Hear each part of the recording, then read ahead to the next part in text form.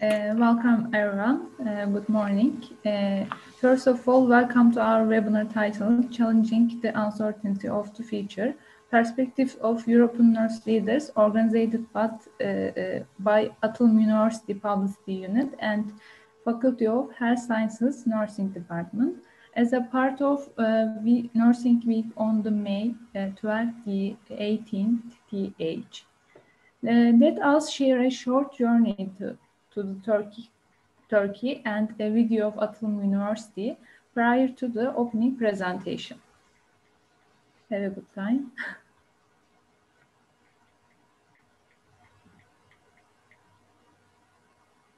Now I am sharing.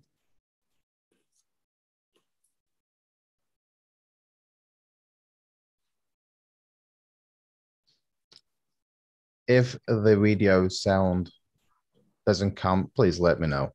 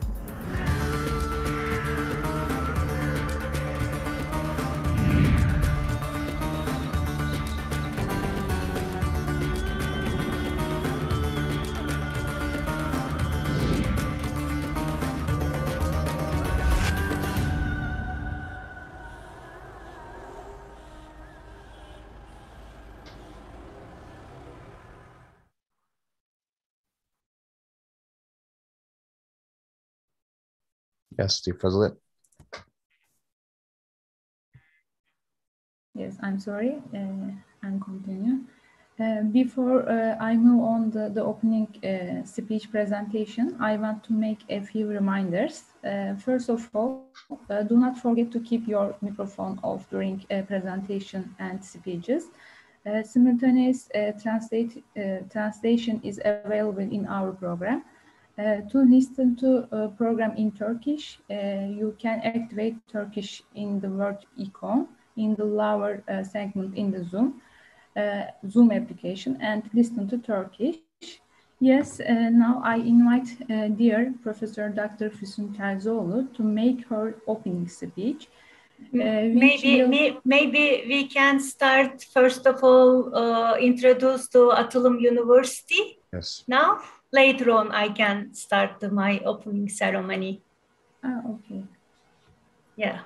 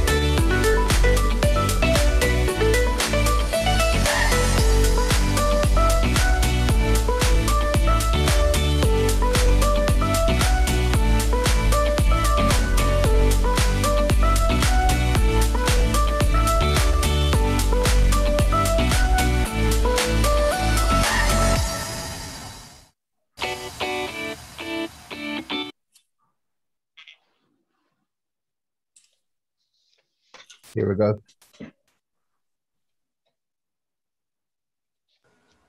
Yes, now I invite dear Professor Dr. Füsun Terzoğlu to make her opening speech, which will be about of challenging the uncertainty of the future, perspective of European nurse leaders, topic and the importance of the very scientific gathering. Thank you very much, Fazilet. Could you give me permission to sharing my screen, please?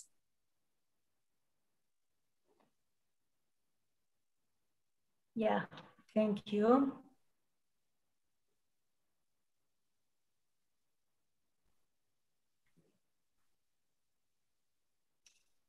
Yes. We saw some perspectives from the Turkey and also from the Atılım University. All together, you are welcome to our conference. Our conference team in challenging the uncertainty of the future European nurse leaders' perspectives. We are celebration events for world nurses day today all together. Thank you very much for your participating to our seminars and also we are within the scope of the 2021 World Nurses Day event on May 11. We are organizing these themes in collaboration with Atılım University, Faculty of Health Science and Nursing Department, and also European Nurse Directors Association. In this international platform where leading the nurse managers in Europe come together, we will host many valuable speakers together with many participants from both European Union countries and also from all around of Turkey. As Atılım University Faculty of Nursing, the nursing department, we feel the rightful happiness and honor to host this unique events and to undertake a global event in today's uncertain world. You are seeing our presenter in our webinar meeting. All of you know according to the World Health Organization, the necessary criteria for a pandemic, the emergence of the illness previously unprecedented in the community, and the pathogen which is the cause of the disease, causing a dangerous disease by the infected human. And this pathogen is which caused of the disease spread very easily. In landscape seen in the countries most affected by the COVID-19 pandemic is that the health systems with insufficient number of the health workers and healthcare equipment are extremely fragile. Failure to take timely intervention leads to impair of existing the health services, state of the healthcare professional, and really the public health to be exposed to greater threats in this process. The capacity of the healthcare system to overcome difficulties depends on its ability to respond, adapt, and strengthen when exposed to crisis situation, such as conflict, natural disaster, and sudden spread of the disease. Focusing on the providing healthy life and well-being for all age is the basis of sustainable development. The need for strong healthcare systems that can overcome difficulties and respond to rapid changes is at the heart of the United Nations Sustainable Development Goals. In addition, universal health coverage aims not only to provide health services to those in need, but also provide quality, human-centered health services. Millennium Development Goals suffer from the lack of healthcare workforce and wrong distribution of this workforce. The scarcity of qualified health personnel, including nursing, is seen as one of the biggest obstacles in reaching the effective health system. This requires a well-functioning health system with a sufficient number of well-trained and willing health professionals.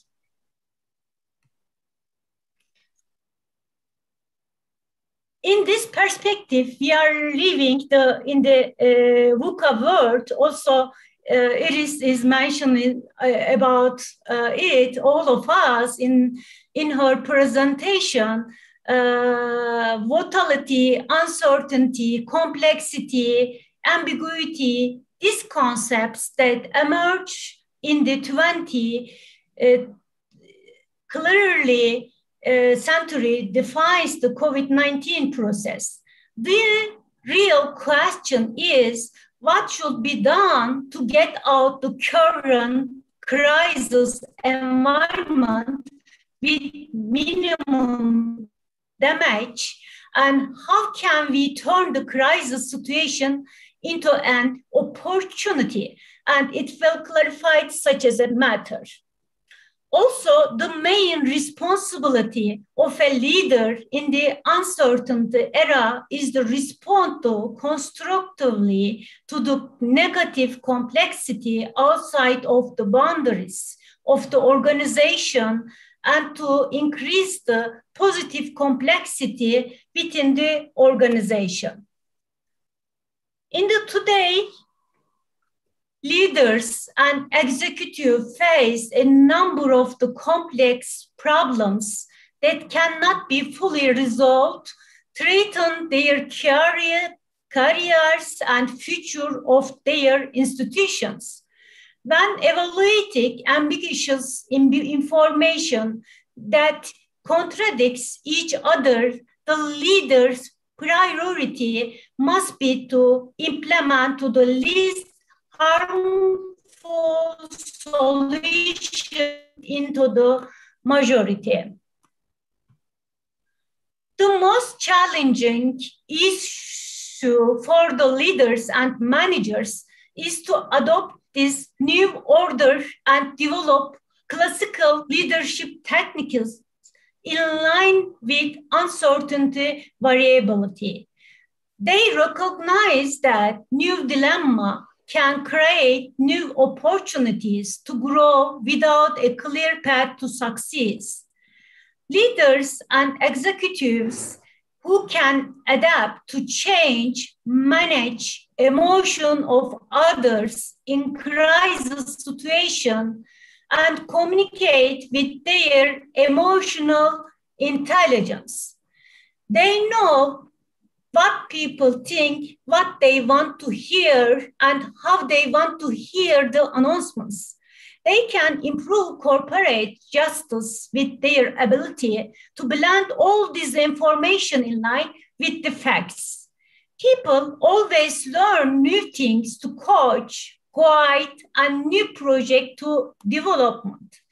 In this perspective, in our webinar meetings, International Council of Nurses President will present about the ICN team. ICN is the world's first and largest international organization for healthcare professionals, which was established in 1889, represent more than 20 million nurses worldwide, consist of more than 130 national nurse association, and the Turkish Nurse Association also has been a member since 1964. Annette Kennedy who is among our speakers, will emphasize that nurses, which is the ICN team on 2021, and which brings nurses from all over the Europe under on one team, are nurses a voice to lead and a vision for future healthcare. Also, we have a collaboration, the European Nurse Leaders Directors Association, ENDA, also was established in Geneva, Switzerland in 1992 to create a network between nurse managers in Europe. It is founded aim is to create a network to nurse directors that will support nurse leadership development in Europe.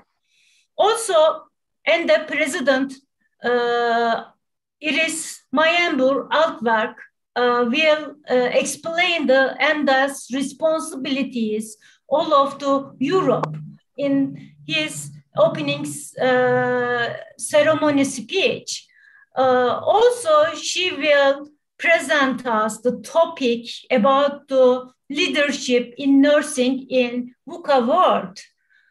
Honorary President of ENDA, dear Jacqueline Filkins, with his panel discussion on advanced nursing practice and improving nursing prescribing in the UK, will highlight the areas in which the roles and responsibilities of nurses will expand and increase today. Rosanna Svetic, she is the Vice President of ENDA, and she will give a presentation about the simple strategies for the nursing leadership enlightenment.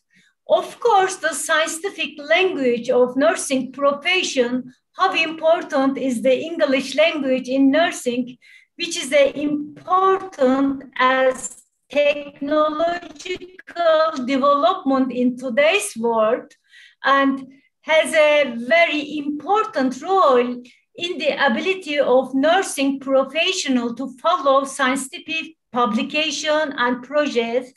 This subject will be presented by Sabina Togler. She is also executive member of ENDA. Also, me, I think most of you know about me. I am a founder dean at Atılım University Faculty of Health Science and now faculty member, Department of Nursing. I selected as the Turkey representative of ENDA. I will give a presentation about the empowering long-term steadiness of healthcare managers.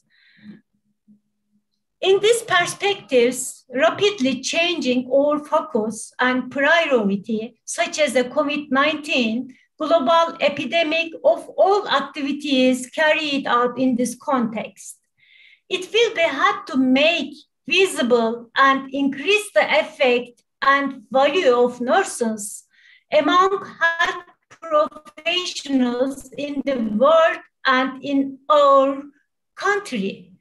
Declaration of 2020 as the year of nurses and midwives by the World Health Organization and start of the Nursing Now global movement in 2020. These activities has led a very special position of nurses who have been declared heroes in the world of uncertainty and global crisis. In this context, it once again demonstrates how nurses make a difference in coping with 21st century healthcare problems and how critical they play in promoting the public health and global health and the importance of the strengthening this special and qualified professional group at national and international platform. Dear nurse colleagues and our dear students, celebrate the Nurses' Day today thanks to all your professional and devoted approaches during the COVID-19 pandemic process, stating that we will contribute to empowerment all of the nurses in our country and in the world, of course. And I wish you healthy days and meet my love and respect. And in nursing, starting come together now because none of us cannot be successful to be all like. I hope that in the future we can again organizing this kind of webinar or international conference again in Turkey because I would like to show some area in Turkey, also a lot of amazing city also included. Turkey is such as a peninsula between European and ASEAN. So you will see every kind of historical and cultural background, of course. Thank you very much for your attending to our webinar meeting and also contribution to us. Thank you very much.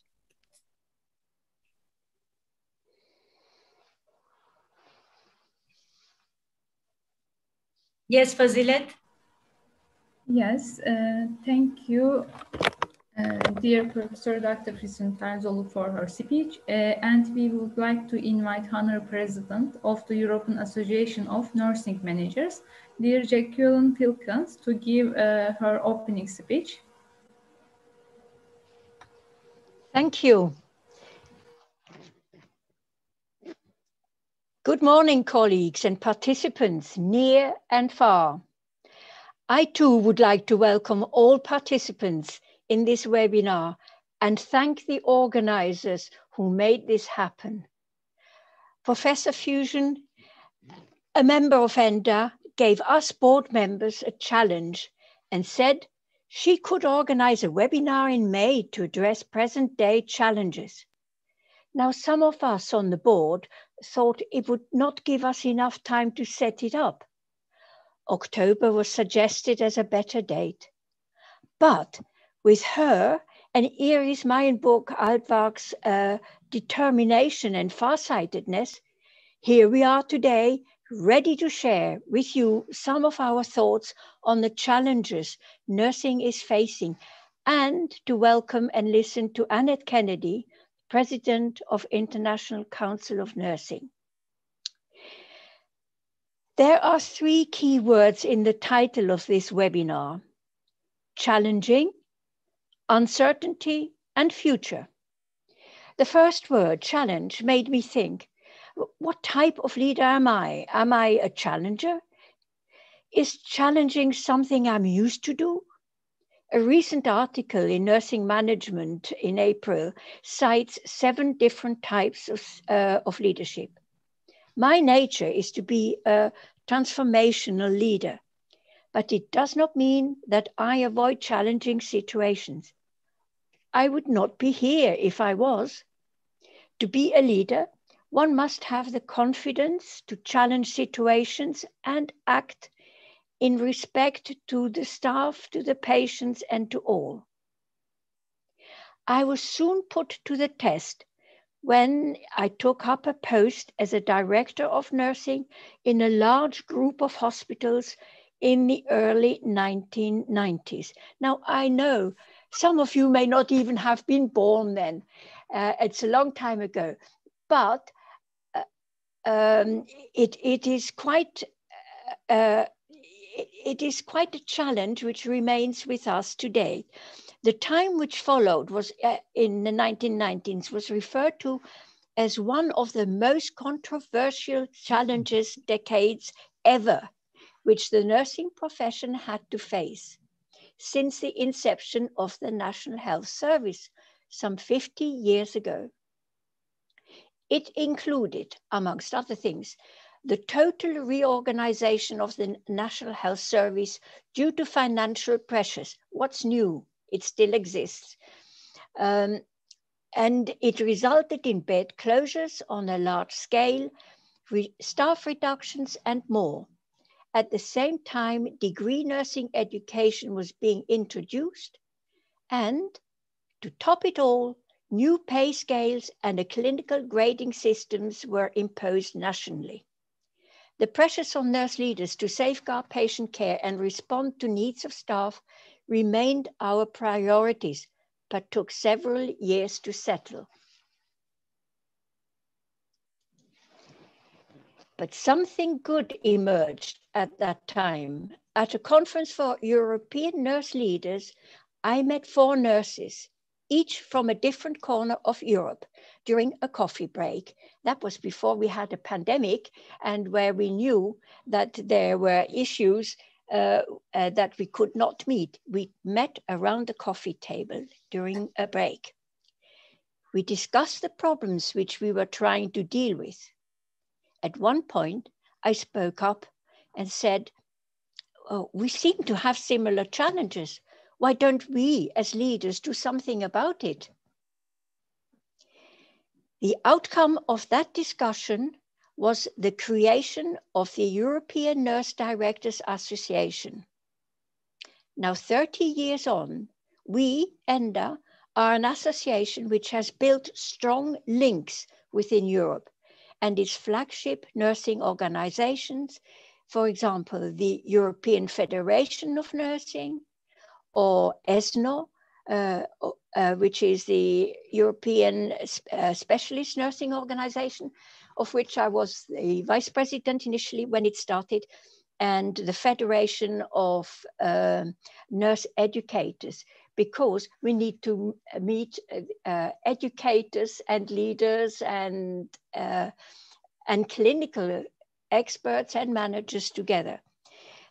What has changed over the years is that challenges have started to come towards us in ever greater numbers and at a speed with unprecedented magnitude and force. The uncertainties of the future could be destabilizing if we do not face facts and plan accordingly. For it to happen, the voice of our profession must be united in order to be heard, and ENDA and its members have a particular responsibility to address lessons learned during the pandemic and share through this webinar and other media our experiences and lessons learned and our vision, which has been maybe strengthened for the future.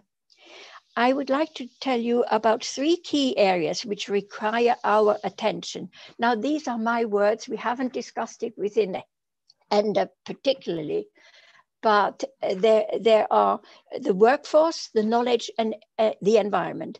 Now, the workforce is an area where I'm quite involved with and still am at present, and in the past, before I retired as a director of nursing and then took on a post as a dean of a faculty of health and social care. I can only speak for the UK about workforce planning. Workforce planning in the UK is its Achilles heel of the National Health Service. To be honest, it is reactionary, sometimes uncoordinated, and always or very often reliant on external recruitment. The positive side is that the workforce has been and remains innovative and delivers under extreme pressure. But calling nurses heroes is insufficient and sometimes also incorrect.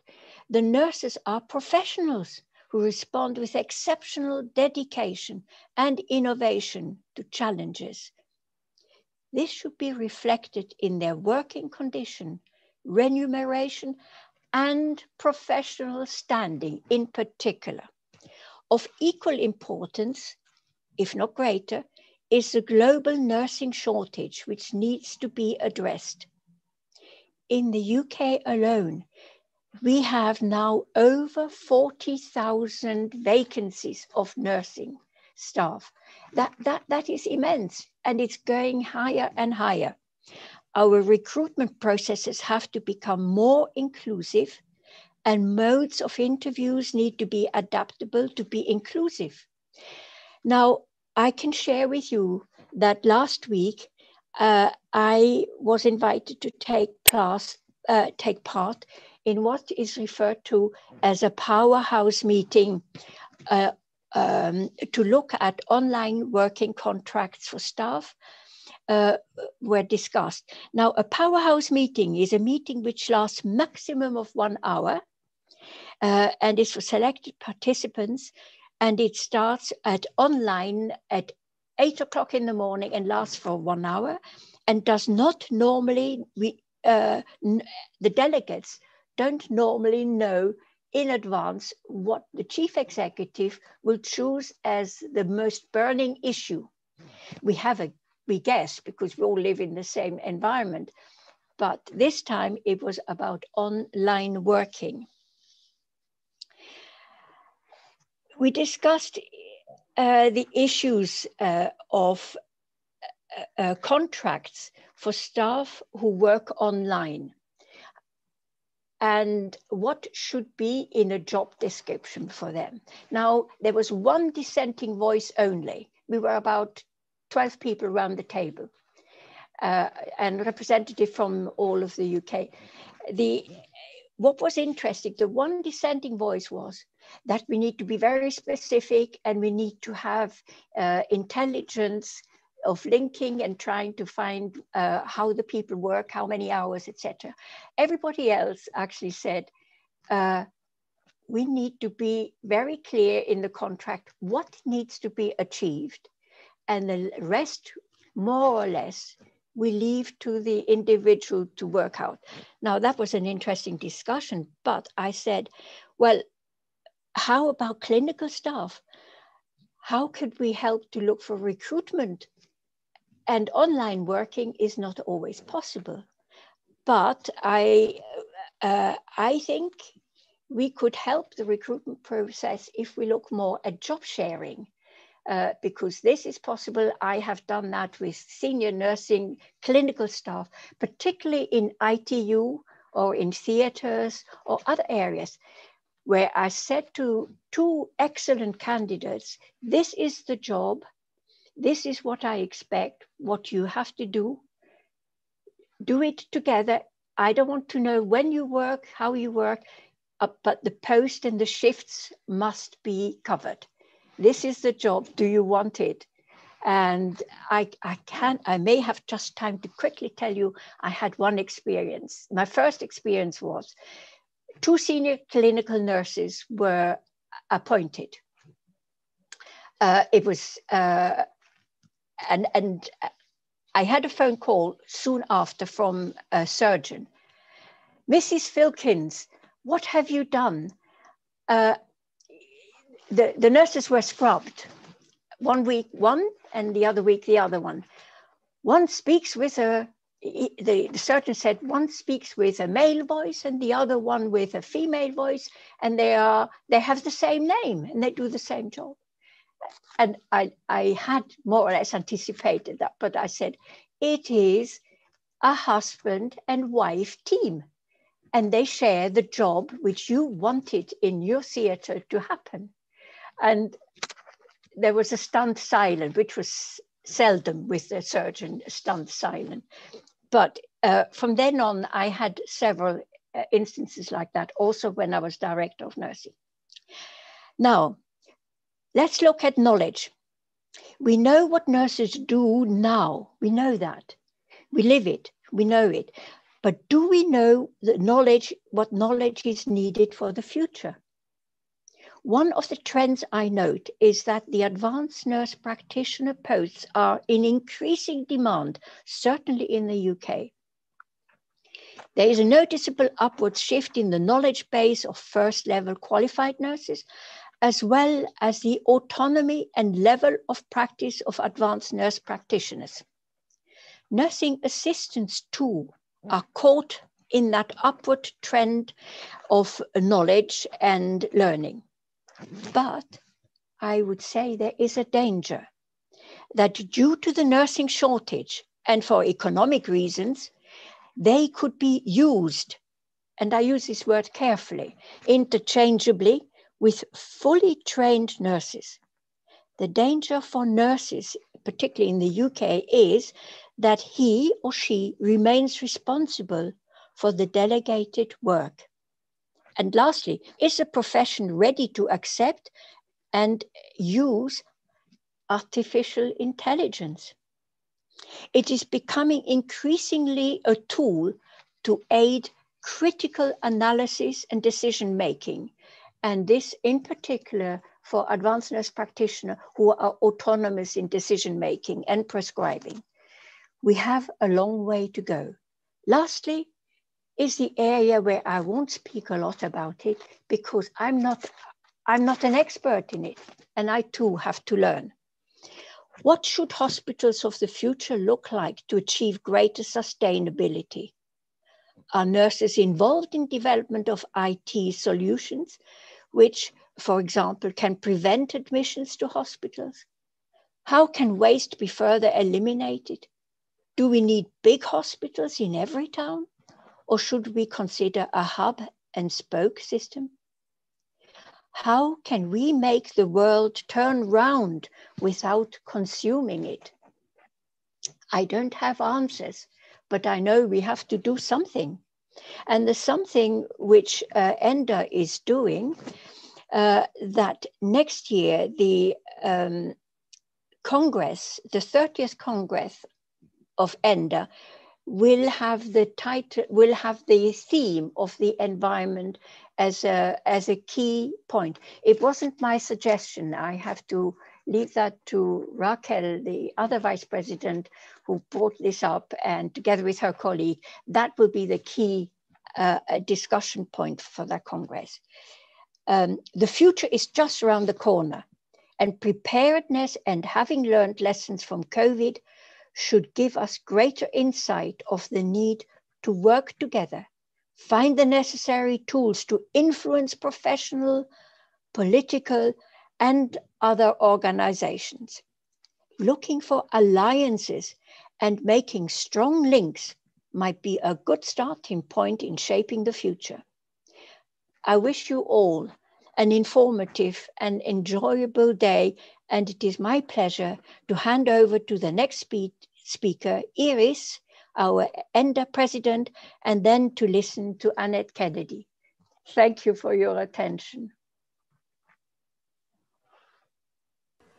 We thank dear Jackie Wilkins for her speech. And now let us host the president of the European Association of Nursing Directors, dear Iris Meyenborg-Olsberg, to make her speech. Thank you. Thank you very much. Günaydin. Now, can you show the first slide properly, please? Of course. Thank you. Welcome. First of all, I would like to say thank you for the great speech of Füsun and Jacqueline. I'm very proud to be with you together and to hold an opening speech. Please show the second slide.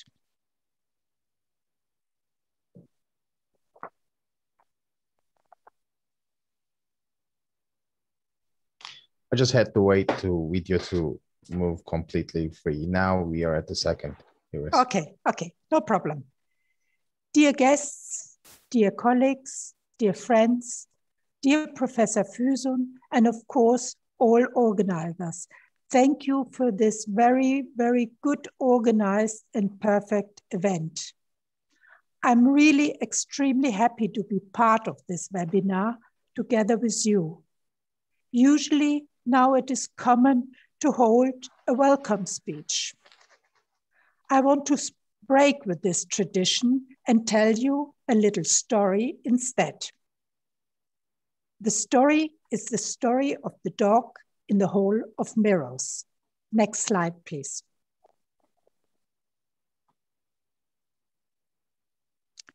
the dog and the hall of mirrors.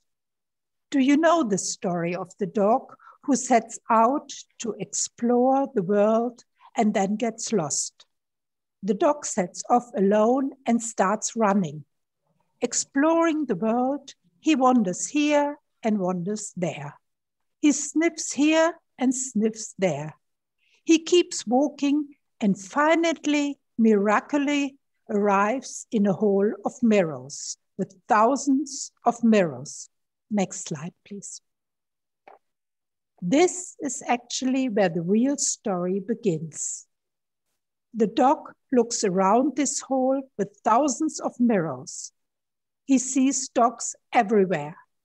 Dogs in front of him, dogs next to him, dogs behind him. No matter where he looks, he sees dogs everywhere. He is skeptical. His alertness goes up, the fur is on. He takes a few steps back, completely frightened. Suddenly, he sees the dogs shrink back in the mirrors and raise their fur in the tense position. This threat is increasing. The dog pulls up its lips and shows its teeth in a threatening gesture. A dangerous logo comes from his mouth. To his utter horror, he is now faced with a huge number of furious dogs. They all open their mouths dangerously and bar their teeth. His confusion grows immensely. How crazy the dog begins to turn in a circle and at the same time realizes how all the other dogs are behaving like crazy in thousands of mirrors, just like him. They're all turning in a circle, confused. Finally, he collapses, exhausted. He is really exhausted. He can no longer go on. He dies completely confused. It is an amazing story. If you look at his dog from the outside, it becomes very clear that he did not know that he was in a hall of mirrors and saw nothing more than himself. Next slide, please. Let us play the story a little differently. It does not take a lot of imagination. We only must imagine that this dog would have waged his tail expectantly and joyfully in the hall of mirrors. Then, of course, the story would have been completely different. Imagine, this hall of mirrors is like a spiritual law, and its figurative sense, we, each of us, find ourselves in life, like in a hall of mirrors. We experience the world in a similar way. We encounter what vibrates in us, outside, in every encounter, every moment, and in every facet. Next slide, please. Again and again, we can look in a mirror and to experience and shape life in this way. It's not reason enough to smile more often and approach life and our fellow humans being more and more with a deeply positive outlook and attitude. I wish you a positive outlook and attitude and give us together a chance. Teşekkür ederim.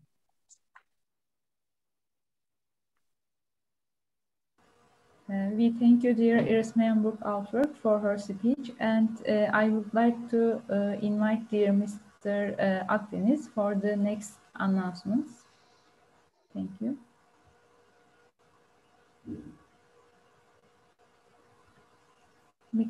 Yes, yeah, I'm muted, yes. Dear Füsun Terzioğlu, Professor, would you like to have a word before moving on to Annette's presentation? Yeah, thank you very much for your all contribution.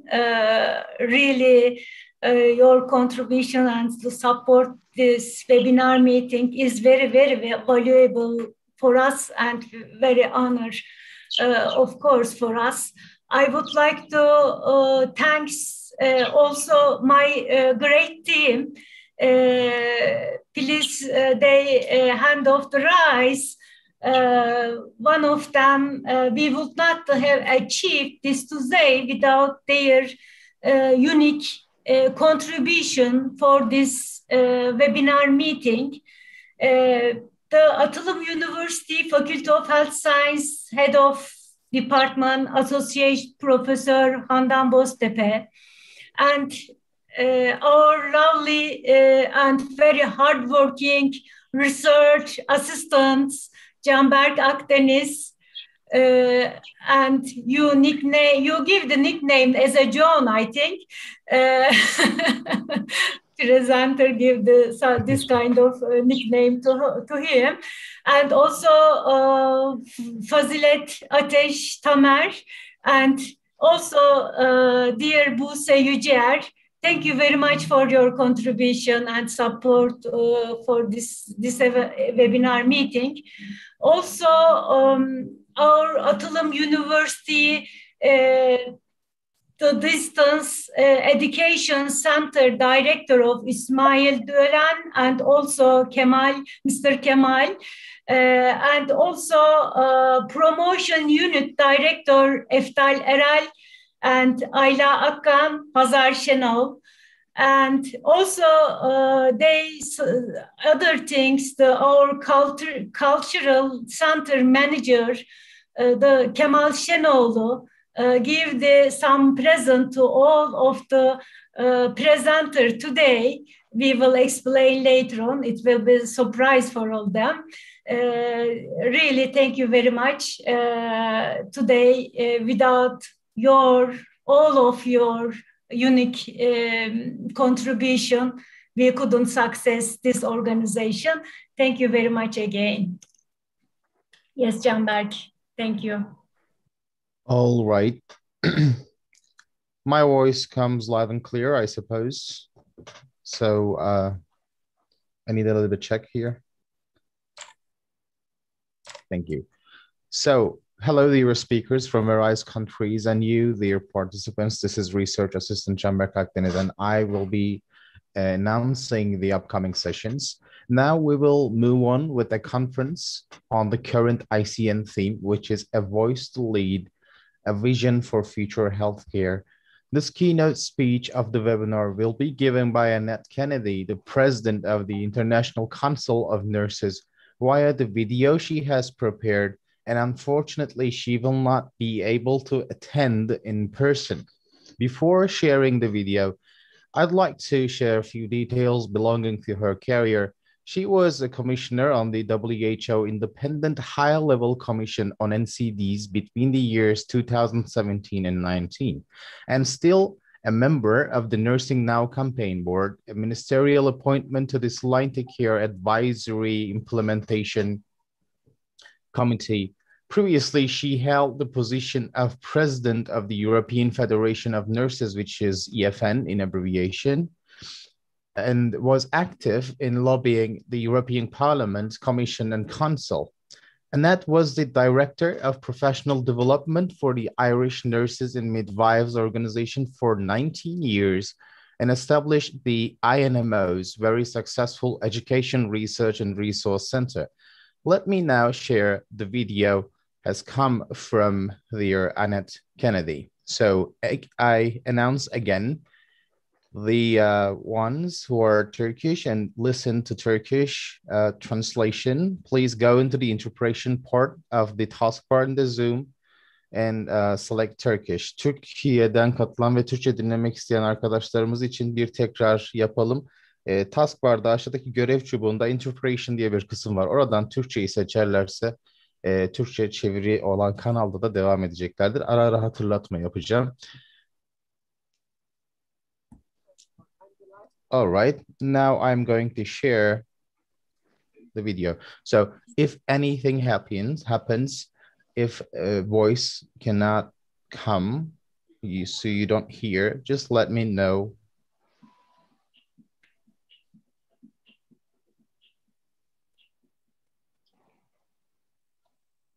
to participate in the European Nursing Directors Seminar. Thank you for inviting.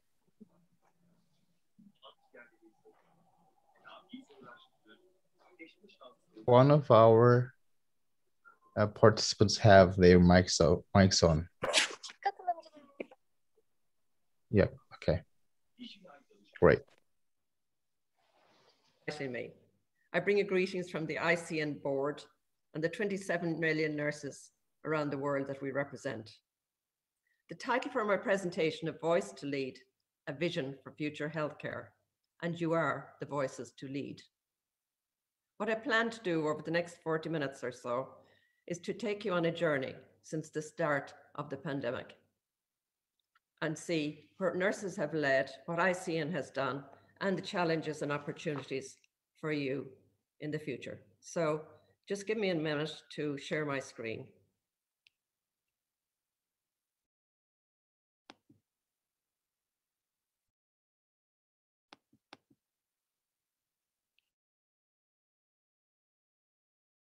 Am I sharing? Yes. Thank you. Okay, so Voice to Lead, Vision for Future Healthcare.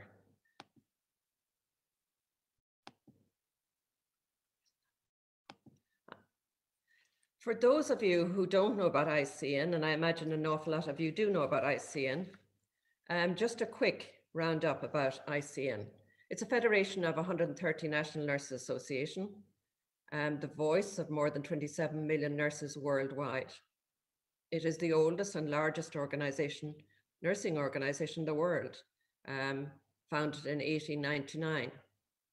It's the first recognized by the World Health Organization, and it is the voice of nursing worldwide.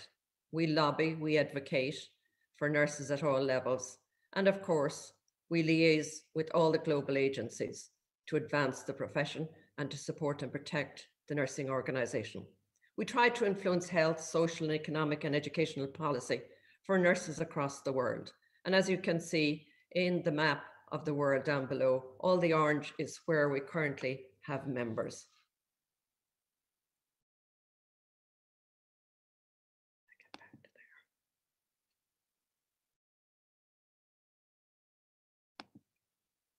I think my slides are moving too fast.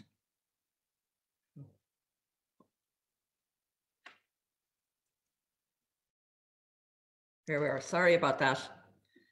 I think you will recognize this picture. It's the first time ever that we all recognize the virus, what it looks like. I don't think ever before did we know what the shape and the color of a virus was.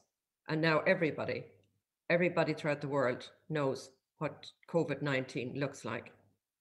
And of course, we have a picture of a masked person. And then as you go on, we have pictures of nurses who are tired and falling over their computer, nurses with lots of beds because of the extent of the pandemic, and nurses with PPE gear.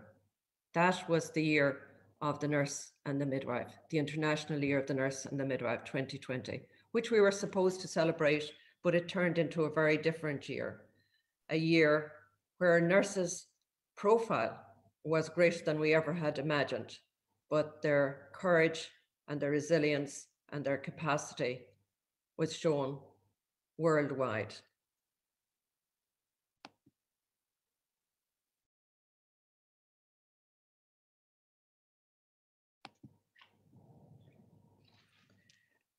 This is the healthcare worker infection and death. And I have to say that over the year since January, when we first heard about COVID-19, we started collecting information from our colleagues in China and then throughout Asia, and then as we moved across Europe and onwards. And we collected information about the infection rate and the death rate and the lack of PPEs. And we constantly lobbied for standardized data collection among healthcare workers, but specifically to narrow it down to infection rates in nurses, in doctors, in healthcare workers, in all the different grades of workers, so that we could identify how infections were being transmitted from and between healthcare workers and between the patients and healthcare workers and vice versa. And as on the 31st of March 2021, there was 3,100 nursing deaths, according to our data from 60 countries. But as you know, that is an underestimate. We have no idea the actual extent of the nursing deaths. 6 to 10% of all infection are among healthcare workers. So you can imagine how many million healthcare workers have been infected. Some will be very ill and some will have long-term COVID infection.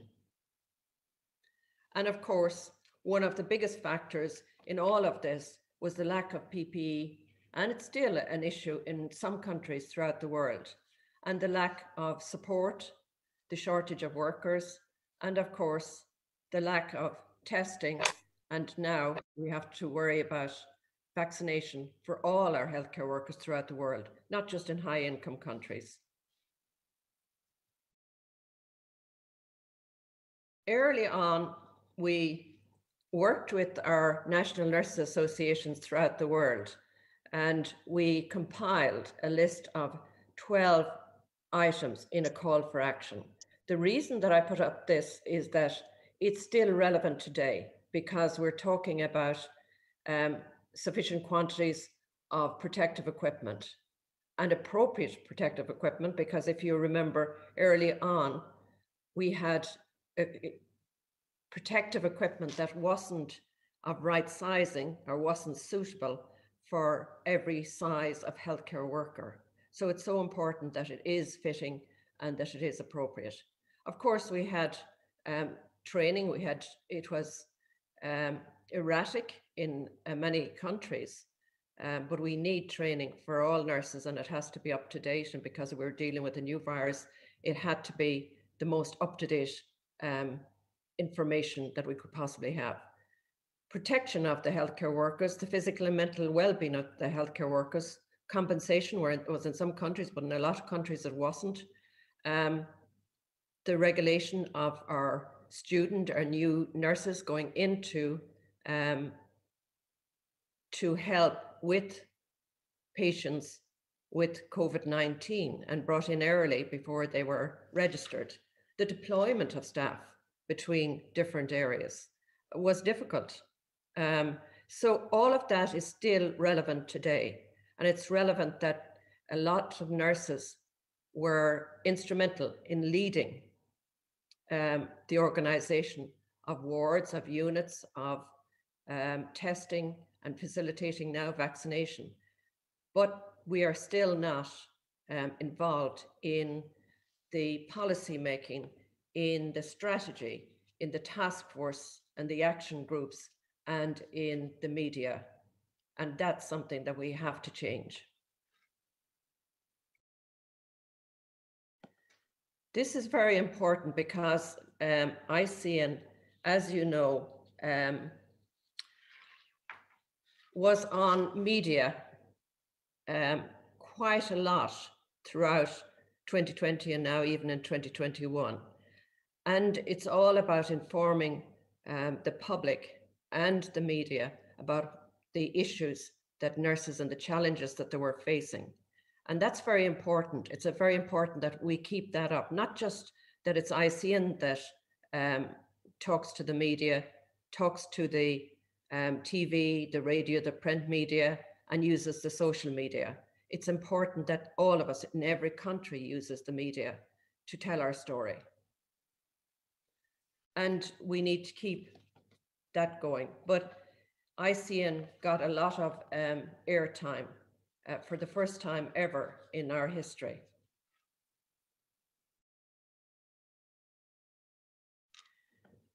This is, as we said, we were the first NGO to be in WHO, and we were very fortunate to have Dr. Tedros as very supportive of nurses.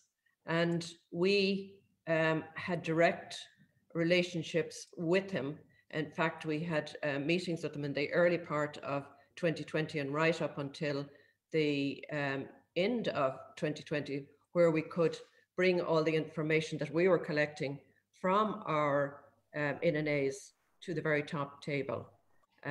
He does recognize the value of nurses. He recognized that the COVID-19, the pandemic, and any other healthcare issues will not be dealt with without nursing. They are the backbone of the service, and he recognized that investing in nurses is the most important thing, and advocating for gender equality.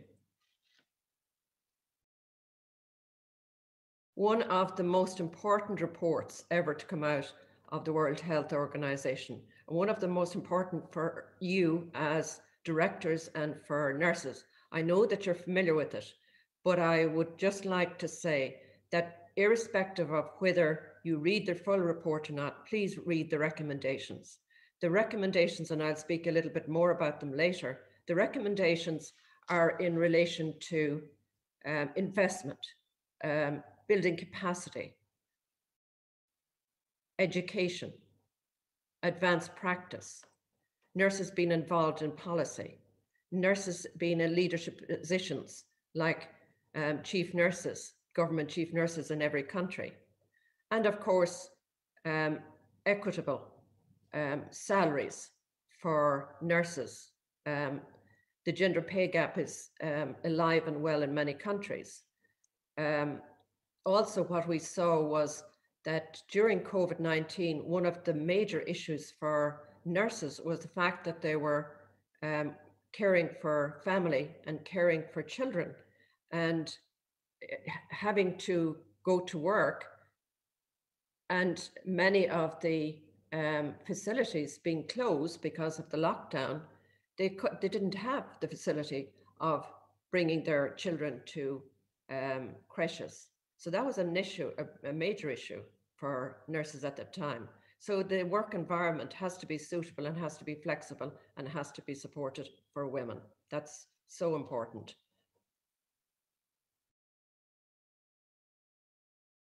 This is part of the State of the World's Nursing Report. And as you know, the State of the World's Nursing Report was the first report ever on nursing workforce. And it was from 191 countries. And although it's not perfect, it's probably the most accurate report that has been done ever.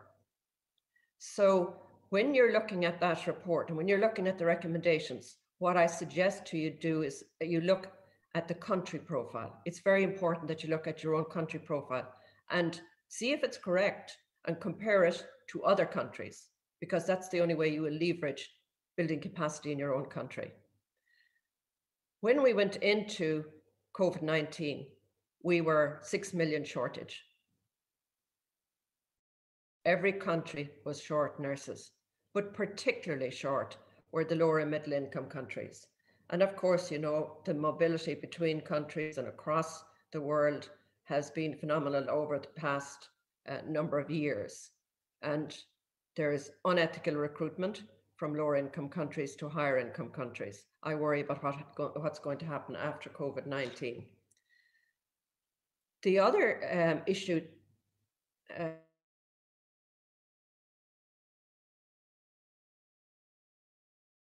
show that for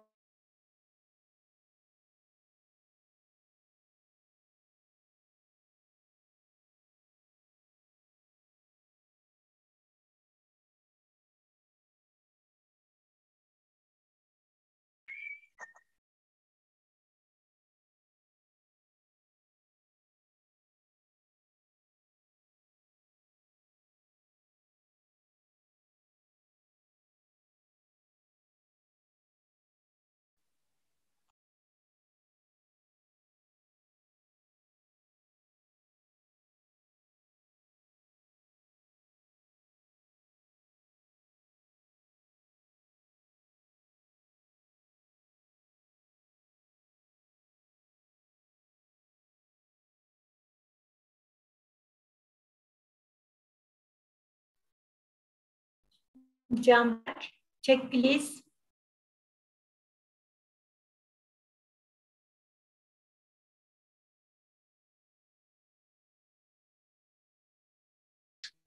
then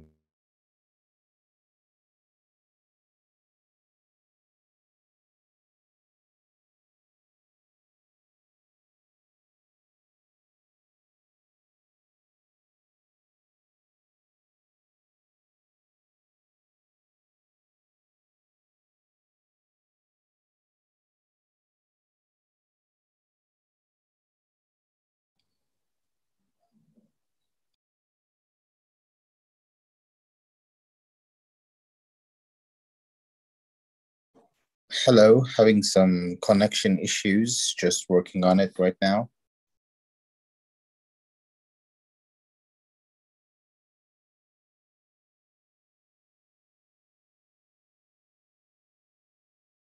Still trying to connect from the desktop. I will soon streaming the message from Annette Kennedy again when I re-enter the internet. And I'm still waiting for it.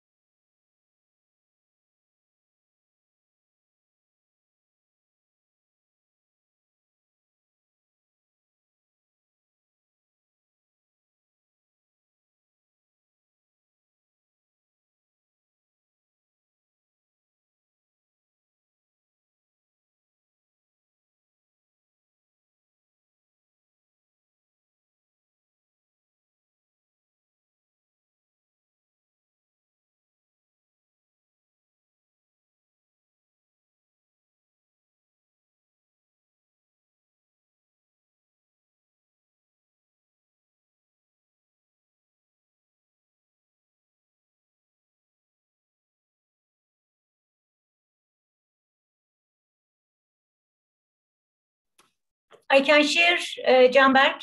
Give me permission, please.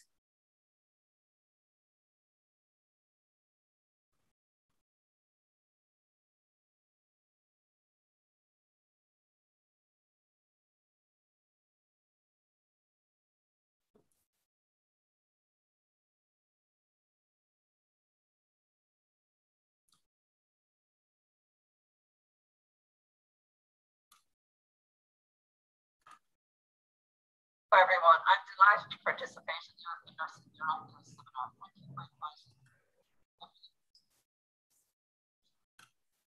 Could you give me permission? Okay.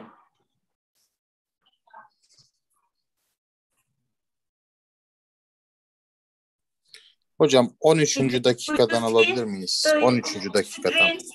Okay. Of course. Okay. Just a minute.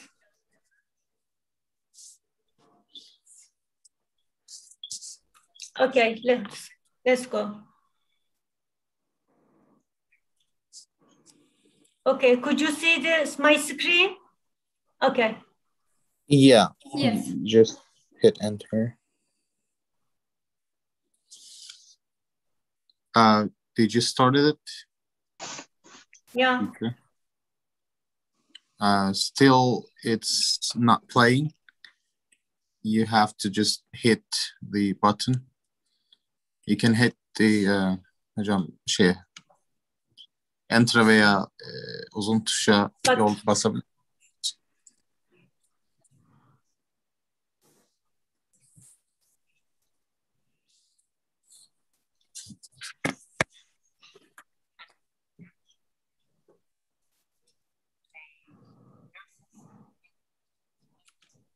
Could you see? Yes. Okay.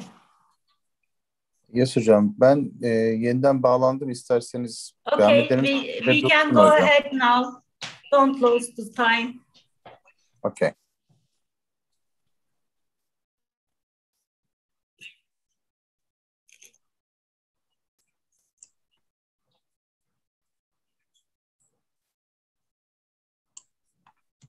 Hocam ses yok.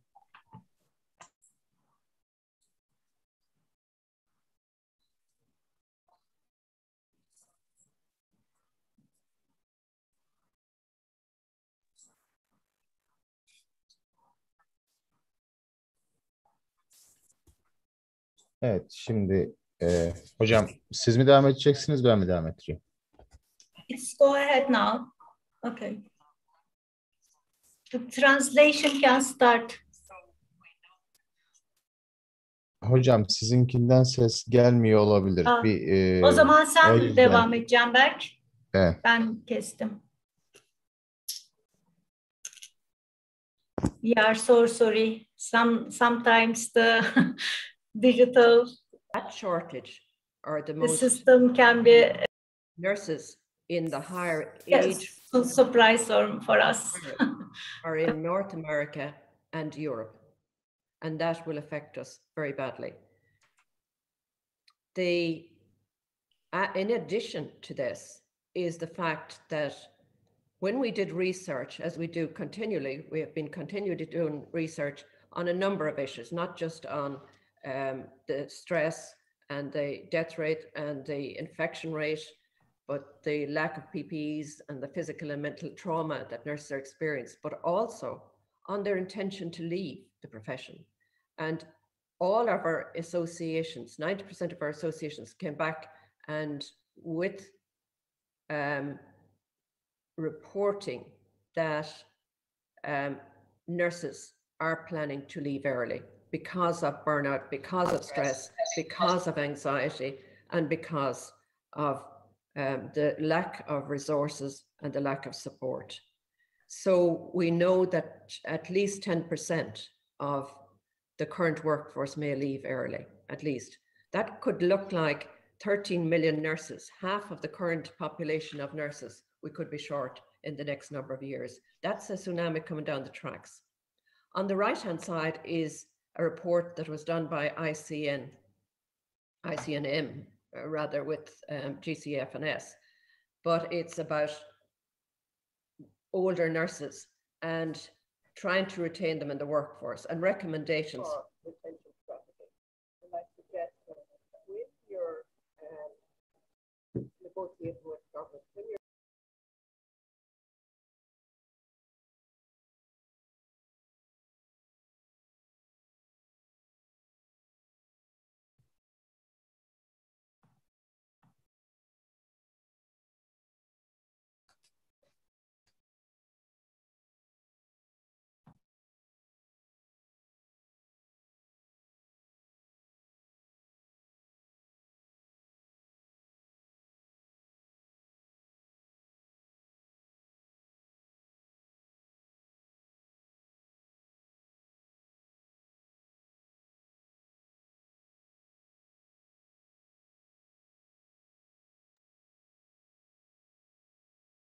to the World Health Assembly in May.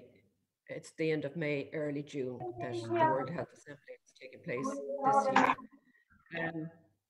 We did meet with them. ICN and many of our NNAs met with the co-chairs of the independent panel for preparedness. That panel that was set up to look at how we could do better in relation to a future pandemic and what we did wrong and what we did right. We didn't do too much right. No country was prepared. And you can see the key message, which we must not forget. The world was not prepared and we must do better. So as you can see, and it's a very good report. It talks about nursing as well. It included a lot of the information that we gave them about nursing. But public health,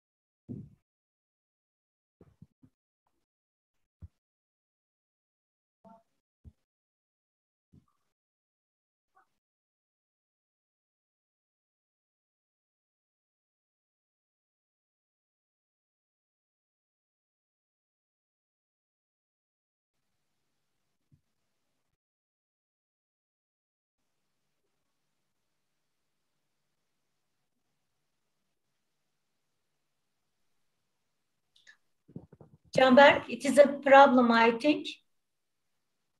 May I share?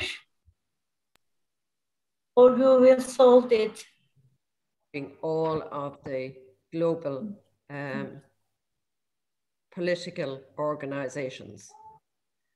1.6 million healthcare workers infected as of the end of 2020. We know that's a lot more. We know that 3,100, we know that's an underestimate because it's only in 59 countries and the data is not standardized across even those 59 countries.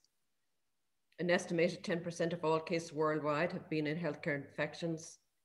80% of our national nurse associations responded on mental stress among their members. That has been huge in every country throughout the world. Widespread reports of fear, isolation, anxiety, burnout, depression, and discrimination. It's not just in Japan that we have discrimination, but we have discrimination, we have violence in mostly every country because of the fear that general public will contract the virus. In fact, we have heard of instances where nurses could not get their children into creches. Families were put out of their rented accommodation. There was verbal and physical abuse to nurses. This is a review of 2020. It's the International Year of the Nurse and the Midwife, and we go month by month. It's a brief summary. It's worth your while reading it.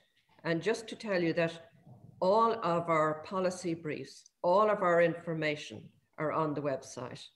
And they're very valuable information for you to use in your work and in your negotiations with the government or with your employers. All of this is very valuable because it applies.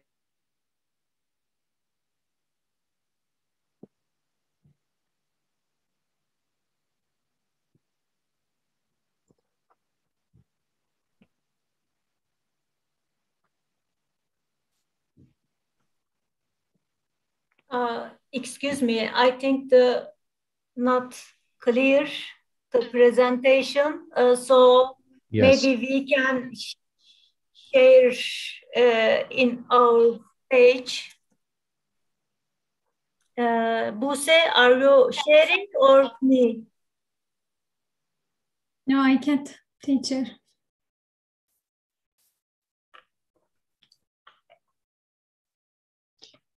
Füsun Hocam. Okay. Paylaşırken share sound kısmına basabilir misiniz? Share screen dedikten sonra. Okay. 20-50. 20 yani 20'den itibaren başlatabiliriz.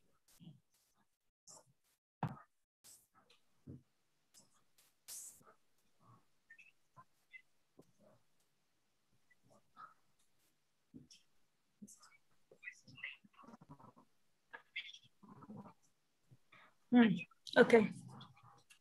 Plan to do the next 42 course. 20 dakika mıydı? 20. dakika hocam. Workforce.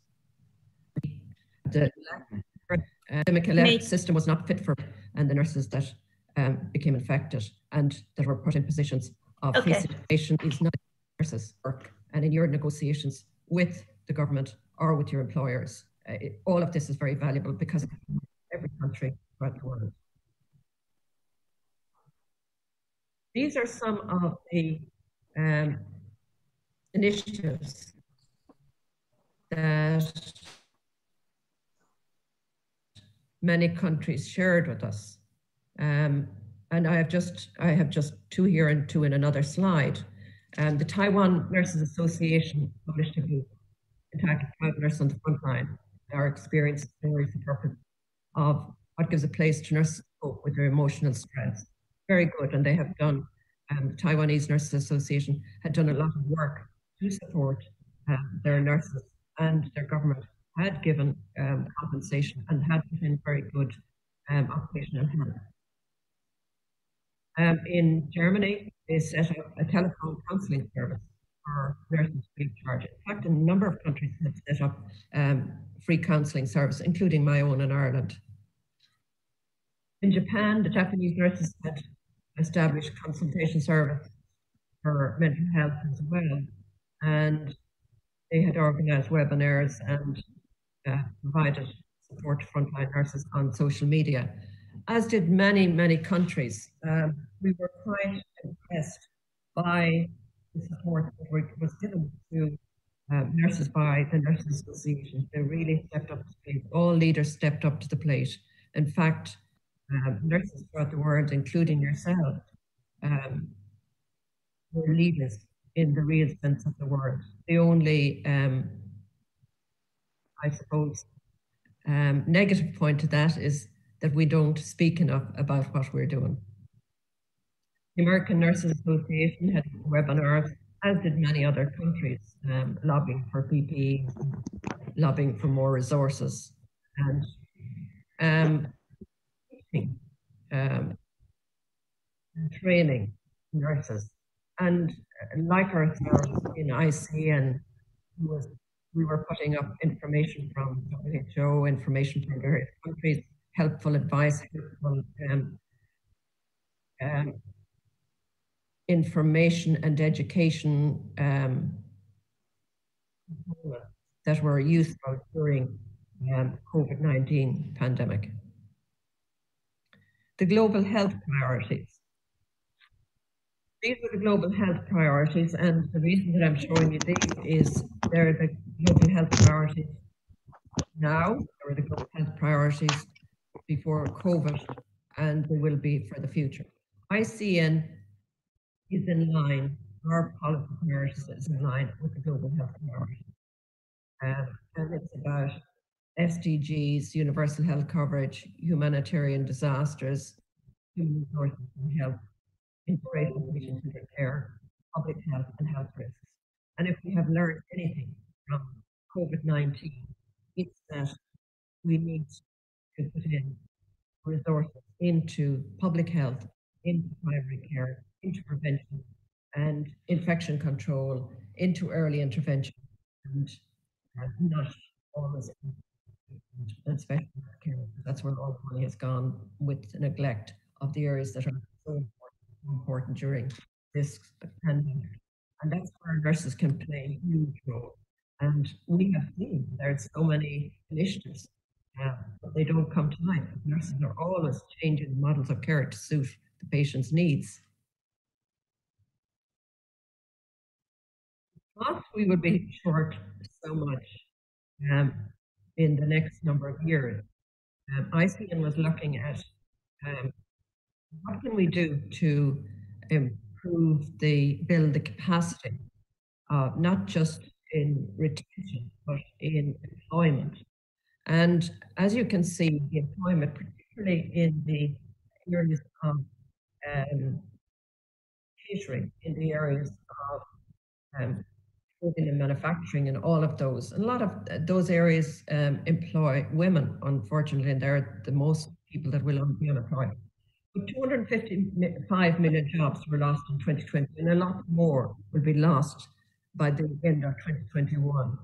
So the suggestion is that we use a different fund, a fund outside the nursing fund and outside the health fund, to retrain people who are unemployed to come in to the nursing and health workforce, because it does two things. It reduces unemployment and it increases the employment in health, where we need the people most. In June of 2021, this year, strategic direction for nursing and midwifery 2021 to 2025 will be brought to the World Health Assembly for ratification. We hope it will be ratified. We're asking you to impress on your government. You need to ratify it. And when that's ratified, we then call government to implement the policy strategic direction in the support. It was drafted by ICN, ICM, and WHO. And it's based on the report from the State of the World's Nursing. It's about education, jobs, practice, and leadership. And the evidence is there to support that we need a certain level of competence and of quality, and we need a standardized education for nurses and for nurse training. And the evidence is there that we have a shortage, we have a maldistribution of nurses, we have migration, we have problems with recruitment and problems with retention. And of course, we need good data and regular data. And the evidence is there that we need regulation, and we need school practice, and we need allow nurses to work to their full competence. And of course, the gender bias, the lack of input, and the few government chief nursing officers. When the report from the State of the World's Nursing came out, it said that 70% of countries had chief nurses. ICN's research tells us we have chief nurses, but only or less than 50% are working at policy government level. And if you see what has happened during COVID-19, it's hard to see the visibility of nurses in government policy during COVID-19. ICN and Leadership for the World's Nurses. The Global Nursing Leadership Institute, as you know, we take on so many nurses from around the world, senior nurses, on this education program, very good program. And we couldn't have face-to-face this year, but we did one online. And we're hoping that we will be able to broaden this out. Many of the nurses that have undertaken that program are now in very senior executive positions, which is great. And leadership will change, a little bit curtailed during COVID, but we will start to increase that. It's in 60 countries, but we'll start to increase that as soon as this pandemic is over, or at least curtailed by vaccinations. And we have to call for government chief nurses at all levels. And this is one of the major issues, major challenges that we have. And we have in the International Nurses Day, we're calling for this in our IND resource guide. And that's on the 12th of May, launching that. So it's a vision for future healthcare, and we need nurses, not just at government level, but we need them in all policy, every room with a policy made about healthcare. These are a few pictures that I think are very important. They came to us as initiatives that are being done around the world. And as you can see, a lot of these are in primary care, in public health, in prevention and education and information, whether it's on media or whether it's direct communication with patients in different aspects. But it's a new way of working through e-health and through IT applications, which nurses themselves are actually devising and designing. This is another one, as you can see, out in the country taking blood pressure and pulse and various areas of work that are not necessarily within hospital. I think there's only one there within the hospital setting. Here you have patient again outside. You have a nurse helping an asthmatic in a clinic, and on the right-hand side you have a nurse with patients' scans who have suffered a stroke, and they're intervening at a very early stage, and they're diagnosing, prescribing, and treating, which is great. This is ICN's engagement and leadership. But I have put this up because I think it's important for all of you in relation to your work as directors. And all of these reports are very important, even if you only read the recommendations, because you can use them at any time that you are making a case, negotiating, looking for money, looking for investment.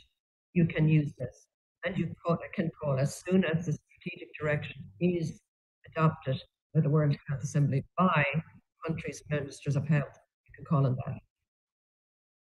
The other aspect of all of this, and when COVID is over and when we are vaccinated, and I hope we will, and we still have to call very clearly for priority to be given to healthcare workers, particularly nurses, right across the world, not just to have all people vaccinated in one country and nobody vaccinated in another country. That's will not help any country, because unless nobody is safe, everyone is safe, and we can see that. And I have to say, India is going through such turmoil at the moment. That could be any of our countries. They're overwhelmed.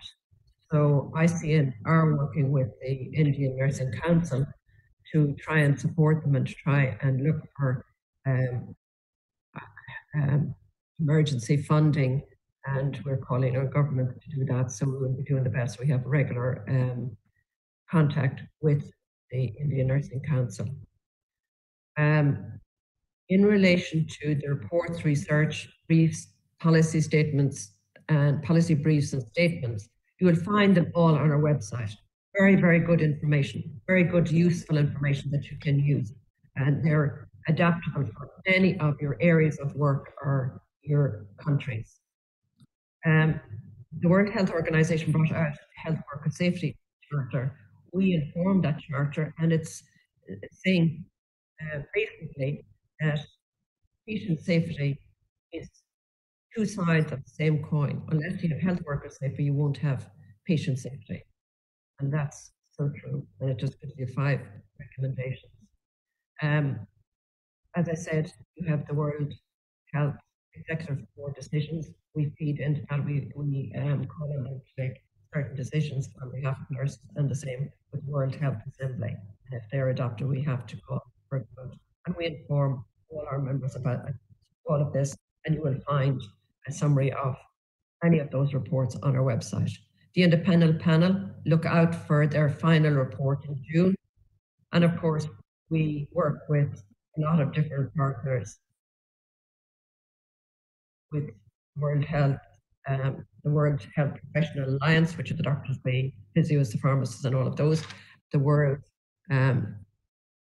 Global Health, the PIGO, the International Labour Organization, all of which do good work, and cooperating with them and working together gives us greater power, because we can't be just working with nurses alone. The World Economic Forum, where currently I have a session with them next week myself in relation to nursing. The High-Level Commission, Health, Employment and Economic Growth, what came out a couple of years ago, still very valuable information. Just on a final thing, we're assimilating the nursing groups into ICN, and we are going to be working with the youth of those nursing now groups, great nurses. And if I can impress on you very much to use the nursing voice, it's so important that you use the nursing voice.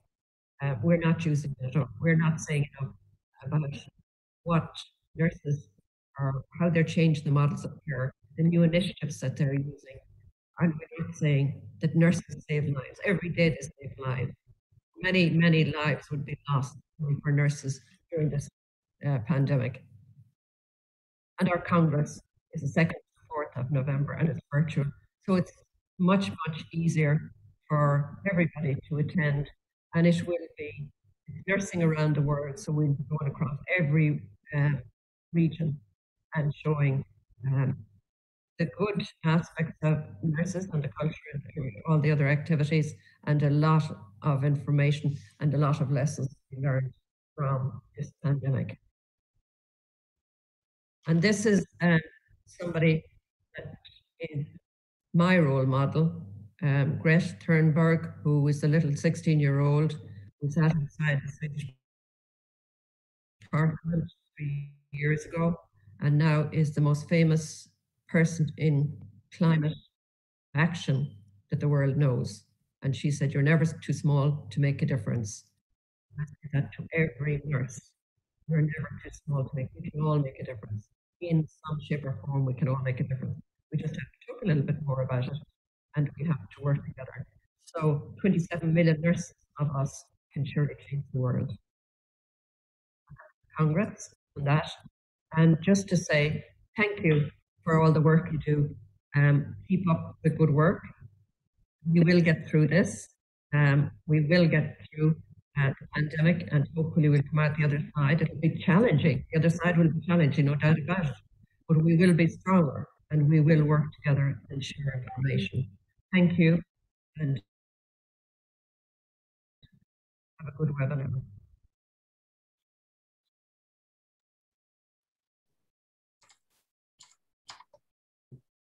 Hello again. So we give our utmost respect and thanks to the Annette Kennedy for her great sharings. We would love to give her the appreciation documents right now you see in the screen, yet due to her busy schedule, we have to confine ourselves only to send our regards, and also therefore we cannot receive questions, yet in the upcoming sessions we will be able to. Now we are giving a 15 minutes of break. Then we will have the panel on enhancing the capacity to overcome challenges in the COVID-19 process via leadership. And we will host Professor Sinterzolu and Professor Iris Meyenberg-Altberg as well after 15 minutes of break.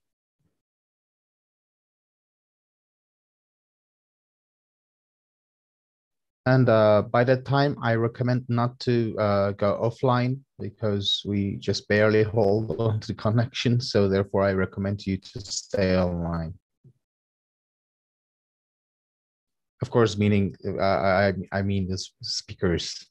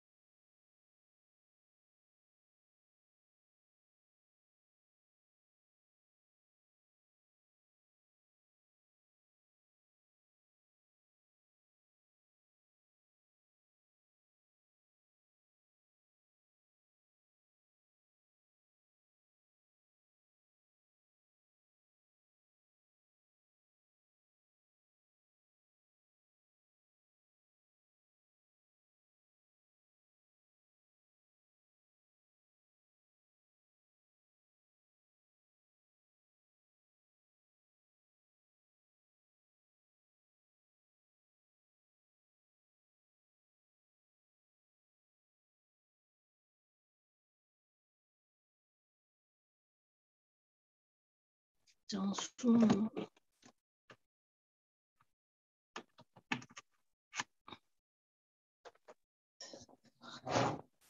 check. Sizin suyunuza nerede ya?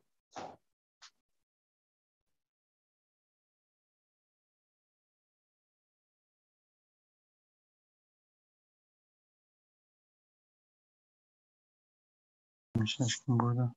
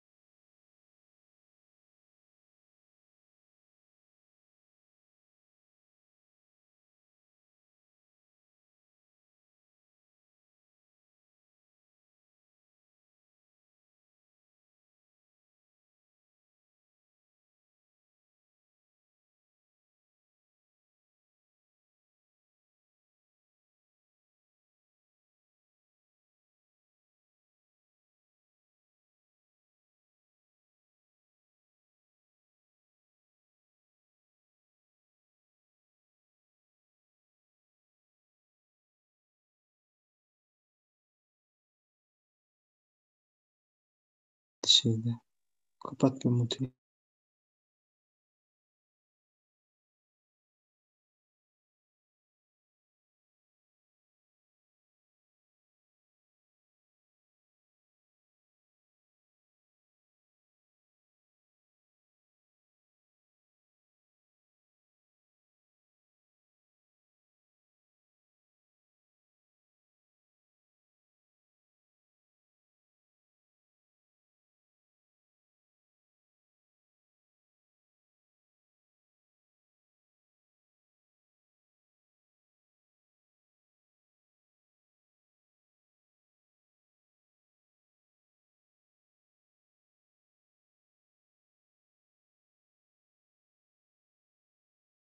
Ekran altında sağ altta çeviri alanı mevcut.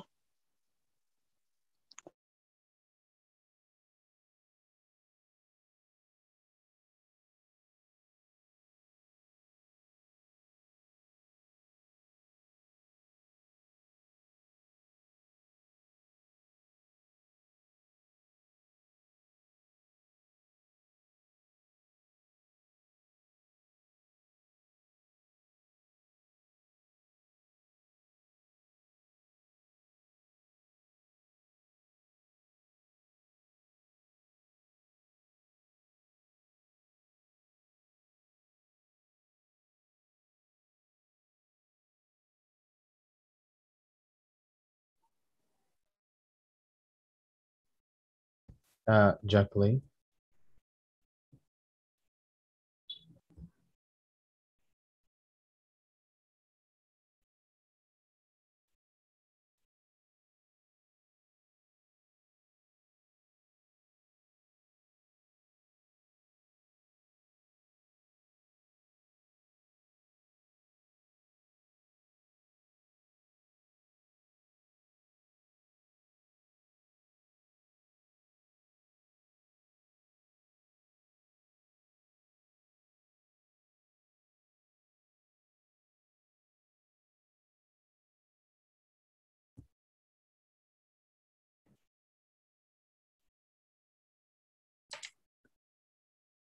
Are we all set to go?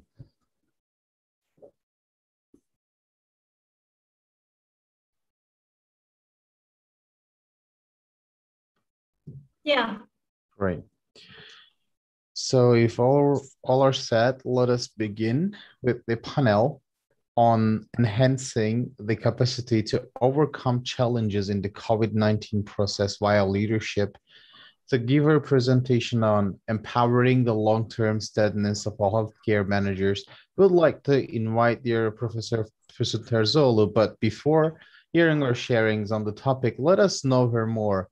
She graduated in first place from Hacettepe University in 1989, and she won the Sandor Ramacı Superior Merit Award and Science Incentive Award.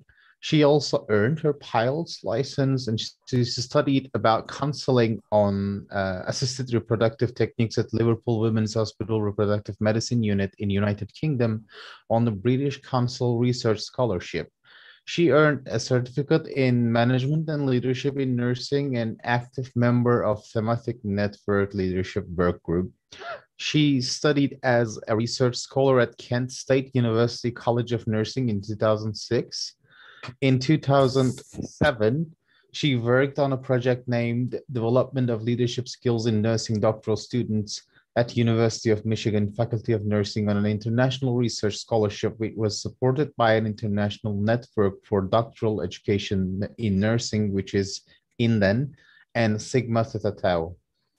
Her interest subjects are sexuality and reproductive health and management and leadership also. She is a member of national and international nurses organizations such as INDEN, Sigma Theta Tau, and now since 2022 to 2020, the European Nurse Directors Association also. She has published more than 100 papers, 20 grant projects, 8 books as an editor and author, and more than 120 presentations in the national and international events. She is also she worked as a Dean Faculty of Health Sciences in Atılım University and Academic Counselor of Medicana between the years 2018 and 2021. She is currently working as a faculty member in Atılım University Nursing Department and Academic Counselor of City Hospitals in Ankara since April 2021. Now let's move on to her topic. I invite dear Füsun Terzoglu to share her presentation. Thank you very much, Canberk. May I share my screen, please? Emre Bey.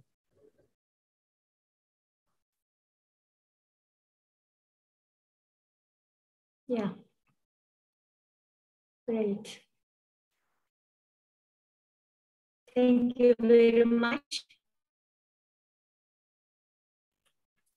Yeah.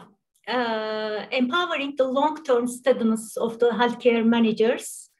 In our panel, we will discuss first of all, and everyone knows about the first cases in China was reported on 19 December 2019. And the first case in Turkey was reported on 11 March 2020. But now, today, you are seeing the cases is every day increases, confirmed cases, new cases, and total deaths is increasing all over the world, unfortunately. I think we will live a little more with COVID-19 process, so we have to empowering the long-term steadiness of healthcare managers, of course, the nurses is very important issue at this period. The World Health Organization, it has developed a global strategy workforce to 2030 on human resources in health. It was emphasized that all healthcare professionals should have the safe and human living condition and be protected from all kinds of pressure and violence. Investing the health promotion and disease prevention, it has have a positive effect by eliminating the demands that people will make on the health system with their health state and with the economic contribution of citizens who remain healthy and productivity to the society. This pandemic brought with it many questions. How to quickly intervene in the deficiency caused by the death or illness of healthcare professionals? How can we quickly train the nurse and other healthcare professionals to serve in different areas of the workforce? And another question is, how can we quickly get the right equipment? And the last one, how can we effectively communicate with the community? The World Health Organization recommends long-term investment in the 6 main areas corresponding to 6 basic principles. Adequate number of trained the healthcare professionals. The second one is access to medicines and necessary medical materials. The third one is strong health information systems, including audit and monitoring. And the fourth one, creating appropriate infrastructure. And the fifth one, adequate public funding. Another one is strong public sector that will provide accurate and quality services. The goal of the successful health system is to able to adapt, learn, and be flexible. These 3 main concepts are key factors in building and developing the capacity to overcome difficulties. Flexibility is the ability of the organization to easily change its functioning. If it works, labor force, employment, or service delivery models. Ability to learn means that an organization which can be able to learn is promote the learning processes of its members and can constantly change itself. The ability to adapt is the ability of an organization to adapt to certain situation or to work better for particular purpose.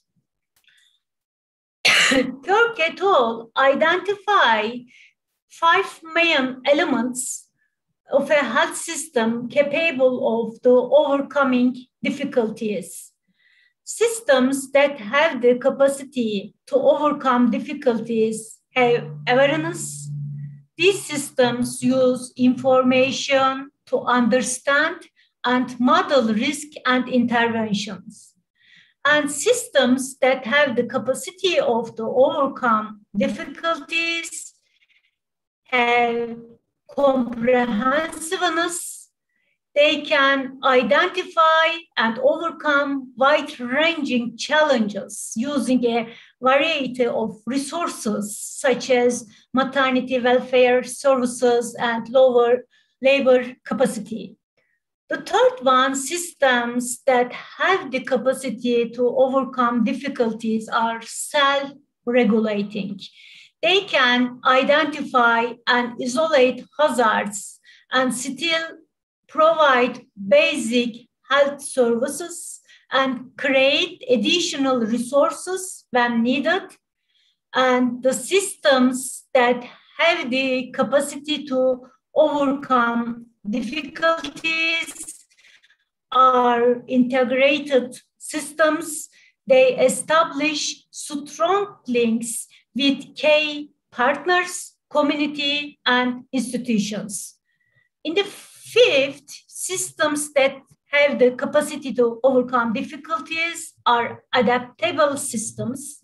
They can change themselves according to demographic needs, people who move in the country, and the methods of the delivering services, and not only in times of the crisis, but also in the normal times.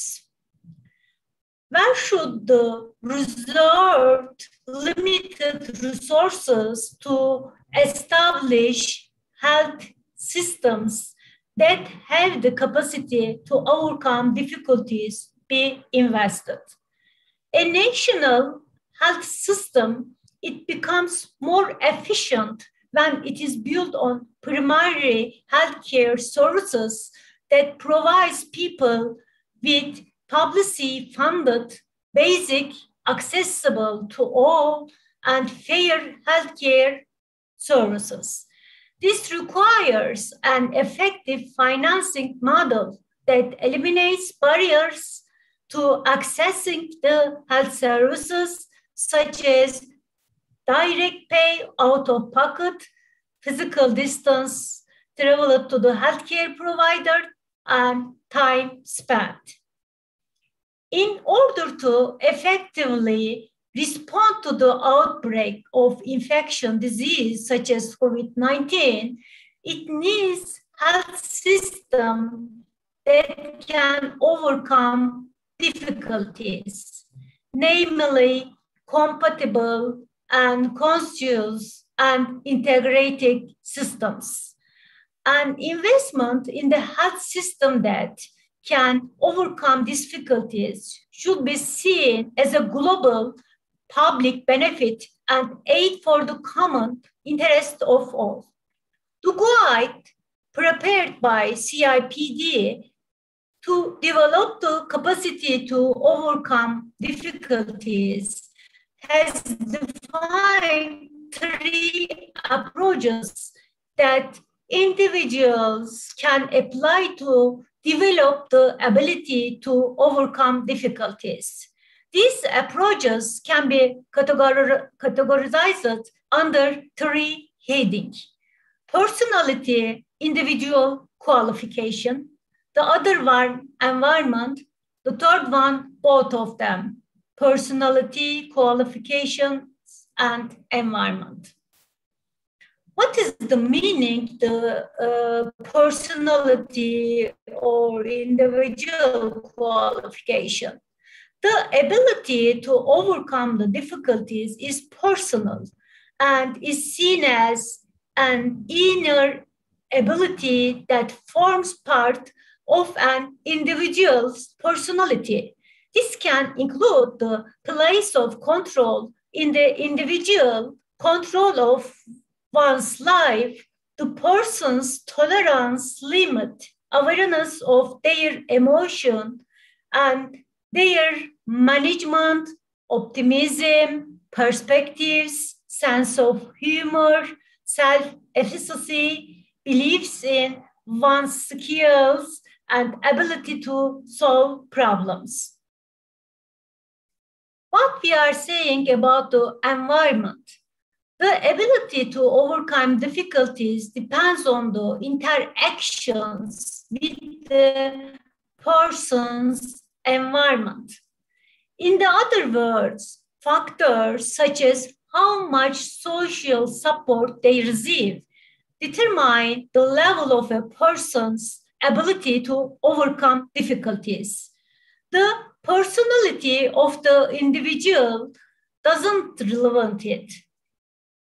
And personality, individual qualification, and environment we try to explain that in this subject, in these perspectives, the ability to overcome the difficulties in this perspective, it is a product of individuals' personality combined with environmental influences such as family, relatives, and social environment.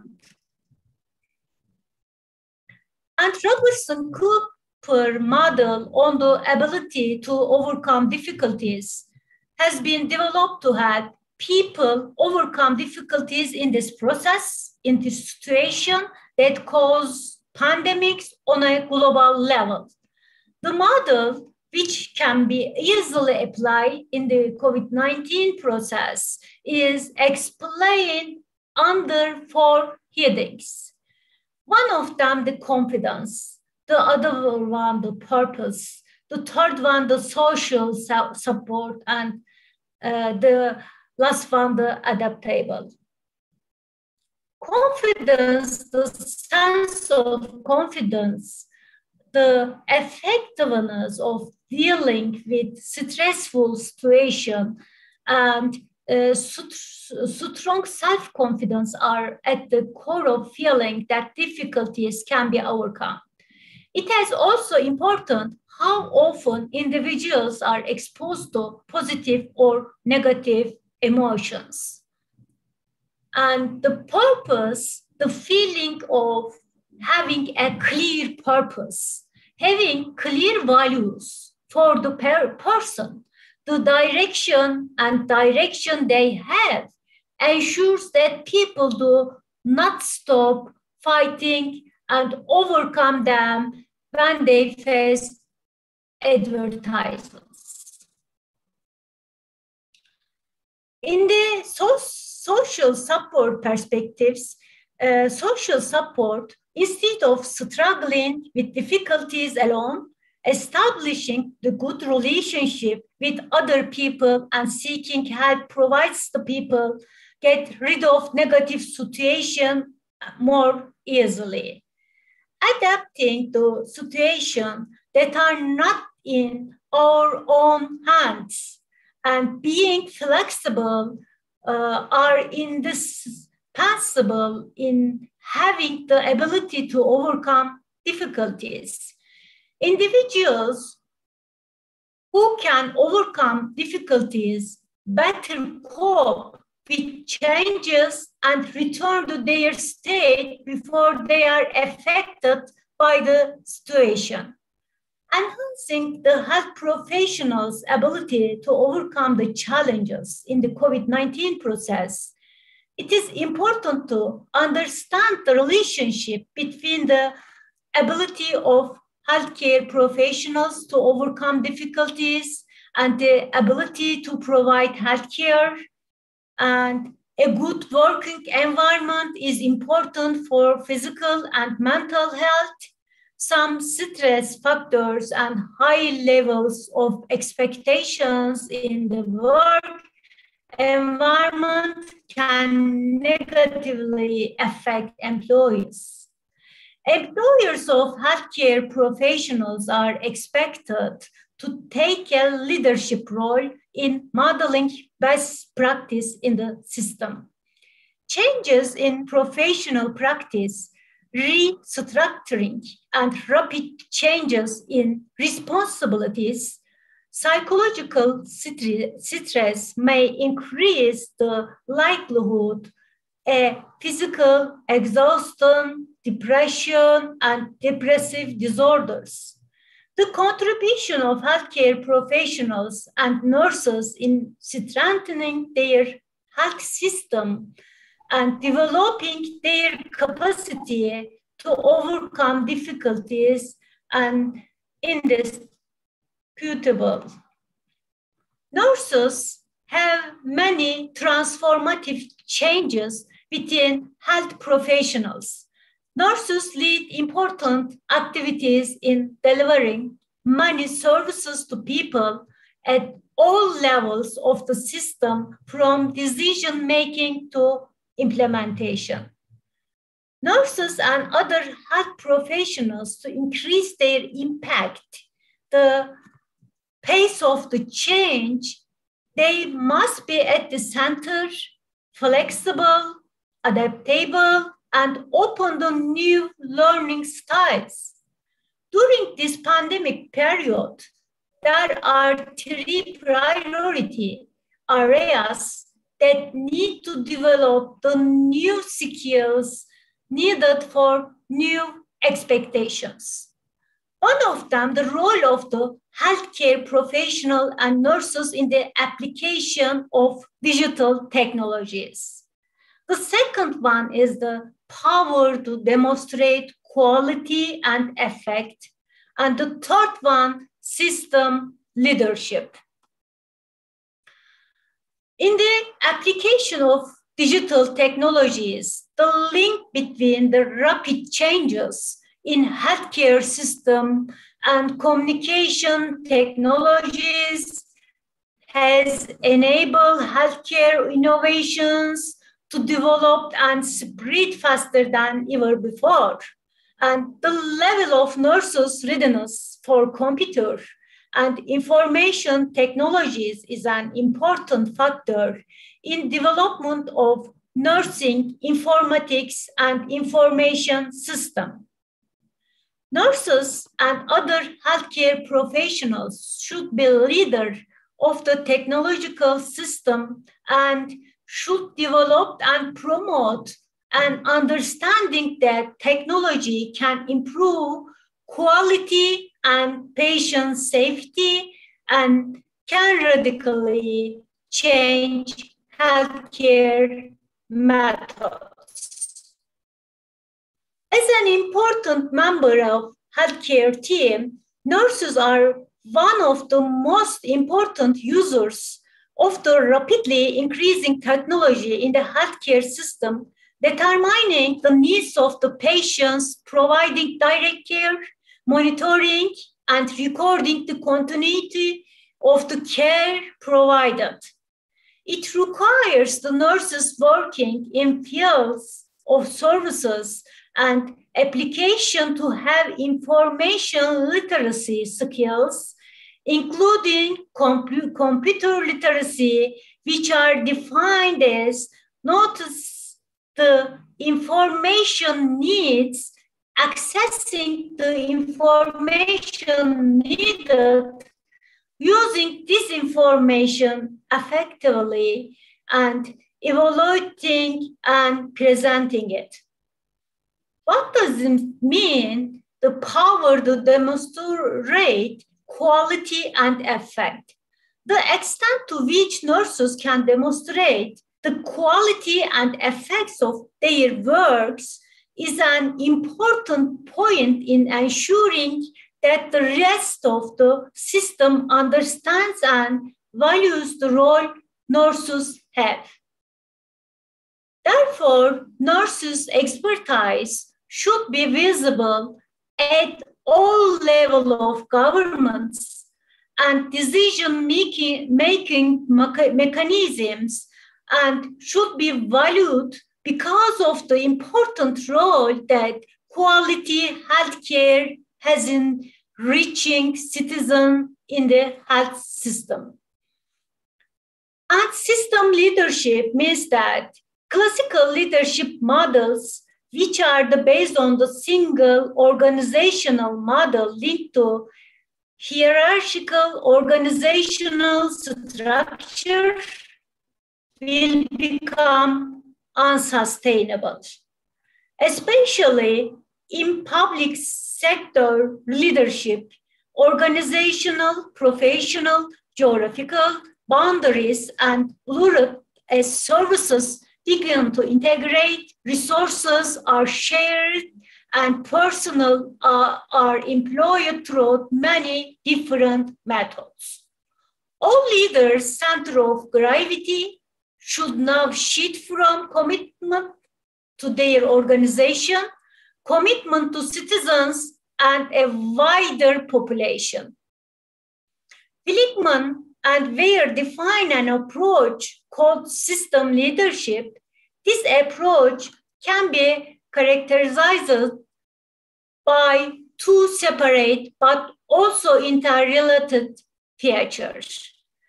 One of them collaboration, the other one is crossing borders. Organizational, professional, and personal, so leaders can go beyond the limits of their usual responsibilities and powers. Health professionals in an individual situation should improve your skills to demonstrate the positive impact of high quality nursing practice on patient outcome, protect your health and well-being, and improve your method of generating ideas on the health system by establishing strong association within the system, improve your ability to overcome difficulties, priorities, support your colleagues to improve these features. And as a last, improve the ability of patients to undertake individual care, primary nursing care. And institutions and employers, what can they do?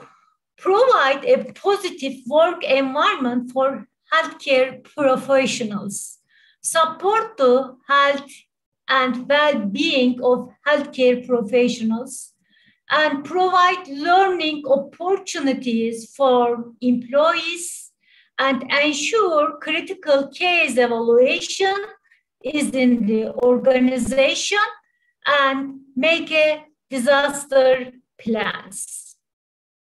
Decision makers enact and enforce laws that provide a positive work environment and protect healthcare workers.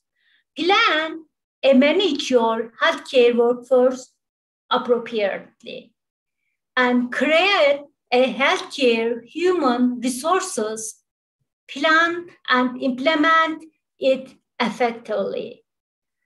Accelerate to transition from the disease-oriented system to the understanding of preventive healthcare and health promotion.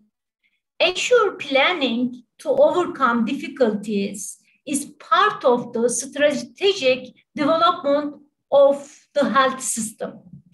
Enable nurses to take part in decision-making mechanism for optimal use of nursing skills in the system. What is the role of national professional associations? Enable effective health policies to support them to maximize the contribution of professions and for health professionals to work at an optimal level.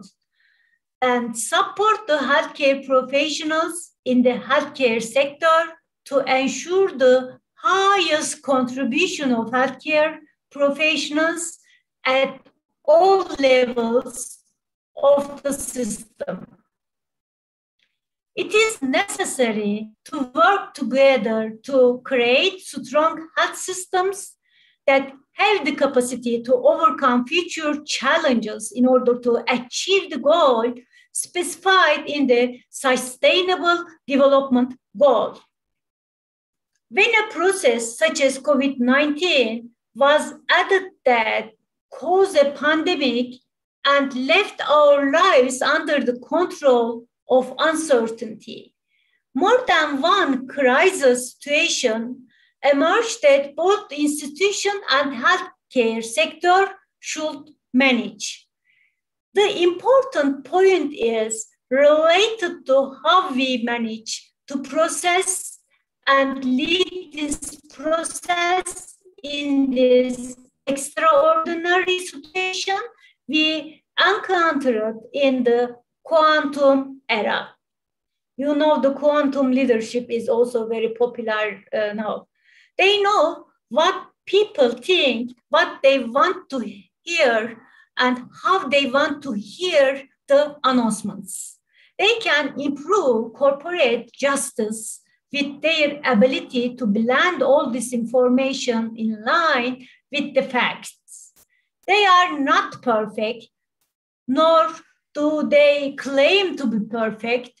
There are always new things to learn, new people to coach, guide, and new project to develop. It is professional and ethical responsibility of nurses to provide quality health services to all people in need. However, improving the capacity of healthcare system to overcome difficulties requires intersectoral efforts and involving all levels of all sectors.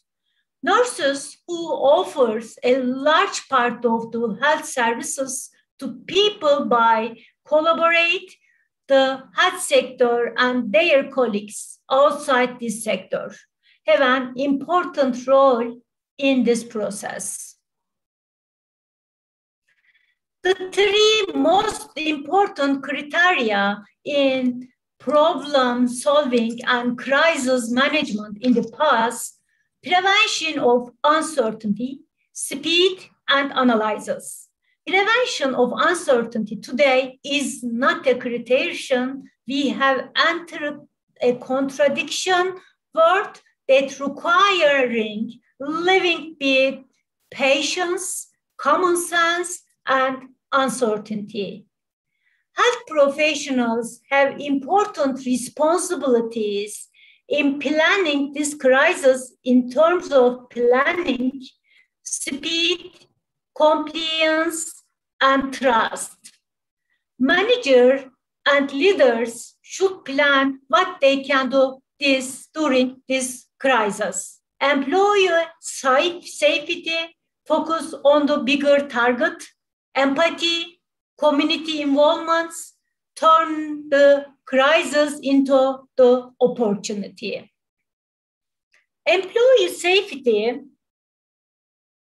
this is distinction which is not noticed at normal working times. It is critical in times of crisis.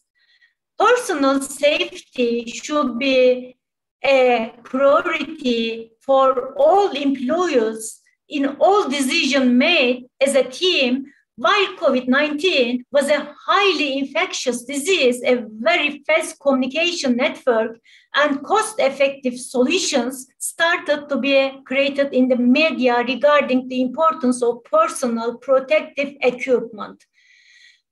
Community involvement, there are many issues that business have to prove at the same time that they may lose what they have during these pandemics.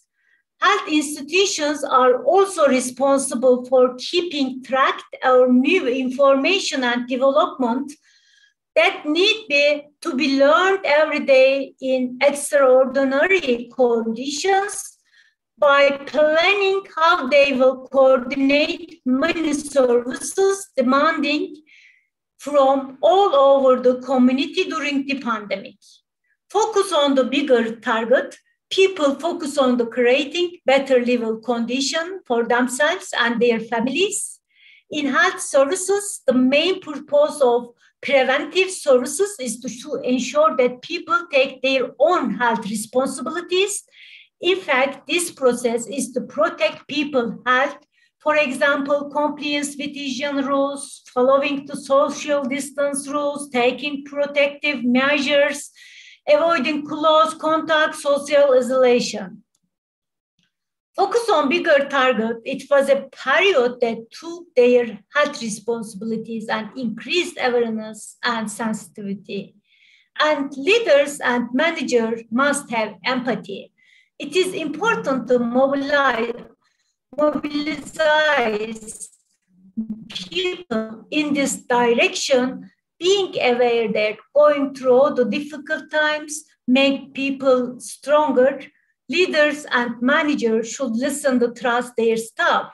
In particular, it is very important to support health professionals during the pandemic period because they are constantly facing problems. They can separate from each family, can get infected, carry the infection to their relatives, have to work without break for long hours for overtime.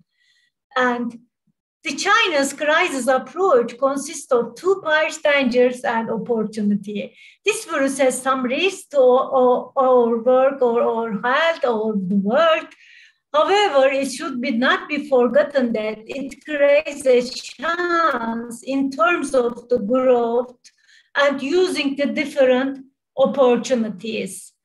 Moreover, the meetings which are unnecessarily long, occasionally diverted from the agenda, were continued effectively and efficiently with a focus on the agenda in digital media. At the same time, it is enabled the workload to be reduced and the existing workforce to be used more effectively. Knowledge is asleep when it comes to life, becomes power. So it is very important sentences from Yunus Emre. This journey takes practice. It requires experiences. It requires experiences. The essence of the job, he wants to know himself, to choose himself and to give himself. If you begin to believe, you don't live like you believe. Thank you very much for your attention.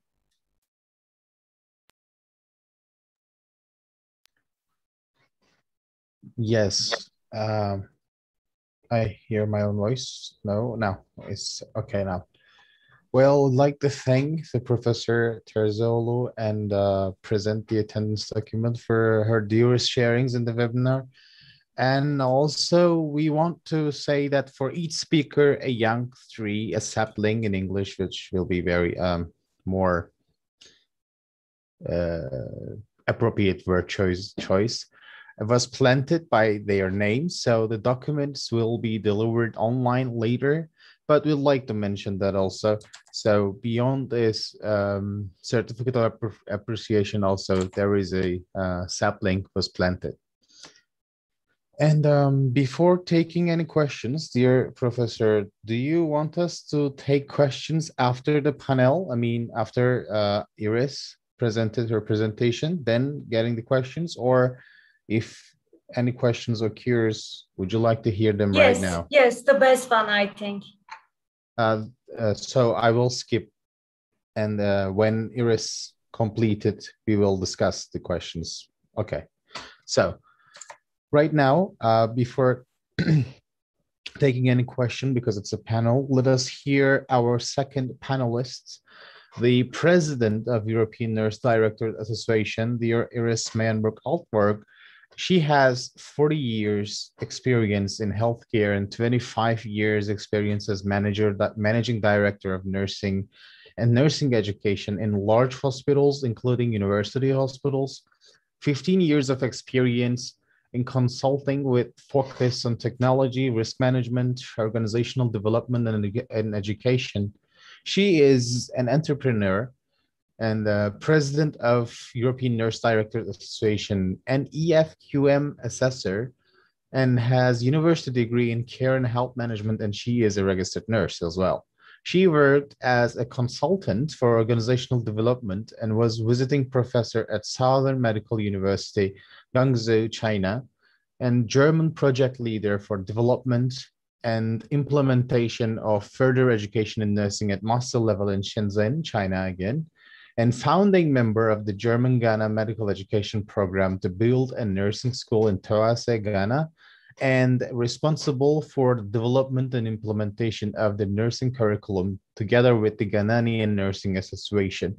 I would like to invite your Iris Meyenberg-Altberg with her topic, Nursing Leadership in the VUCA World. Thank you, Canberg, very much for your very nice introducing. And there you can see and hear, I must be really ancient old, but I'm not quite 100 yet. So let us start with the presentation now.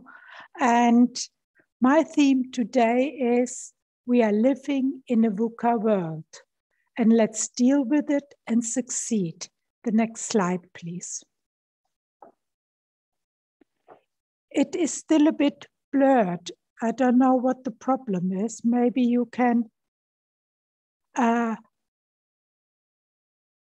it's. How about now? Not really better. Not better.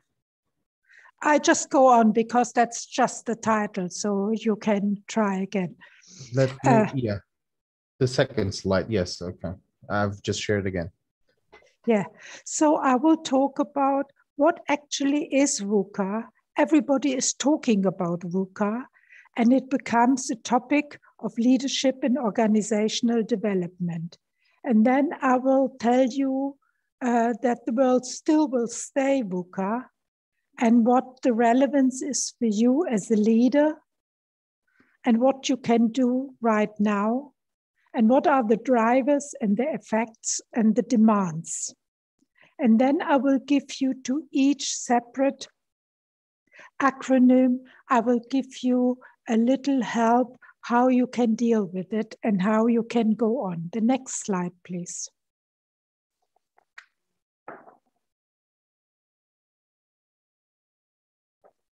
It's still blurred. Okay, let's do this again. How about now?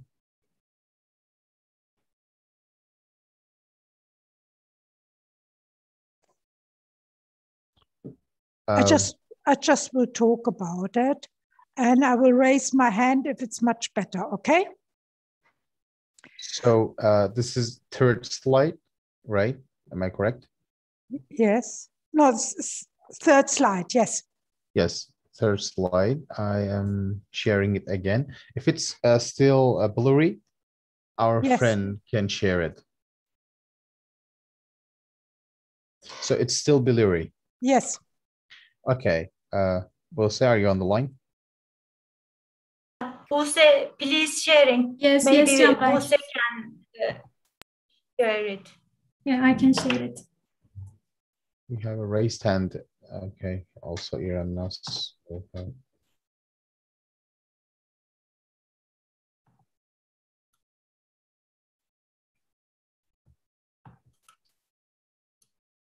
Do you see the presentation?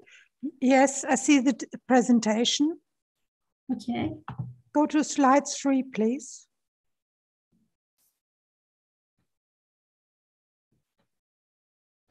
Much better, much better. Okay, thank you very much. So I can go on.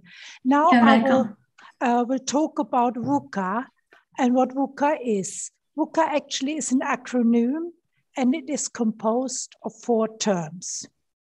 The first term is volatility. Volatility describes the intensity of fluctuation over time.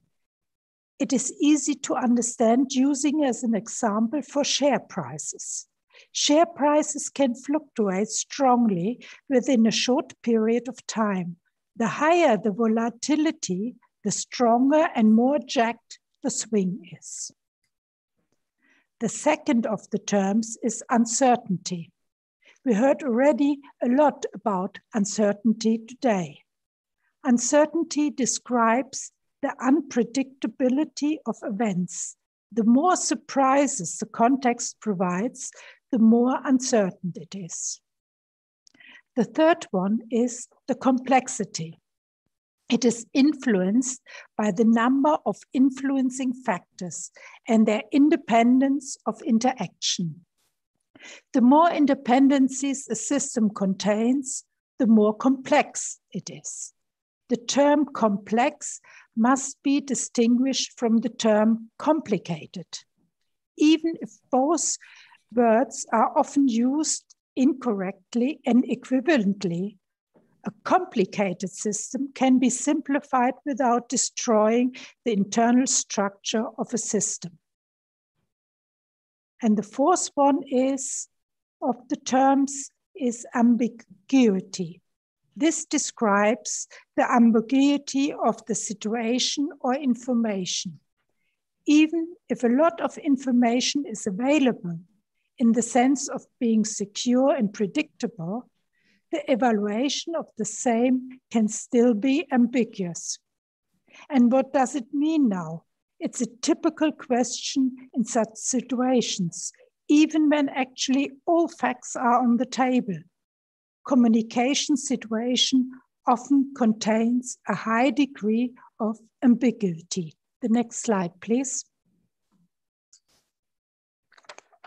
That means actually VUCA becomes a topic of leadership and organizational development. Leaders and managers have to make more or less far-reaching decisions every day and all the time. But how can we make decisions in a VUCA world?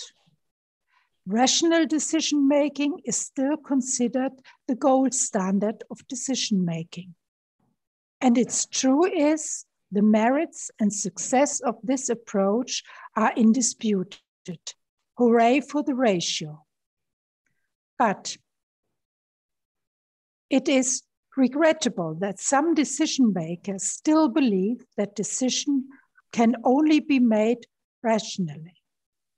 The findings of brain research, on the other hand, show rather that the rationality often is only a justification provider of the previous thinking good-word decision.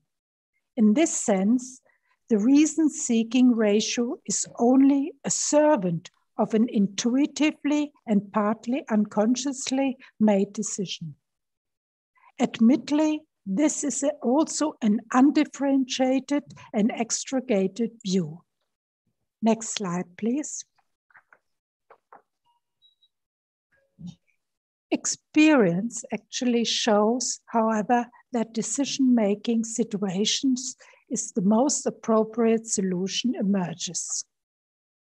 When both reason and intuition are given, their place are given equally importance. Ultimately, it is always a question of two parameters. How much information do I have about a situation, and how much can I estimate the effect of this action? Next slide, please.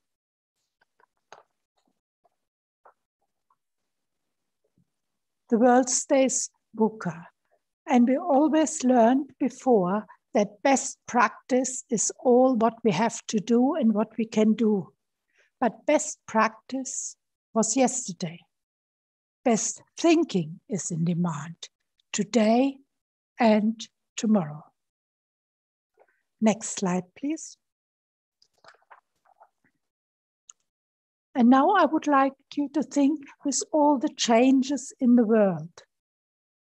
Actually, people determine the success of every company. And people, that's you as a manager and a leader. And of course, that's people, it's the staff and all the people around you.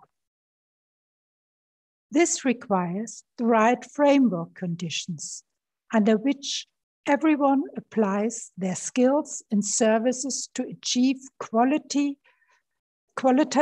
and quantitative results.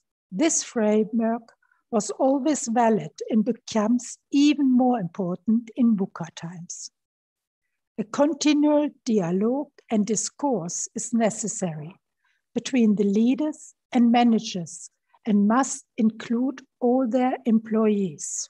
We heard that also from Professor Füsun. The willingness to engage in genuine cooperation and take on clear responsibilities is a basic prerequisite for innovation and success. It requires freedom, creativity, tempo, flexibility, and a corporate culture that connects people with the organization. And this connection is of great significance and should be emphasized in the leadership. Next slide, please. You as a leader, that our next leaders, and we have to see that they grow and enjoy themselves. As a manager, you largely decide on the framework conditions that enable your organization to act. you and your institution must seek new orientations and take a fresh approach to management. Only then can guarantee positive results in changed circumstances. The VUCA world challenges you and find your own way. You will need to understand the psychology and develop empathic behavior. This as well, Füsun already mentioned. And to get to the point, to be more concerned with humans and their needs, meaning and purpose takes a central role in management activities. Human beings is what matters. Yes, thank you. VUCA and now. Develop and strengthen skills and resources. Find practical tools and methods for shaping your future and that of the company. Identify your solutions approach.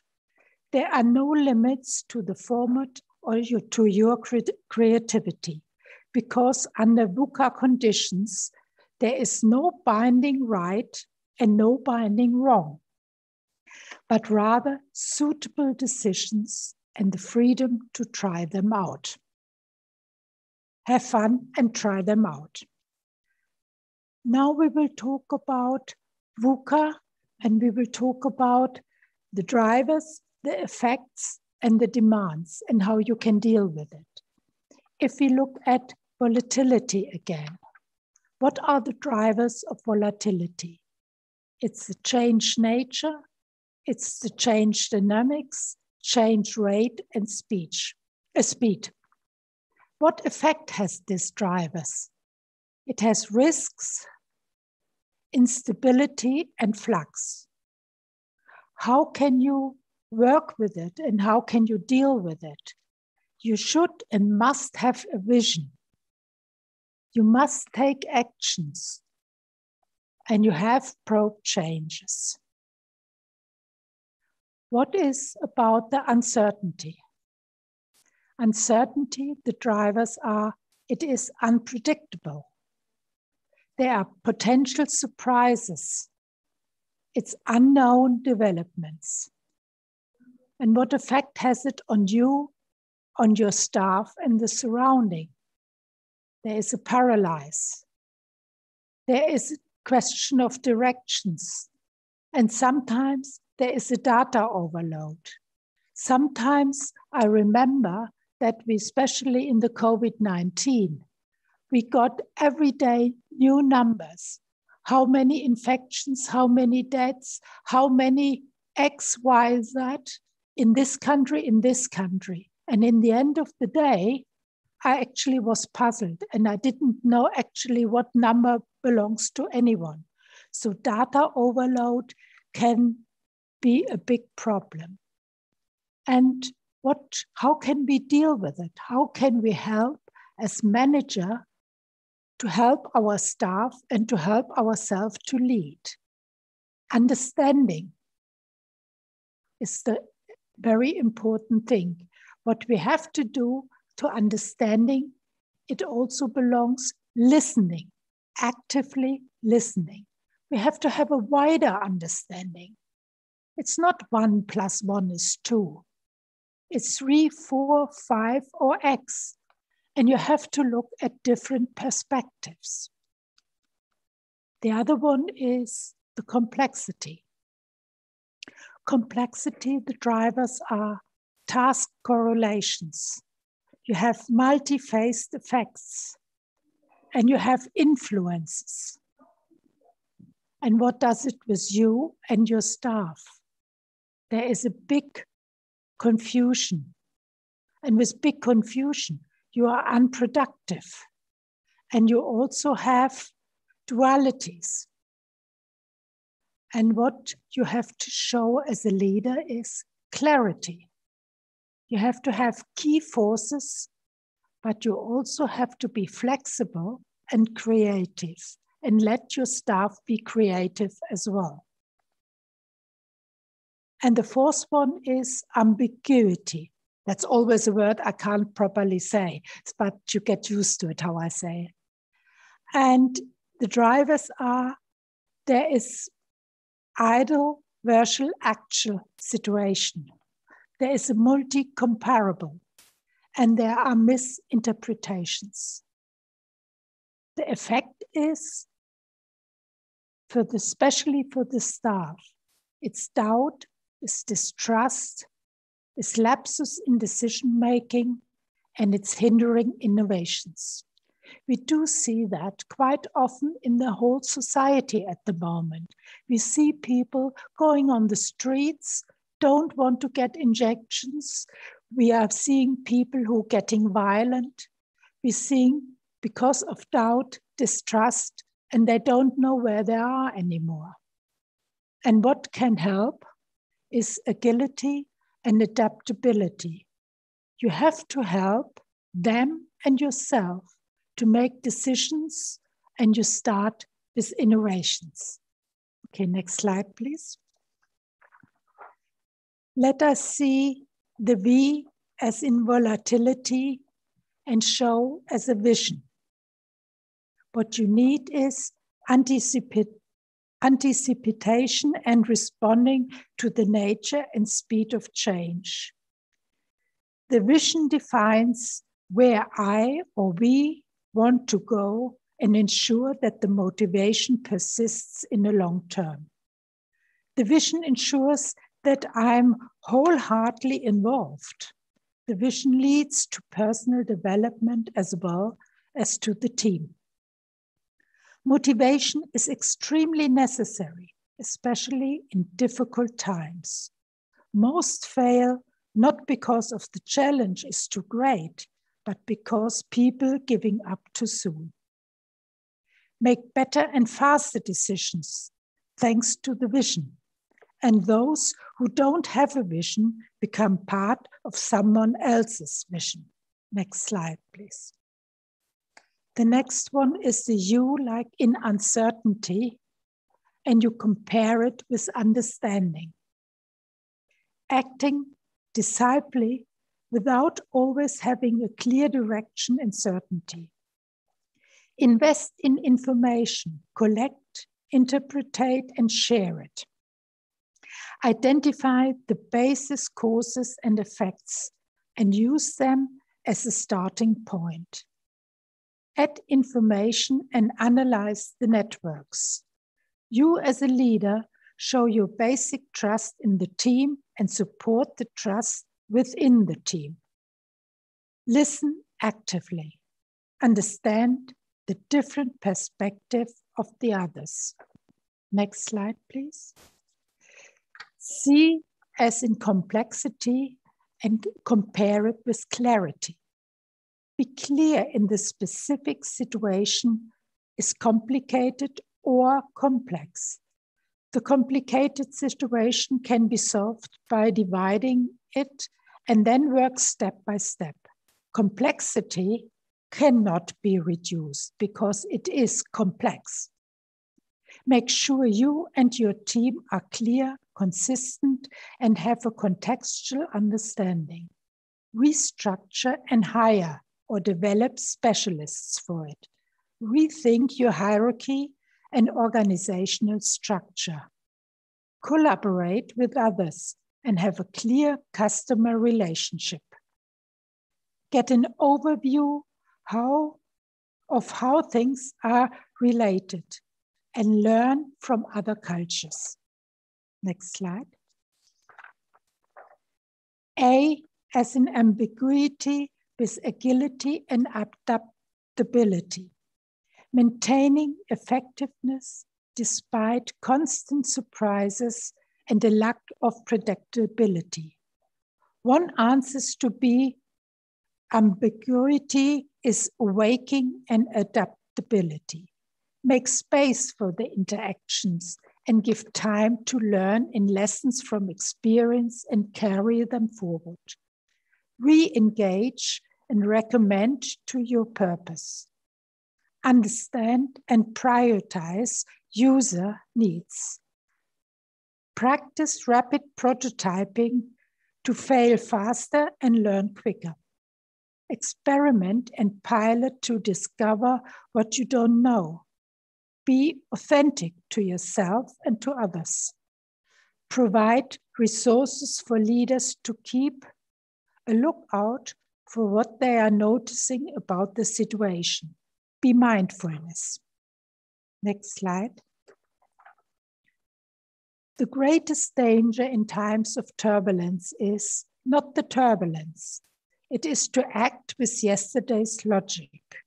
This is from Peter F. Drucker. And next slide, please. Thank you for listening.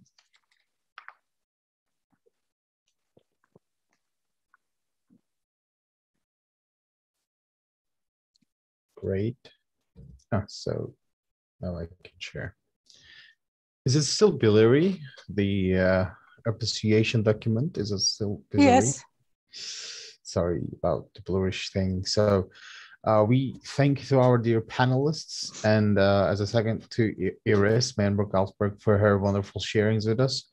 We are now able to take questions. Also, the viewers from YouTube can address their questions freely. And now we have enough time for the Q&A session. So when I looked to the chat screen, there were some of the questions coming from Sabina, from another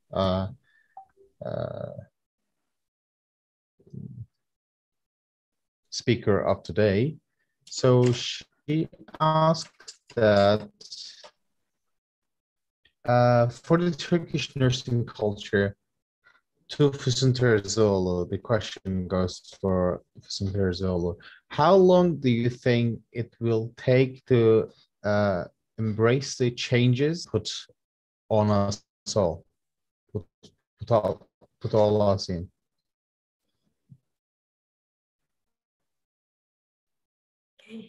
Thank you, Sabine. My voice, I suppose, is not so clear. Yeah. Yes, I understand the Sabine questions.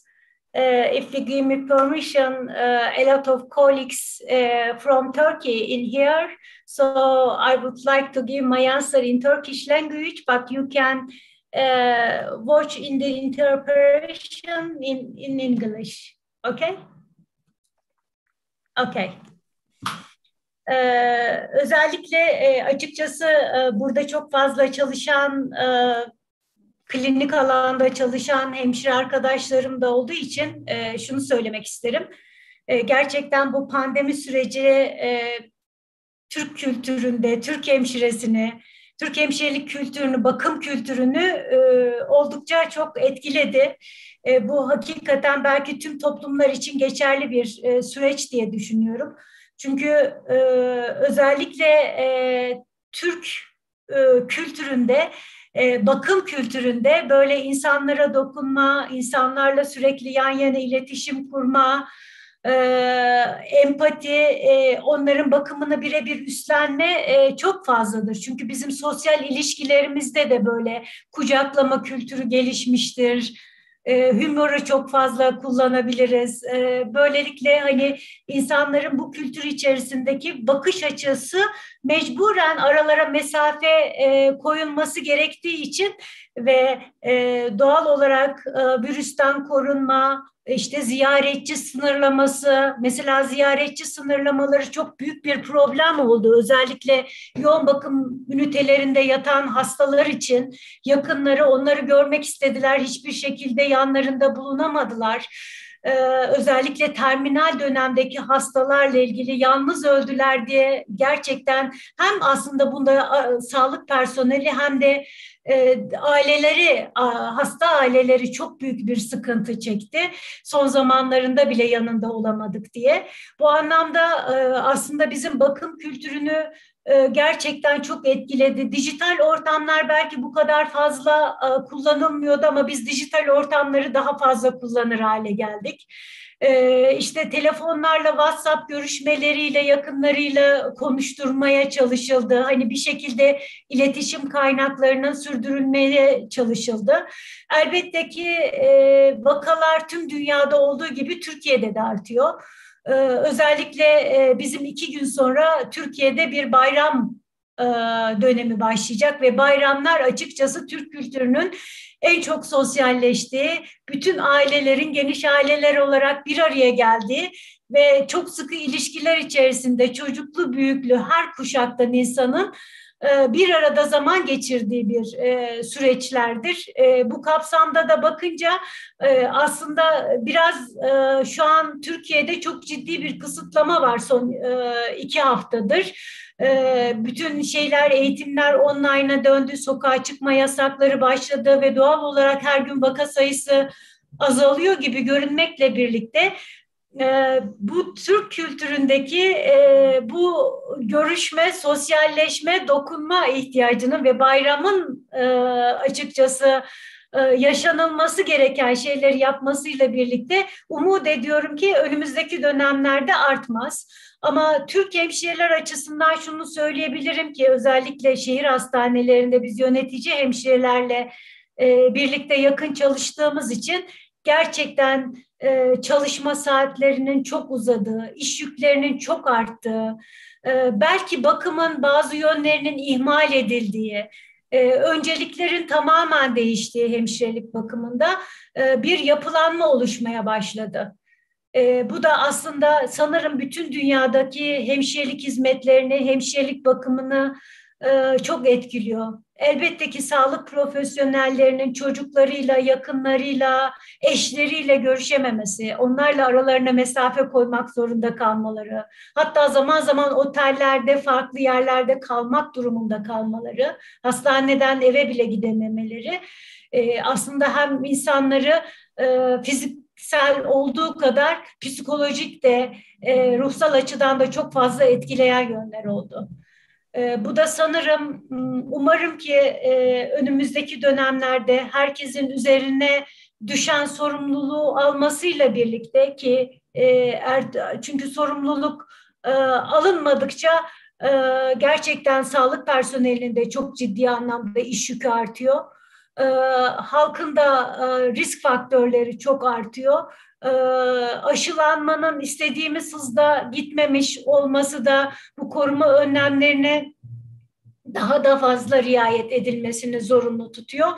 Bu anlamda sanırım bu bizde çok ciddi değişimler, yenilikler açtı. Mesela dijital ortamı çoğu kullanmam diyen kişiler, ki ben eğitim akademik ortamda daha çok, hani bizim bazı hocalarımız dijitali hiç kullanmama eğilimindeydiler ve çok kısa sürede adapte oldular. Aynı şekilde hemşirelerimizden bazıları da dijital ortamları çok kullanmaya istekli olmamalarına rağmen aslında Covid'le birlikte dijital ortamı daha etkin kullanabilen, daha farklı hastaya ve hasta yakınlarına yönelik neler yapabiliriz diye daha yenilikçi uygulamaları araştıran, aslında bu anlamda birbirleriyle çok iyi işbirliği ve network de oluşturdular.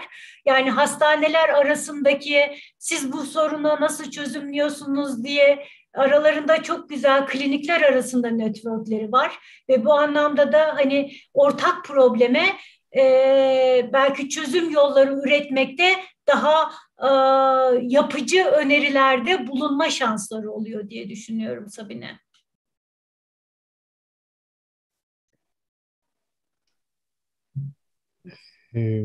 İrem Naz Ayaloğlu, did you raise your hand to ask any questions? I see your hands are raised in the taskbar. I think not. Okay. Do we have any other questions? We have some thank you messages a lot to Terzoğlu, especially for organizing this event. Coming from Güvenç Gülten Hocam, Aygül Kısal, Aslı Çelik. There are a lot of thanking messages here, but no more question there. We have, yes. So Ahnur asked that the nursing profession is the most sacred profession in the world. Your presentation was inspiring. What do you think about the human atrocities committed by Israel against the Palestinians in this sad and difficult period when we as a nurse are struggling with COVID-19? And also another message for thanks coming from Hattapishin. So now there is a difficult period in all around the world. So also COVID-19 is also considered like combined. As nurses, what do you think that we can do in social leadership, let's say? What can we say and how can we position ourselves to these kind of situations like we are living right now in Palestine, to our question? I think actually it's not quite the right thing, in my opinion, to talk about a specific country or a specific situation. I think that would be too much for this presentation at the moment, and I wouldn't like to say something. But in general, I say, as a manager and as a leader, we have to look in the mirror, and we have to be clear, and we have to be a role model. And I'm not talking about a specific country, but if every leader would be working and acting as a role model and would be able to look in the mirror every day and smile at themselves, the world would have a chance to be better. Okay, was the answer, I think? Yes, okay, thank you. Any questions? Any questions? I can add the small things. Thank you, Iris. I agree with you. Yani biz hemşire olarak şunu söylemek istiyorum aslında herkese. Bizim hemşire yöneticiler, hemşire liderler, eğiticiler ya da hemşireyi uygulayan, hemşirelik mesleğini uygulayan, ki her platformda olabilir, sağlık profesyonelleri olarak üzerimize düşen en iyisini yapıp ve gerçekten işbirliğiyle biz nasıl güçleneceğiz, hemşirelik hizmetlerini daha iyiye nasıl taşıyabileceğiz, bizim insan sağlığı yararına, insanın faydasına, insana zarar vermeyecek aksiyonlara, kendi etik ilkelerimiz doğrultusunda nasıl karar vereceğiz? Bu konuda bir küresel dünyada nasıl etki olabiliriz? Bunların üzerine yoğunlaşmamız gerektiğini düşünüyorum ben de. Teşekkürler. All right. We also have messages coming from Gülten Güvenç Hoca to thank Iris Member for your presentation also. Do you have any question, dear participants? If you have, I can just... Can I just ask, there is an amazing question in Turkish in the chat, and I can't... Which one? The last one. Güzel program için çok. Yeah, it's a giving thanks, just giving thanks. Okay, so if you don't have any other questions, now actually we have a time for a break. So let's give a 10 minutes, not more than 10 minutes. So we can start and after 10 minutes later, if it's okay for all of you. All right, great. See you in 10.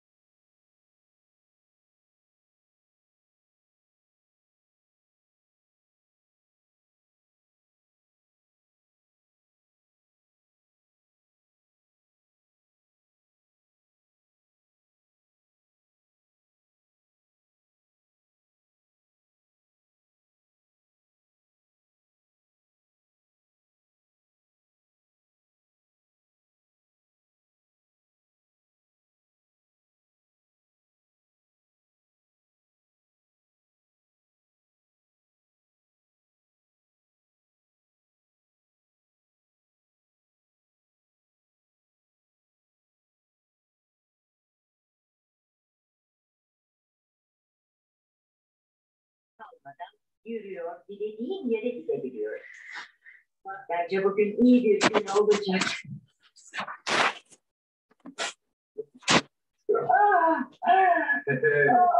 En son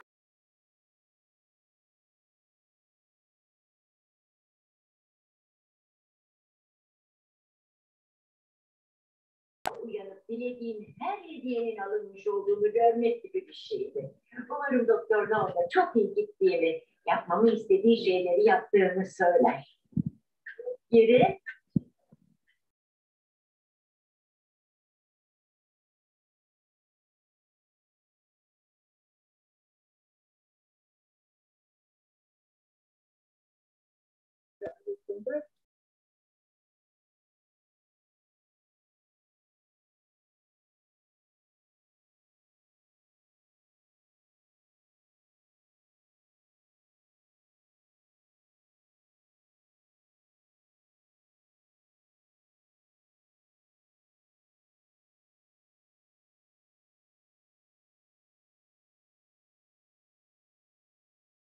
Sizlere yoğun bakımda COVID-19 yönetimini nasıl yaptığımızı aktar.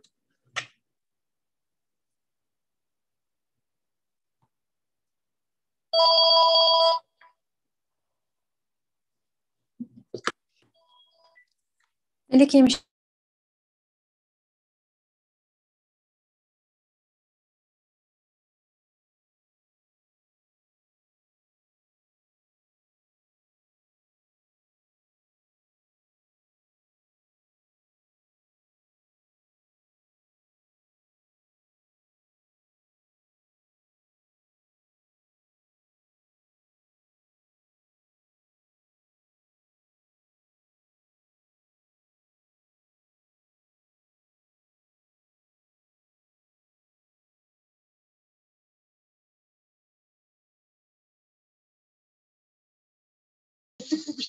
Hadi. Son 10 ya.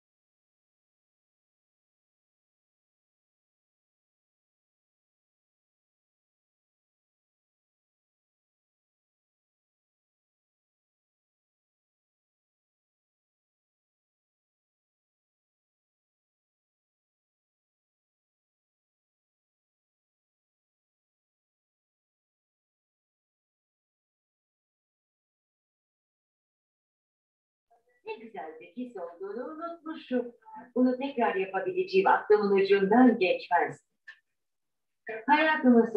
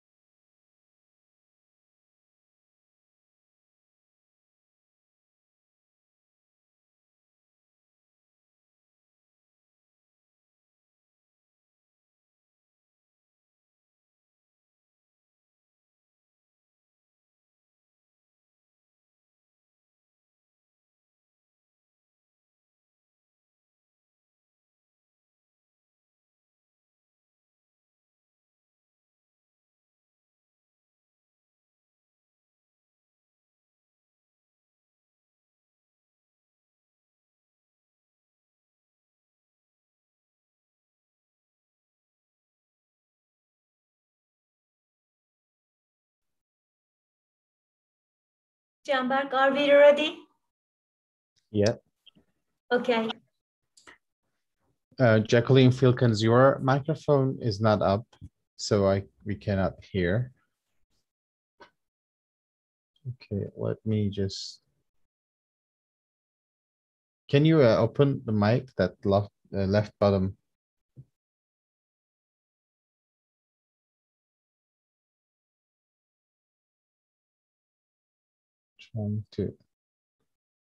I'm asking to unmute if you allow it.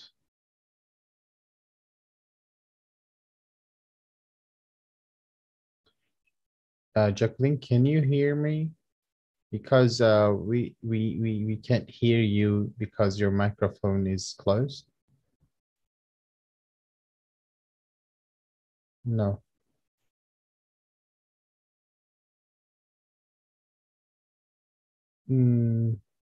Maybe she's not talking to us. Jacqueline, we couldn't hear you. Your microphone is closed, I think. Please open it, first of all. Jacqueline? Jacqueline, can you hear us? Okay, you hear us.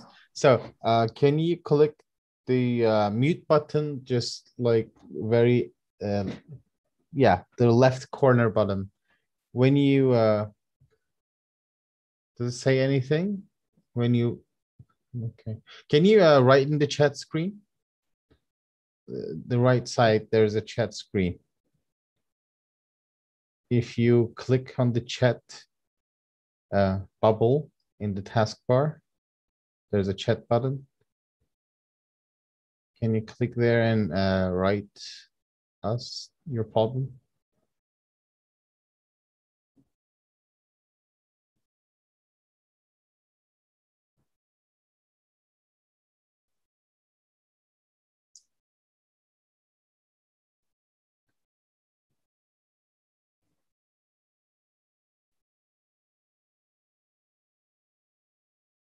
I'm trying to open it from here, but for me to do it, you have to allow me, like hit the yes button or allow button when I click ask the unmute button here.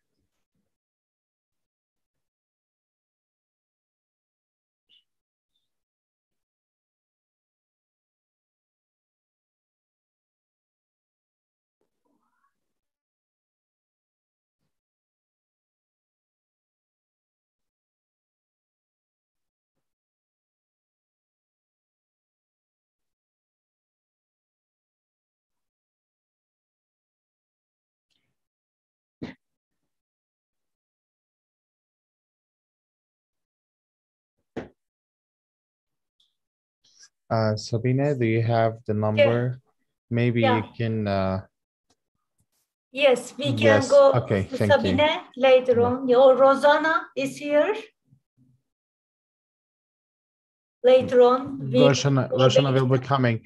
I asked Sabine to if it's possible to call her to Jacqueline.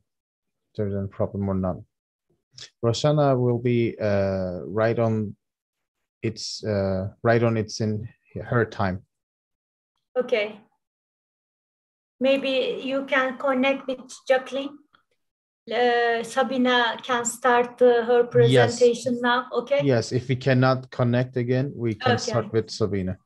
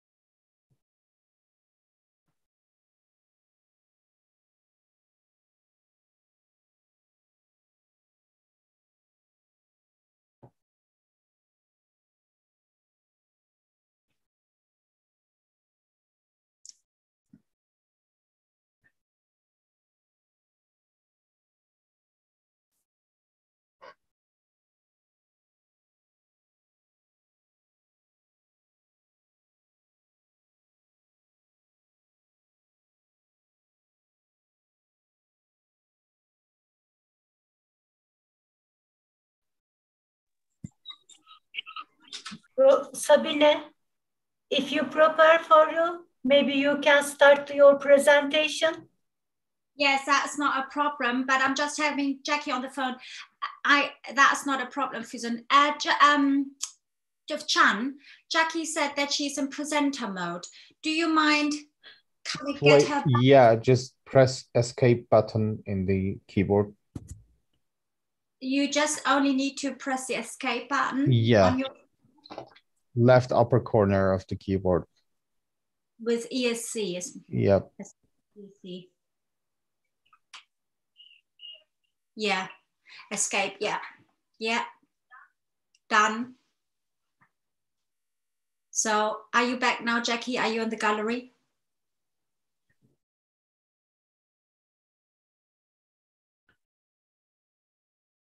Is she? Yeah. Another way, maybe just double click on the screen if she's in the full screen mode. Your mic is also off, Sabina. Sorry, sorry. Jan, just bring her back into the, just because Jackie can't see the bars where you can see the video camera and the microphone. Understood. So now is she able to, or still the same screen? Are you back? Are you in the gallery, Jackie? So Jan, just stop. Yes. Is it yes? No, it's not. Sorry. So double click. Then double click on the screen to get back in the gallery view. If you Jan is just saying, if you double click on the screen, anywhere, just anywhere. On the screen, double click. So you come back to us in the gallery.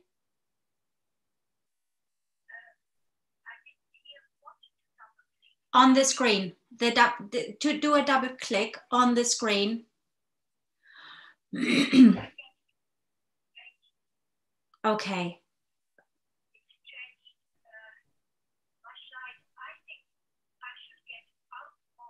Yeah. Yes. Yes, and then come back in if that is working. Indeed, indeed.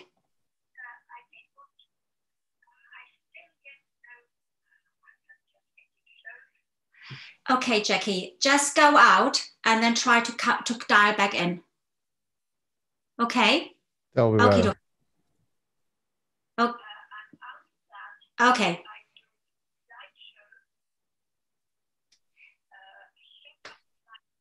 Do you have this? Okay.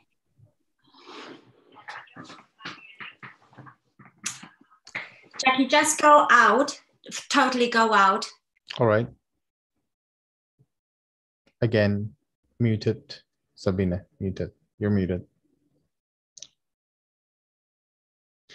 Sabine, I couldn't hear you. You're just muted. Yes, just go totally out and then dial back in. I think this is the easiest way. Okay, yeah, and by that time, just close the presentation. Indeed, and Jan is just advising that you close your presentation, and once you get back in, open up your PPP. Okay.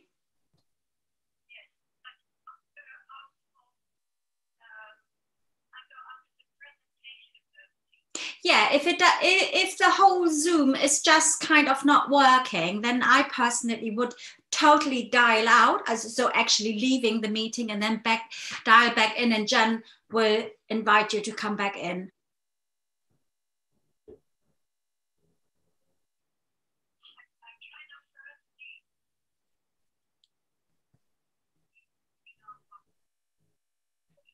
Yeah, perfect. That's nursing, everybody. We all have to help each other. That is absolutely fine. There were things in a Zoom meeting. We are in a pandemic crisis, and that is not a problem. Thank you for your own effort too, Sabina. Thank you very much. Jackie, now can you hit the mute or screen button? Did you hear what he just said? Okay. I think if you cannot hear Jan, I think personally, Jackie, just go out of the meeting and then come back into the Zoom, okay? Okay.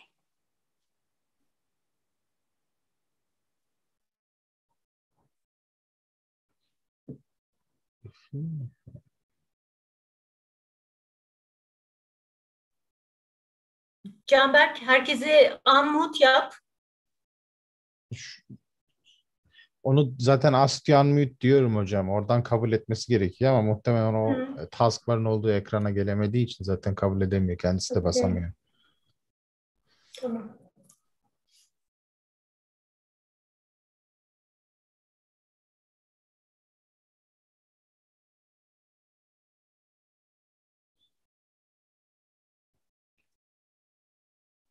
Maybe we can try to go with you, Sabina. Will that be okay for you too? Because, all right, great.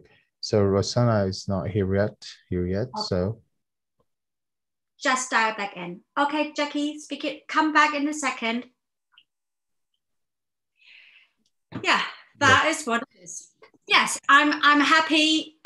Jan, by the way, Jackie's coming out. All right. Out and then she's dialed back in. So she is stuck at her. Okay. Shall we, do you think, wait a little longer or go with I'm Sabina? in. I can see you. Great. Can you hear me? Yes, we can hear you loud and clear, Jacqueline. Can you sing a song for me? After the session, I will probably do that.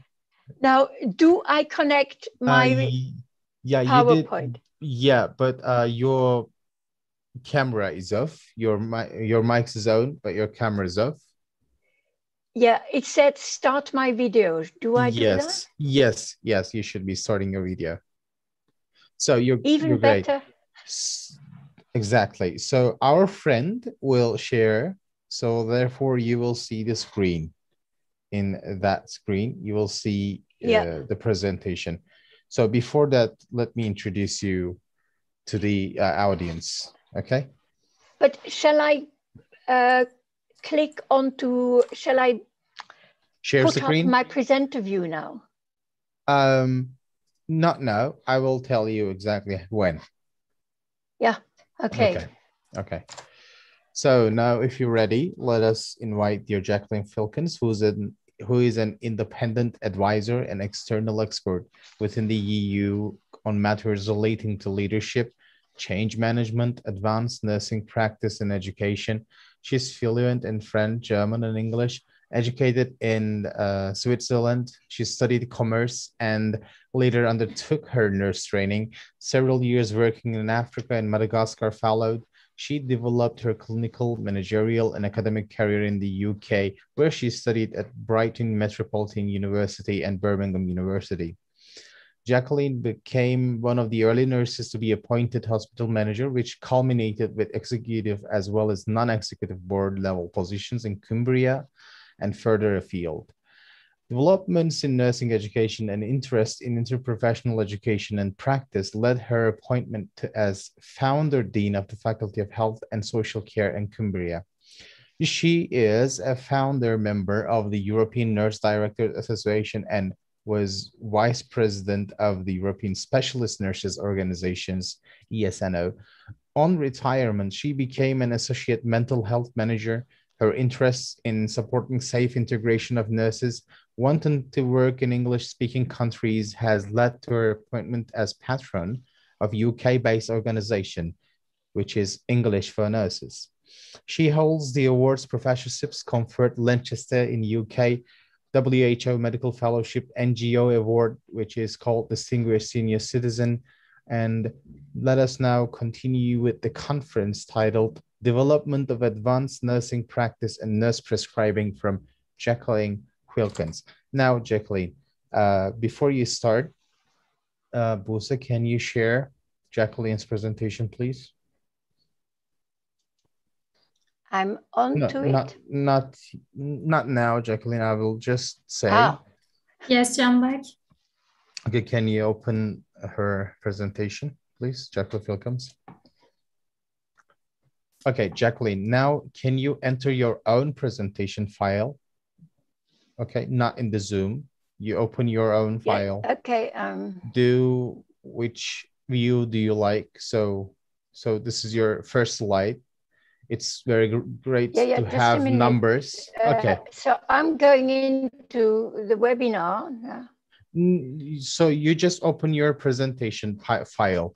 You don't have anything to do with Zoom. So you go for the view you wish for. You get the view you wished for in the presentation I don't, method. I want to go into the one where I have my the presenter view. Yeah, while you Buse, can you show us how to go in there? So you go to I go into slideshow. Yeah, go for slideshow. Okay, go for it. And then Buse. I go from custom slide. Yes, right click on here now, Buse. Right on click. Which one? Right click anywhere. Buse sağ tık yapabilir misin bir? Yok şeydeyken, sunumun içindeyken Buse. Bir dakika.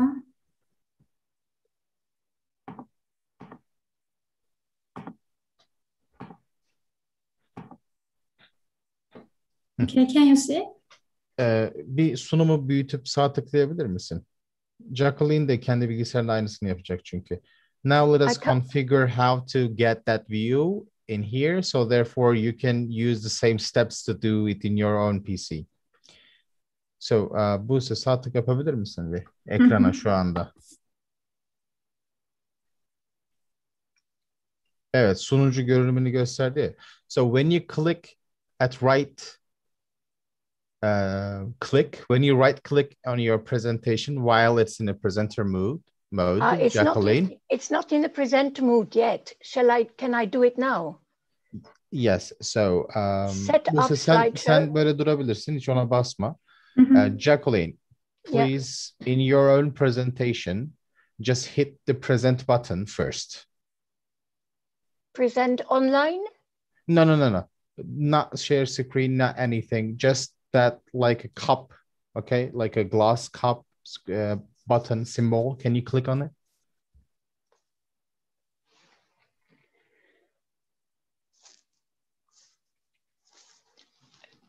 Glass cup.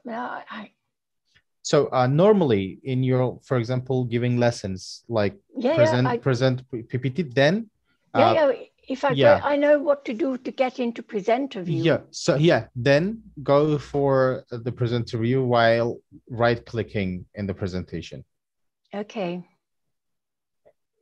So did you get the presenter view for you? I had before.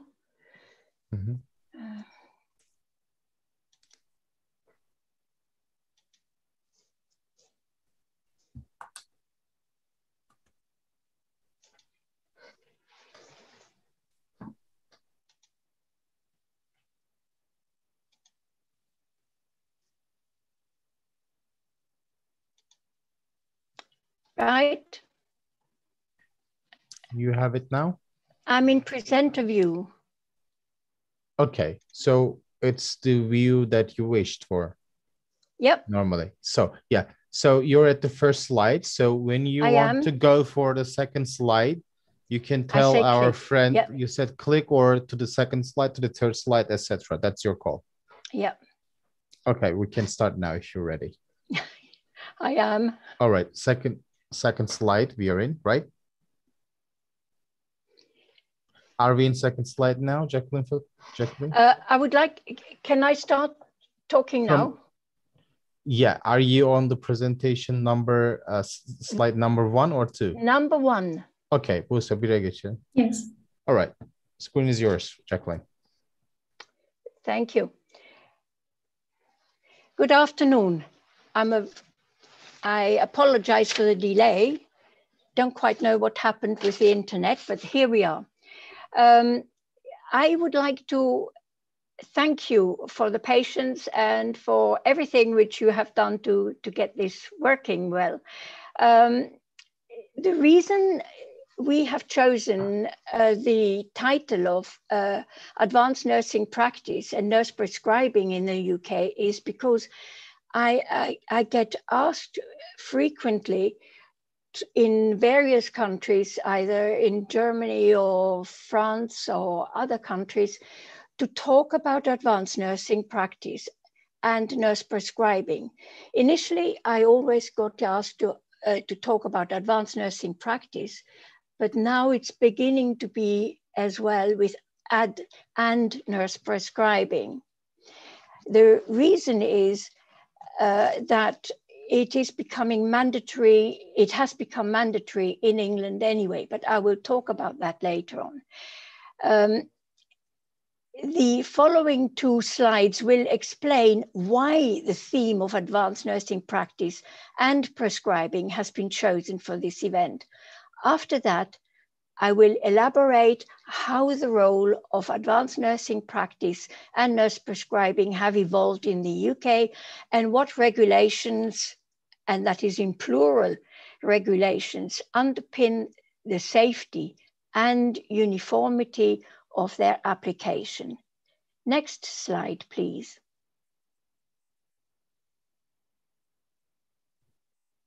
Jacqueline, second or third? Probably you were in second, right? I mean, on my stream, I'm on the first slide. Okay, so now you want us to go second. Second slide, Yes. which starts with there are 3. Yes, that's correct. So we are in that second slide. But I should get that one as well. Yeah, so you said click, so it's the second slide now. Yeah.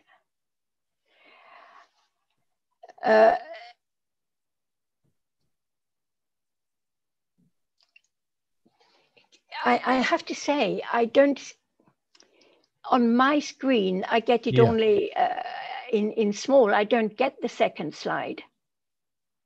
Never mind. I can code. Okay.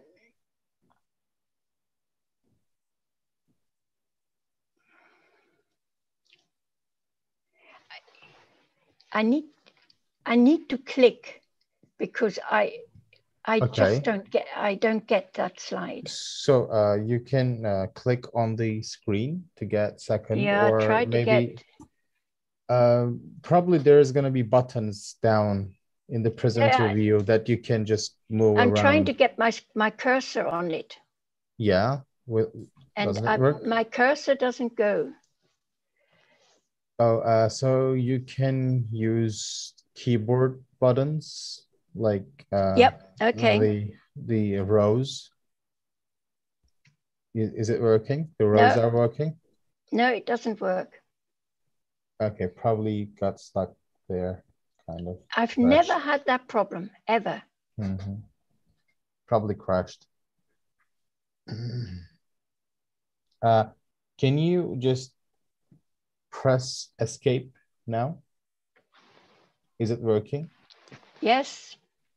So go again in the presenter view.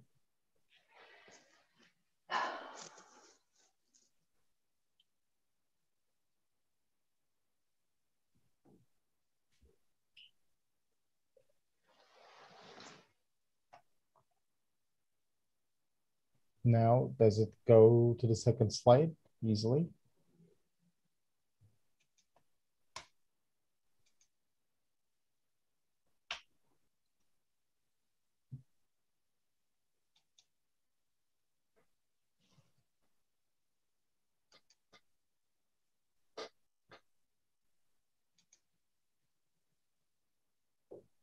Yes. So I'm there. Okay. We are at second. Great. Okay. Let us continue. I'll be quick. There are 3 keywords in the title of this webinar: challenging, uncertainty, and future. The challenging bit, I interpret this as an action point for nurse leaders, not just to look at the challenges. We need to do something. So we as leaders have to take action and look at priorities. The uncertainty, there is a need to identify what new uncertainties we have and make priorities. We also need to decide with which uncertainties we can deal with ourselves within our resources, or identify other partnerships for action, joint actions to achieve greater impact. So past uncertainties appeared very insignificant compared to what we are facing now. We need to look for partnerships. Now, I would like to talk just a little bit about the environment. I remember many years ago when I came back from Central Africa, being so shocked about the waste in hospitals. And I still see it, that it is there. It is not quite the same type of waste, but there is much more which we can do to help that. And also we see that there's that there is a need to look at how we as nurse leaders can contribute and learn and innovate about saving the environment. I shall be moving to the next slide, which is the challenges which we face is a global shortage of nurses and nursing power. The know-how, and that is a definition which has been presented by the Royal College of Nursing quite some time. It's heady stuff when we think about nursing power. But the know-how is the scientific and the practical knowledge of nursing, in which the art of nursing is the cornerstone.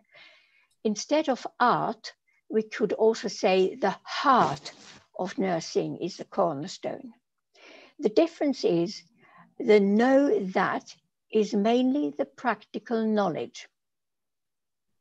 By keeping this difference in mind, and this is quite crucial at this present time, we can deduce that advanced nurse practitioners belong to the know-how. There is practical knowledge, scientific knowledge, and the heart in it.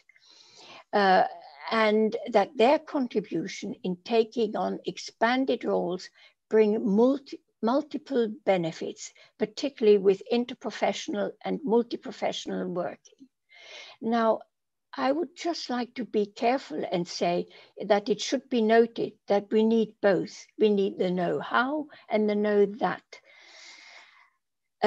Because we need to be much clearer which roles we attribute to one or to the other.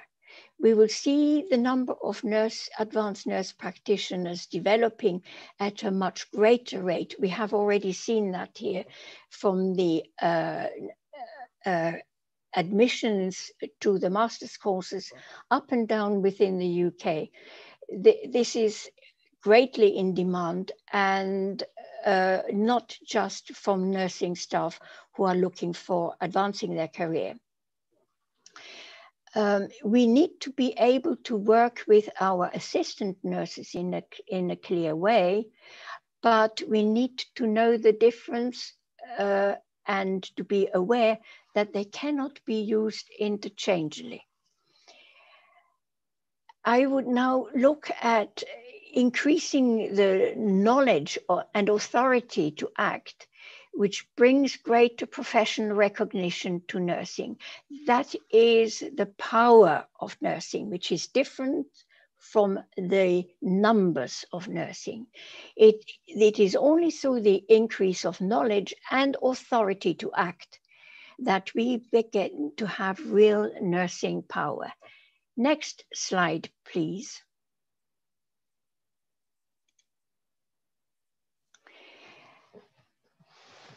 What I would like to say to people who are hurrying to develop advanced nursing practice, take heart. The beginning in the UK was slow. It was so slow. Barbara Stilwell, who is a fellow at the Royal College of Nursing, she's a British nurse researcher and an academic, and currently the executive director of Nursing Now, the global campaign, and based in the UK.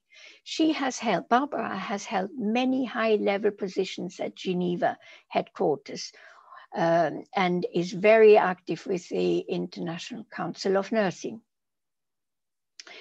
Myself, as an active member of the Royal College of Nursing, initially in the early years as a member of the international group, and later the first chair of their nurse executive forum, I became increasingly aware of the developments of advanced nursing practice roles.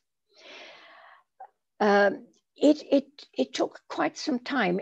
During these early stages, I was able to go on a short trip to the USA to look at a clinic which was run by advanced nurse practitioners. And I was infused at the level of authority they had at that time. And I came back, I was still a director of nursing, and started looking at how these things could happen and how they could be developed. Later, in 1988, there came the development of the nurse practitioners, because the first role started as a clinical nurse specialist and then as a nurse practitioner. It is only when Barbara Stilwell joined the Royal College of Nursing, where she's a fellow, that the first advanced nurse practitioner course started in 1919 at the Royal College of Nursing in London. And that is where I connected quite closely with the development, but I was not a dean at that time. I was a director of nursing. And so we had to start very closely on how we could develop this in a hospital setting. I chose one of our largest hospitals to look who would be interested in such a role. What is the understanding of such a role? So talking with staff, listening, not just with our staff, but with clinicians. And that has taken us quite some time to get to the ear of the clinician. But I would like to now move, because the doors opened very slowly initially, but the doors became opened. They were listening to that development when there was a shortage of doctors.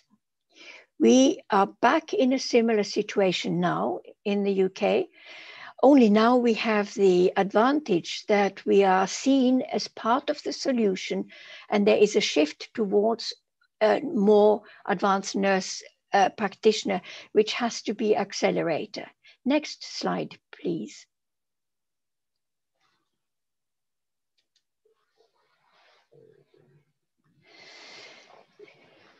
Now the boring bit, but it is also the most crucial bit which I can share with you. It's the standards which are defined for advanced nursing practice by the Royal College of Nursing. I won't read out what is written in the box in which you can see, but what I would like to do is to pick up the key words, because the standards are mandatory and will be further explored in another slide. But the key words in this slide are practice, clinical knowledge, skills, being competent, an expert with freedom, authority, and autonomy to assess, diagnose, and treat. Now, in order to be able to do those particularly difficult areas of having the freedom and authority and autonomy to assess, diagnose and treat are quite important, because you cannot do that unless you have the law behind you. And the law was slow in coming, but it is now fully embedded in UK law, and nurses can treat on their own. They can prescribe on their own. They have total autonomy as advanced nurse practitioners.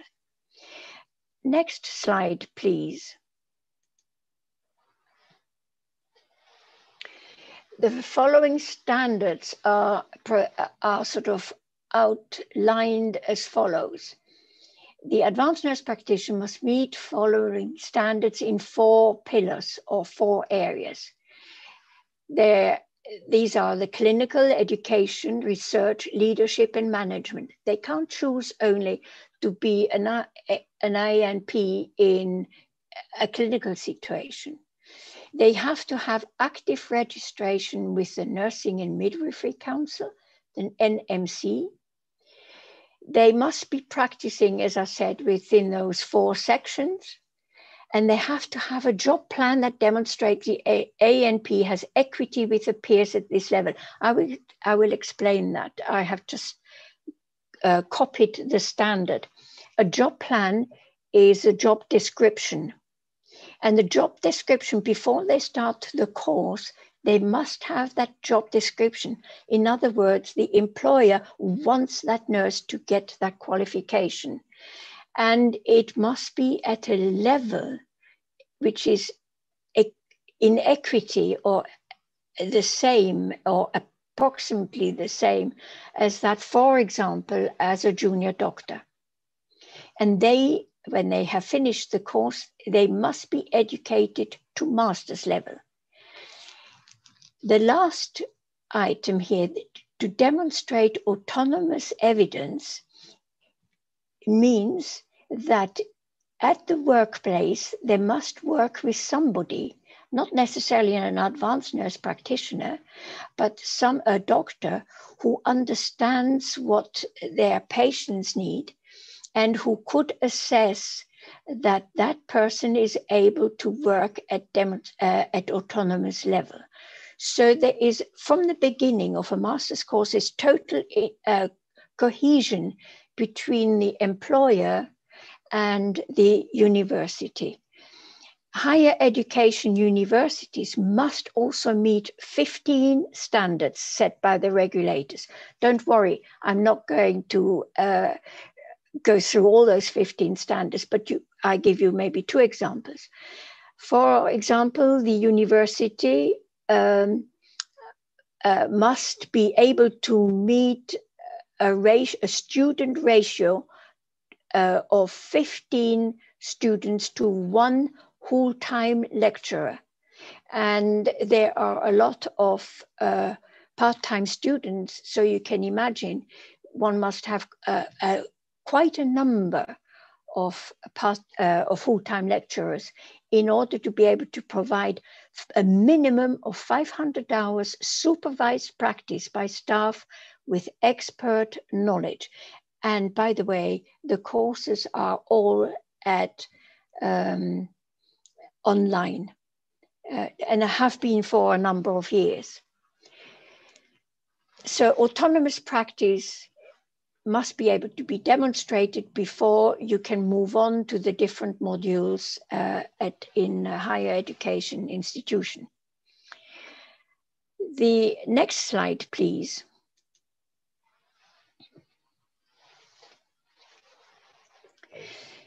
Advanced nurse practitioners are prescribers of medicines.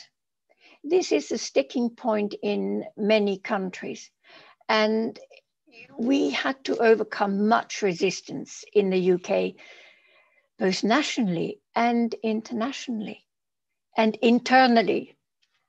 But research and audits comparing prescribing outcomes, choice of drug, dosage, frequency, and patient satisfaction won the day. And I can give you an example of how I was reassured when I was still a director of nursing that that was the right way to do. I spoke with a consultant and whom I knew had an interest in that. And I said, how about if we did a blind study, not a real one, but if we asked a junior doctor to choose a patient and to, on paper only, would write down what he would prescribe for the patient, the medication, and how, and the dosage and everything. And exactly the same with the senior nurse on that particular ward. I can still see her in front of me, that senior nurse. She was very hesitant at first, but I said, it's a paper exercise. We want to see how well you can prescribe, because I was aware that I had on my ward round, I had once heard her say to a junior doctor, you can't prescribe this. This patient needs something. She was very experienced. So they had this trial and we compared the differences and they were stark. It was the senior nurse on the ward who hit it first time with all the criteria for safe prescribing and correct prescribing compared to the junior doctor. So from this, the messages through the ward and through the consultants went round.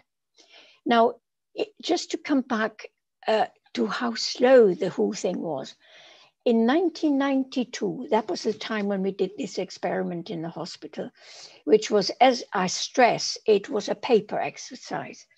Supplementary prescriber course was established. 2006, you can see how long we had to wait. There was a change of law for nurses to have full access to the British National Formulary. That is the same book, the same formulary which the doctors use. So that happened in 2006. Then in 2012, the law expanded further. This now includes some controlled drugs, and it depends where you work, and was at that time an added course of at the postgraduate course at the higher education institution of 30 to 45 credits, depending of knowledge of the nurse. The latest development happened, which in 2019, and it is just taking place now. It is being introduced in law for us, in particular in the Northeast. And it says, and I'm reading it out, under the new future nurse proficiencies from the Nursing and Midwifery Council standard, it says that newly qualified nurses, not advanced nurse practitioner, newly qualified nurses will have a higher level of proficiency in skills such as assessment, diagnosis, care planning, and management, and listen, pharmacology and leadership. These are all new important skills for prescribers.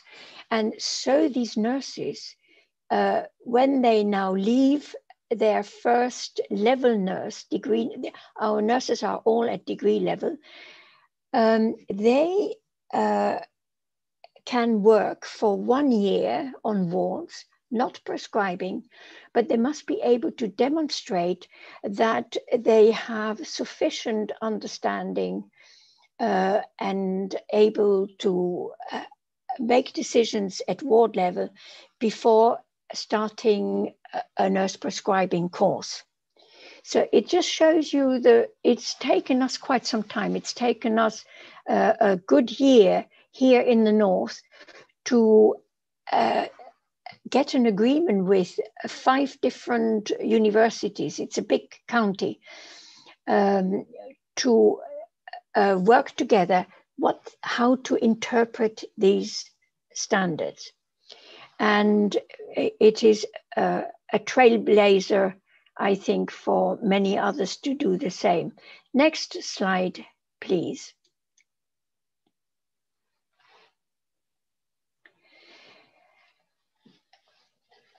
The regulatory body, the Nursing and Midwifery Standard, states that the newly qualified nurses will have higher level of proficiency.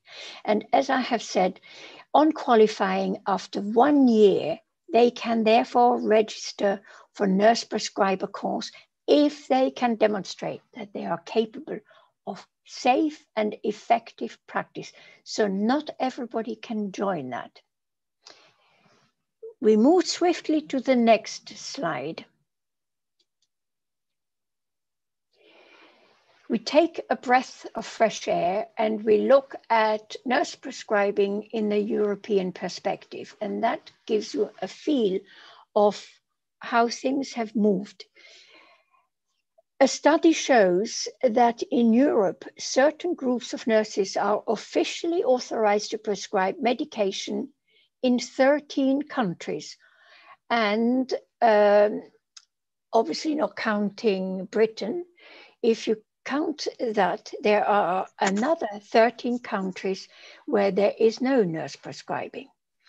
The 13 countries are nationwide in 12, but the 13th country, Switzerland, it's only the Canton Vaud, there's one of the cantons where they have where they're officially authorized to prescribe. But I know from discussions with colleagues in Switzerland that that will soon change in the German-speaking countries, and Italian maybe as well. But of those 13 countries, 8 of them introduced nurse prescribing only in the last decade. So again, it has taken them at least 10 years to get there. And it is only Ireland, Netherlands, and UK who grant almost full prescribing authority within nurses' specialty. Within UK, and I think Netherlands as well, it is full prescribing authority. Now, it should be noted, and that is with some sadness that I say, if you remember, I went to the States a long time ago to watch advanced nurse practitioner in a clinic working with great autonomy. It should be noted that the autonomy of nurses in advanced nurse practitioner roles in the USA, which we eyed with some envy, has been much eroded now.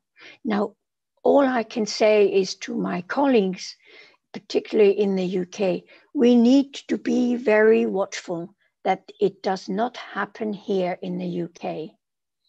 We could have problems. Next slide, please. So often I get asked, where can we work? The areas of practice.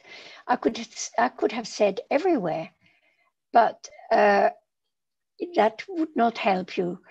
The advanced nurse role is autonomous, and they are now all nurse prescribers, and whilst working independently, there is close collaboration and consultation with medical and other specialist staff.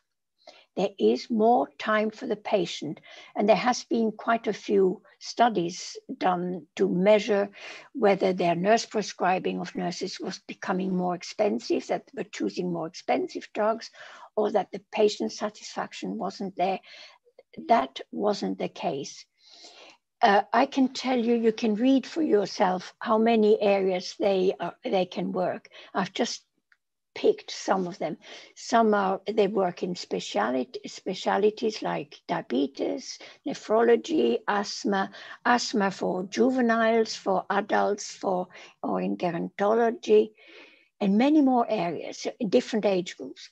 Urgent treatment center, out of hours teams, in accident emergency medicine, etc.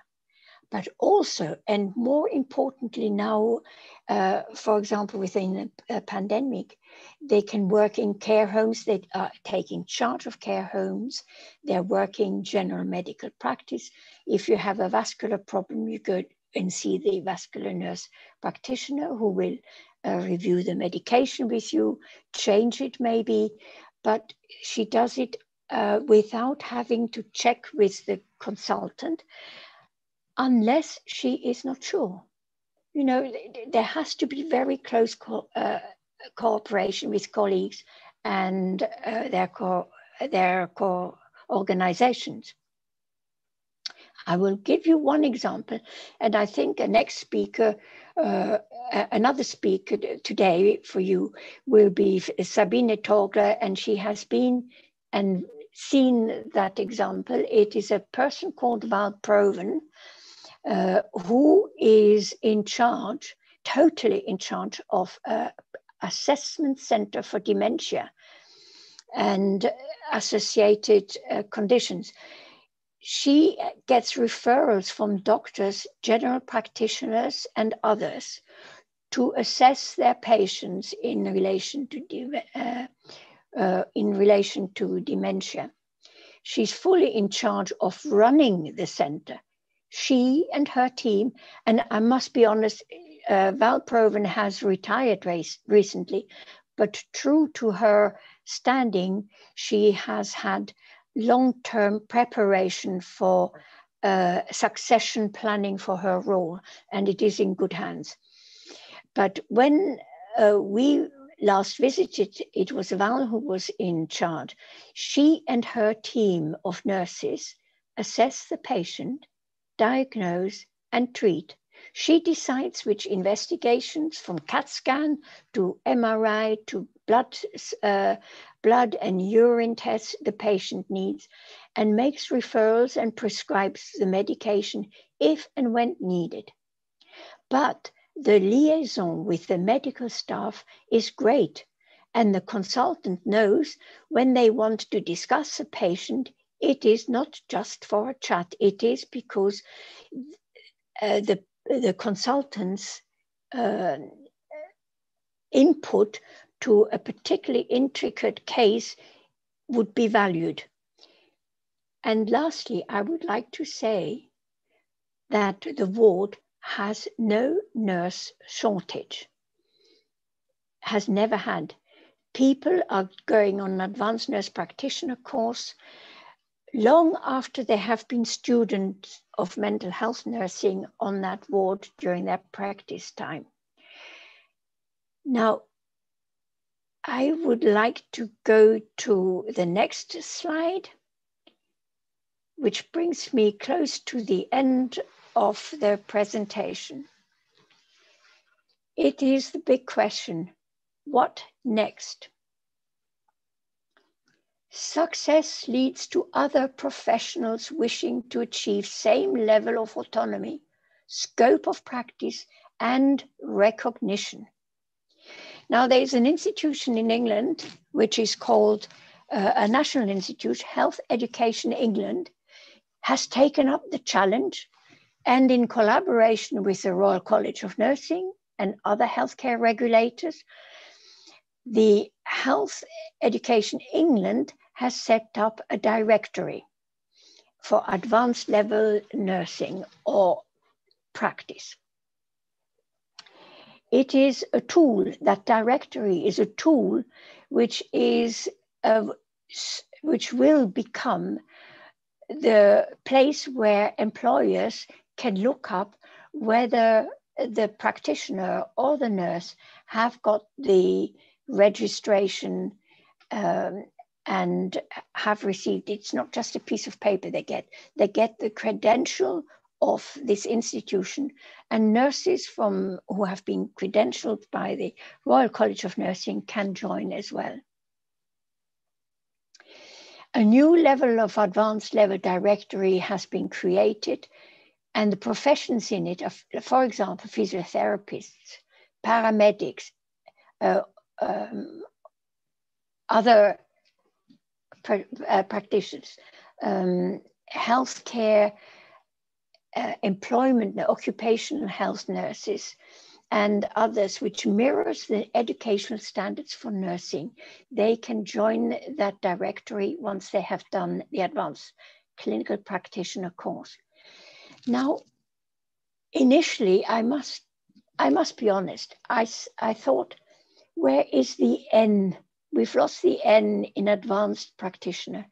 No more advanced nurse practitioner, but advanced clinical practitioner is born. You can still use the title advanced nurse practitioner, there's no problem.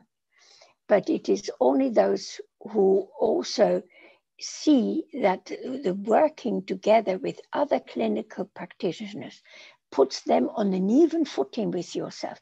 And the big thing is that this just makes much better multi-professional and interprofessional working possible. It is clearly a road map for the future, which we need to be aware of and which we need to embrace. Now, I have said that the Health Education England organization is important in England, and just I would like to put a marker down for you who might be attending the next Congress of ENDA, which is going to be held in Reykjavik. The director of Health Education England will be the key speaker there. He is a nurse, Mark Radford. He is a mental health nurse and an adult nurse, has done lots of research, and I just know that this development is in good hands. And that is why I am glad that he is going to be our keynote speaker in Reykjavik.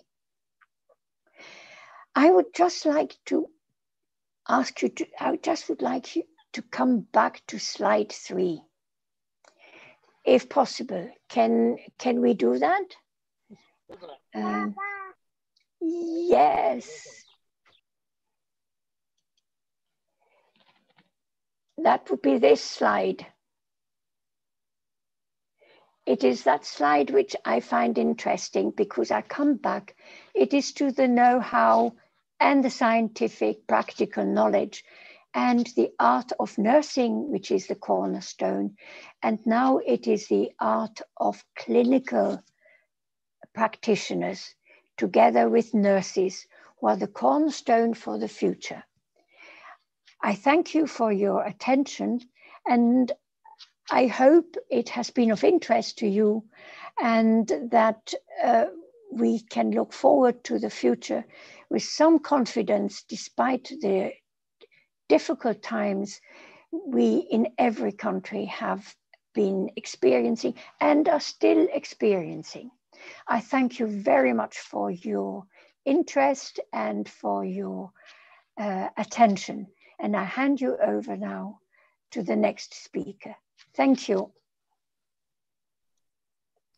We thank you, dear Jacqueline Filkins. Bruce, can you share? Yes. We give our thanks to our dear speaker, Jacqueline Filkins, for her presentation, revealing the challenge of the APNs and the prescribing issues. Now we are able to get some questions. I have seen one in the chat screen.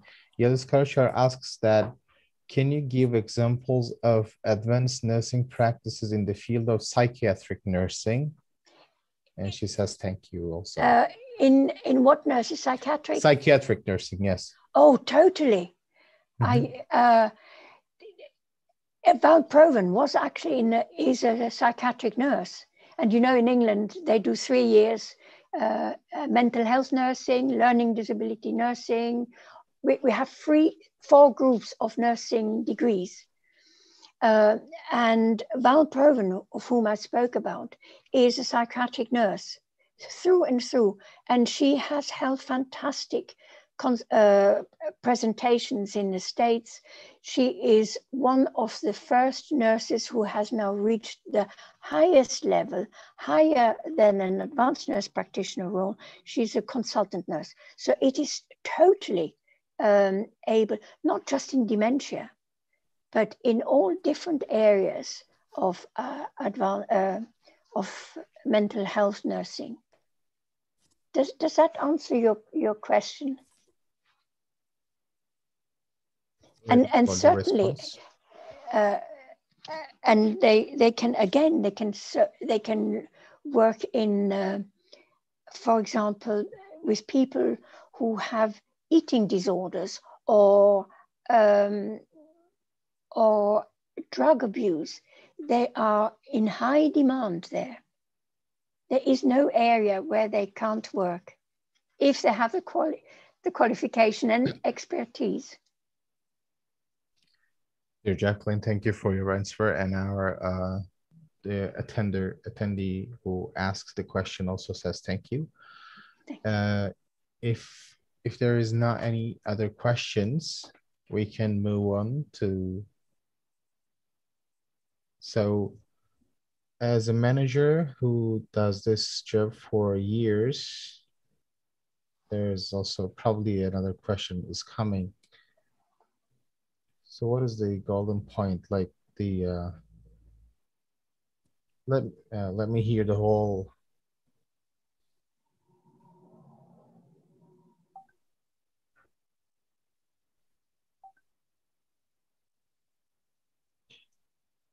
So one of our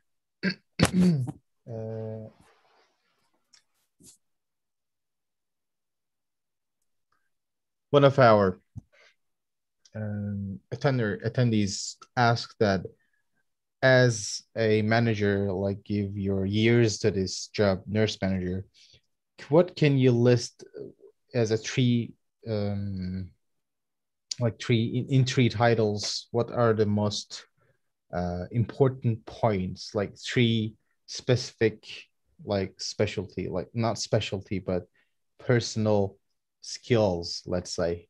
What is the first three? Can you name them? For me? Yes, Jacqueline. Oh. Like as a years of manager nurse, that you have the experience of being a nurse manager for over years now. So would you like list the best? I just had a birthday, so yes. Yeah, the best three skills that someone should have. Listening and keeping up to date. But I still think listening, you need to know your staff. I think it is crucial, and you need to find the people who have that spark, you know, and whom you can motivate. So that's why I feel that a transformation needs to take place, because when I first moved from the south of England, which was a modern area, and I'm speaking now about 30 years ago, when I came to Cumbria, which is in the north of England. And I hope the nurses from Cumbria will forgive me if I say, very often they said, oh, we can't do that.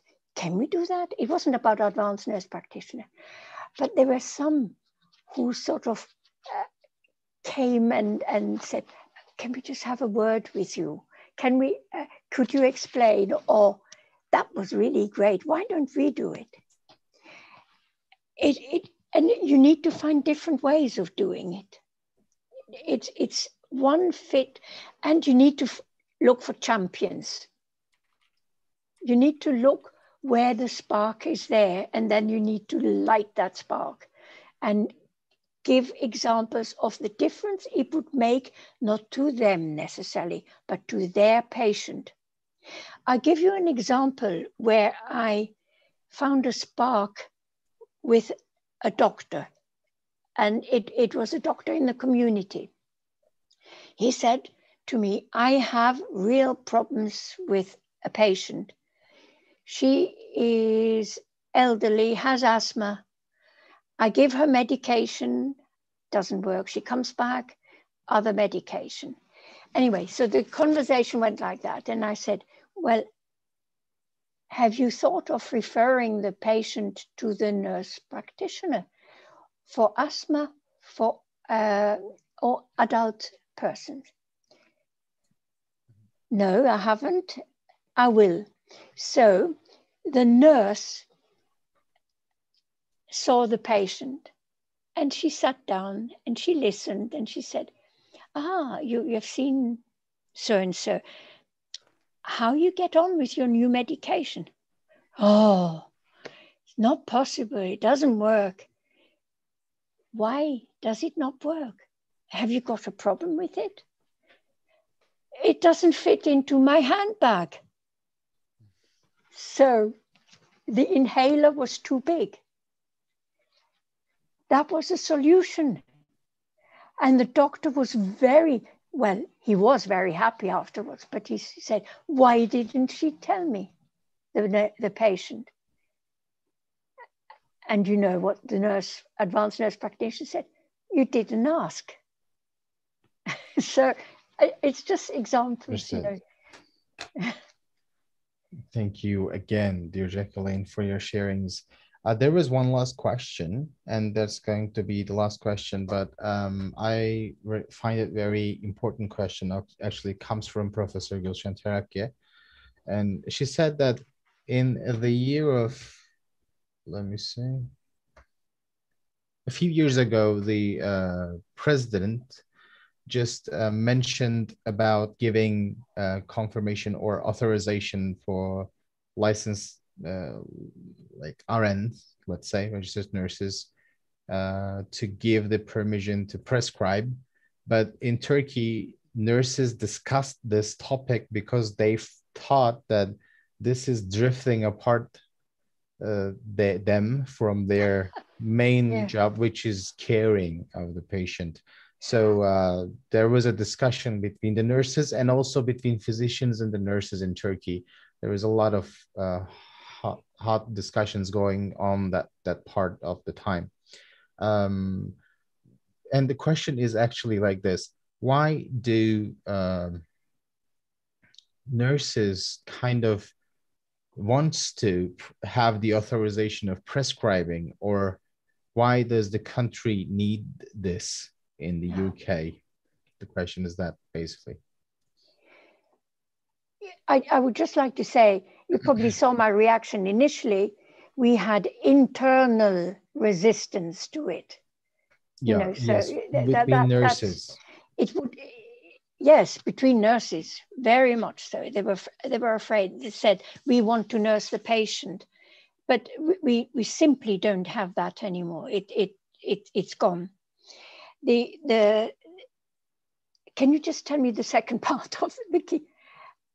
The second part was why country needs this kind of an authorization. Why it's needed. It is absolutely. It is immensely important, particularly with nursing shortage, because you can see that the multi-professional working makes a more equal field within the professional. And it's far easier to contact another professional who is at the same level to say, what would you do in this instance? Or this patient has difficulty going out of bed, and if she could get out of bed more easily, her breathing would be maybe improving, or her confidence or his confidence. So the advanced nurse practitioner can just pick up the phone and ask the physiotherapist to come.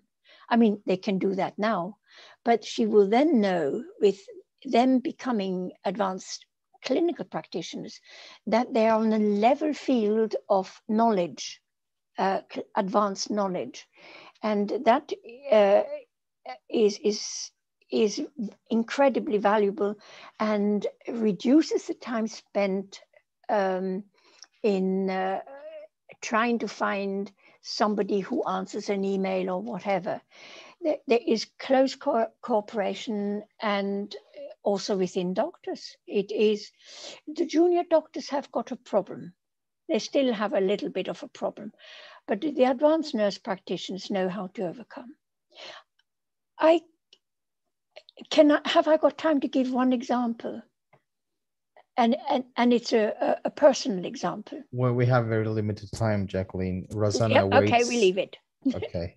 So if we have time at the end of the sessions, and we will really be happy to hear those extras from you. If it's okay for you too? Yeah. Okay. Yep. So again, we thank you very much, Jacqueline. So let us continue with the topic, a simple strategy for nursing leadership enlightenment, provided by Rosanna Suetic, who is a nurse consultant from Croatia with a lot of experience in high-level nursing management, more than 35 years. Her specialty is establishing nursing service in new hospitals, which includes quality control and preparation process for accreditation, education, prevention of hospital infection, optimization, and planning of operating theater activities. She gives consultation on workflow definition, hospital cost decrease, support analysis, ability to solve non-standard tasks with an innovative approach, organizing skills, and high performance standards and planning.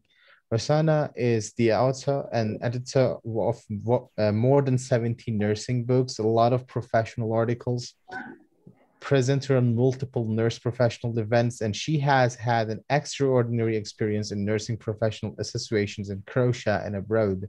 Now she is and the vice president. Sorry, there is one person, just hello, everybody. Yeah, Rosanna. Yeah, here. Just a little bit more words to let you introduce to the participants, if you allow me. Okay. Great. Thank you so much. And now she is the vice president and has a master's degree in nursing management and postgraduate diploma, nurse research from King's College London, ISO certification audit, GCP certification, etc. She is the CEO of nurse professors at 2 Croatian universities for module nursing management and nursing informatics. Let's hear her for wonderful experience and speech on a simple strategy for nursing leadership enlightenment. Dear Rosanna, thank you for your patience, and just we waited you a little bit. So we have made you wait a little bit more. So the stage is yours. Thank you again. Thank you so much for so long introduction, myself, and dear friends and very honest colleagues. It is a great pleasure for me to participate in this digital conference. Thank you so much for organizing dear Fusin in this nursing week, so nice conference, and collect the colleagues from the Turkey and from ANDA, and it is a great opportunity to develop new knowledge and new experience around the world. So, as you know, nursing is one of the fast-growing professions, widely considered to be an art and a science. The same thing in the, just a moment, I need, okay. So, as I previously told, nursing is the one of the fast-growing profession, widely considered to be an art and a science. Also, we are the unique profession and clinical profession close to the heartbeat of the patient. As we know, the last year in the 2020 is a very special year in the more things. Around the world, there are a lot of changes in the family. This includes also a professional world, traveling, hobby, almost everything. But now we are going to the next year. Next year is the 2021. This year is continued also year with many challenges, and the ICN also and the World Health Organization say this year is to health and care workers, this international year for all healthcare workers, especially nurses. What is the reason of this special situation? The reason is something very small. Everybody around the world talking about the COVID-19 virus. These small things is casual of all our trouble or all our challenges.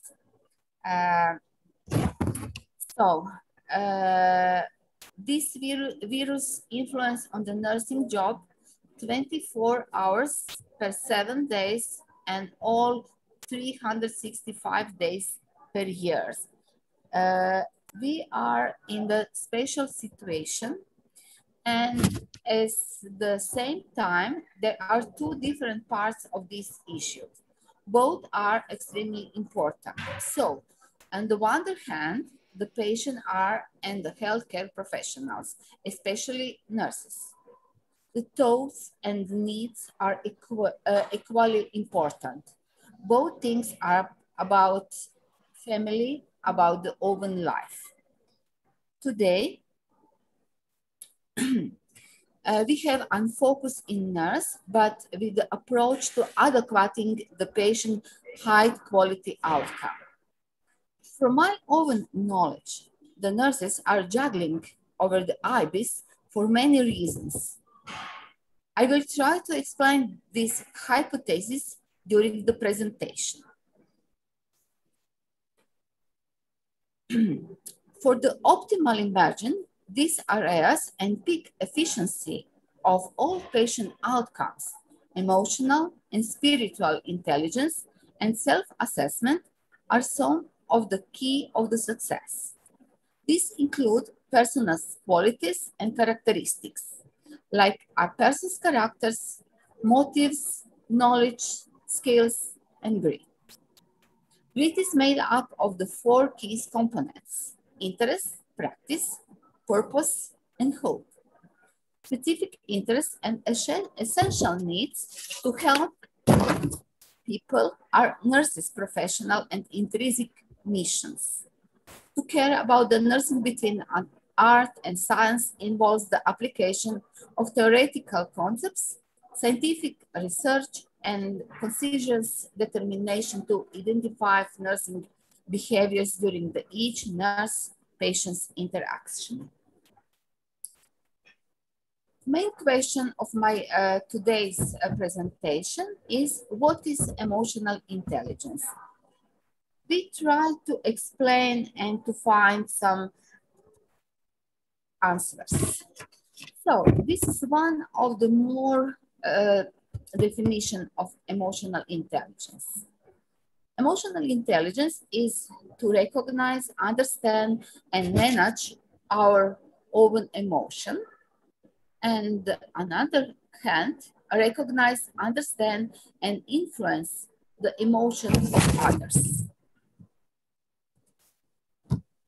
There is 2 basic principles associated with emotional intelligence.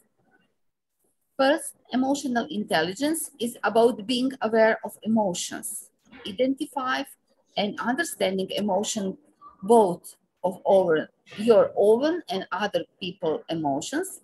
Second, emotional intelligence is about using and managing emotions of our own and other people. Let's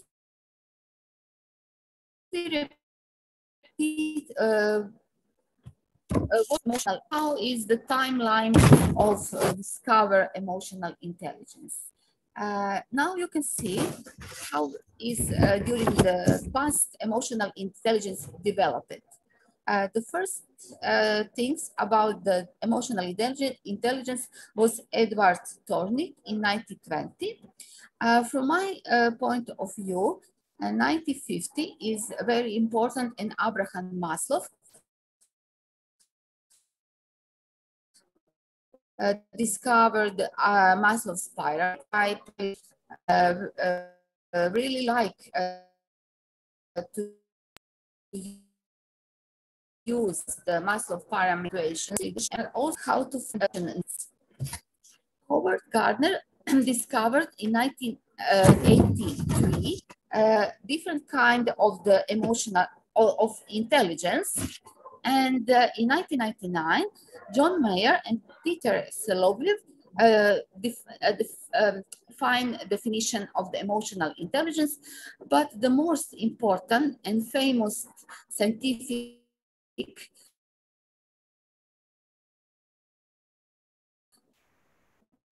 who had the first book about the emotional intelligence.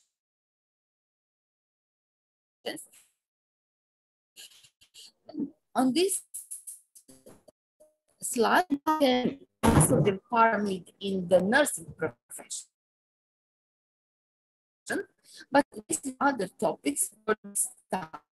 On this slide, what kind of intelligence we can find around in the world.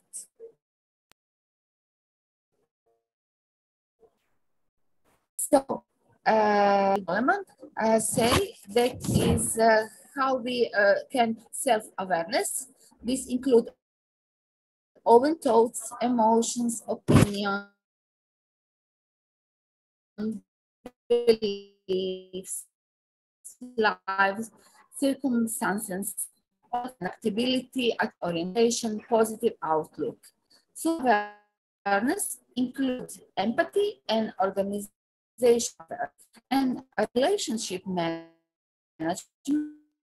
with the other people, include influence, coach, management, the Rasana, can you hear? Let's go to the empathy.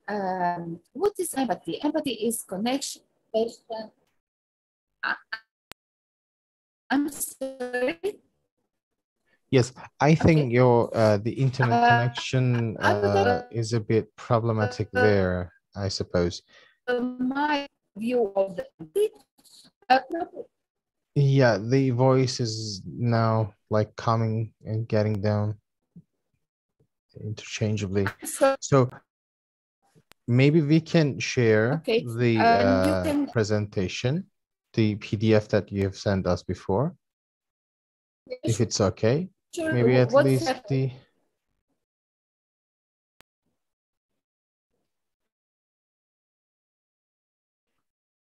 So is it possible for you to like log off and in again, and while we share the presentation? Will that be okay for you, Razan? I think yeah, it's getting. Buse, can you share the PDF with us, please? Yes, Canberk. Yes, Canberk. Okay.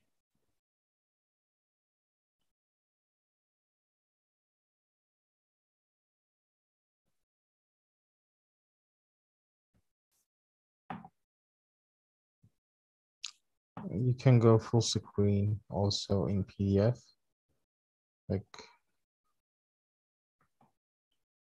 okay. Can you see? Yes. Can you right click? Can you do a right click, please? Sağ tıklayabilir misin bu şeyi? Tam ekranı burada. Yeterli. Adobe yok. Tamam, anladım. Tamam, böyle duracak o zaman. Biraz büyütelim ama. Tamam. Rosana'yı bekleyelim. Let's wait Roshana to come again.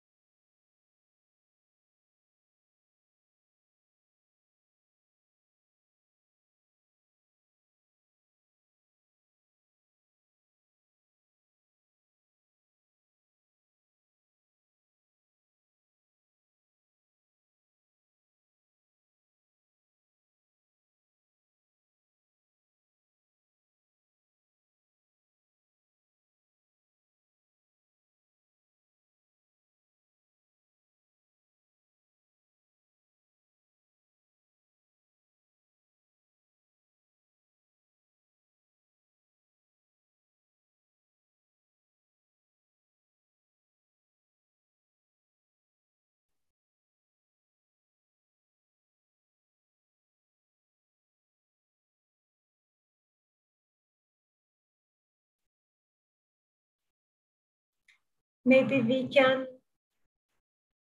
continue with Sabine.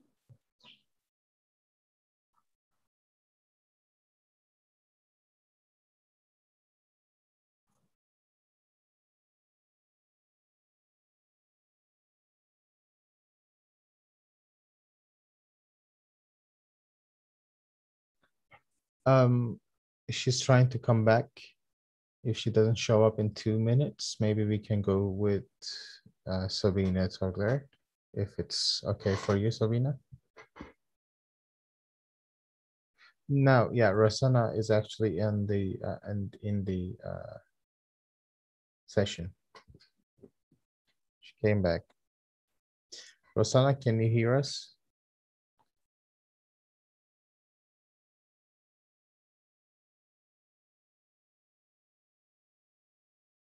Rosanna? We are not hearing. Do you hear us? Thank you, Sabine, by the way.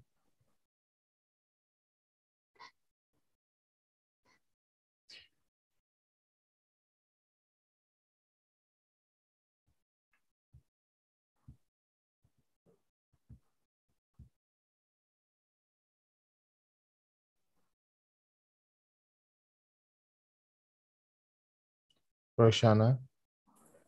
Okay, I cannot share my screen because I haven't. We have shared, so therefore the connection will be better, we suppose. So you can tell our friend to move among the slides. I'm sorry for this trouble. No, it's okay.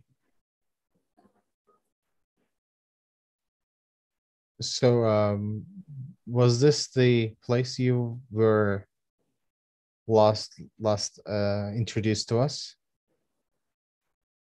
This slide?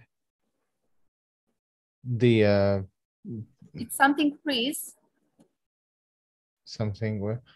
Okay. Can you go further, or should we go further or back?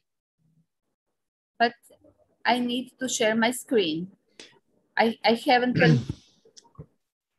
So you have updated your PowerPoint, I suppose. Okay. So no, if you have updated your PowerPoint file, so if it's a different one which you've sent us before, so this is the same. This is the same. So okay. So do you see the screen now? Yes. So is this the right place that we should be going from but now? I cannot go. No. You won't be going. You will saying just go and come forward and go forward, go back, etc. Okay. Is this what the I right should place? Do? Which page were you in at the last time? Should we go further from your slides? Yes, this will be okay. This is Maslow's pyramid. Okay. So we can continue from here. But I cannot allow by myself the change the slide. It's okay. You will say our friend. You will say, and our friend will change the page. Okay, I understand. Okay, thank you so much for understanding this trouble, but technical issue is sometimes very important. So on this screen, you can see the Maslow's pyramid, and I like this pyramid, and yeah, I use Maslow's pyramid also every day in leadership skills, and also in also for the find what our patient needs. Can we go further?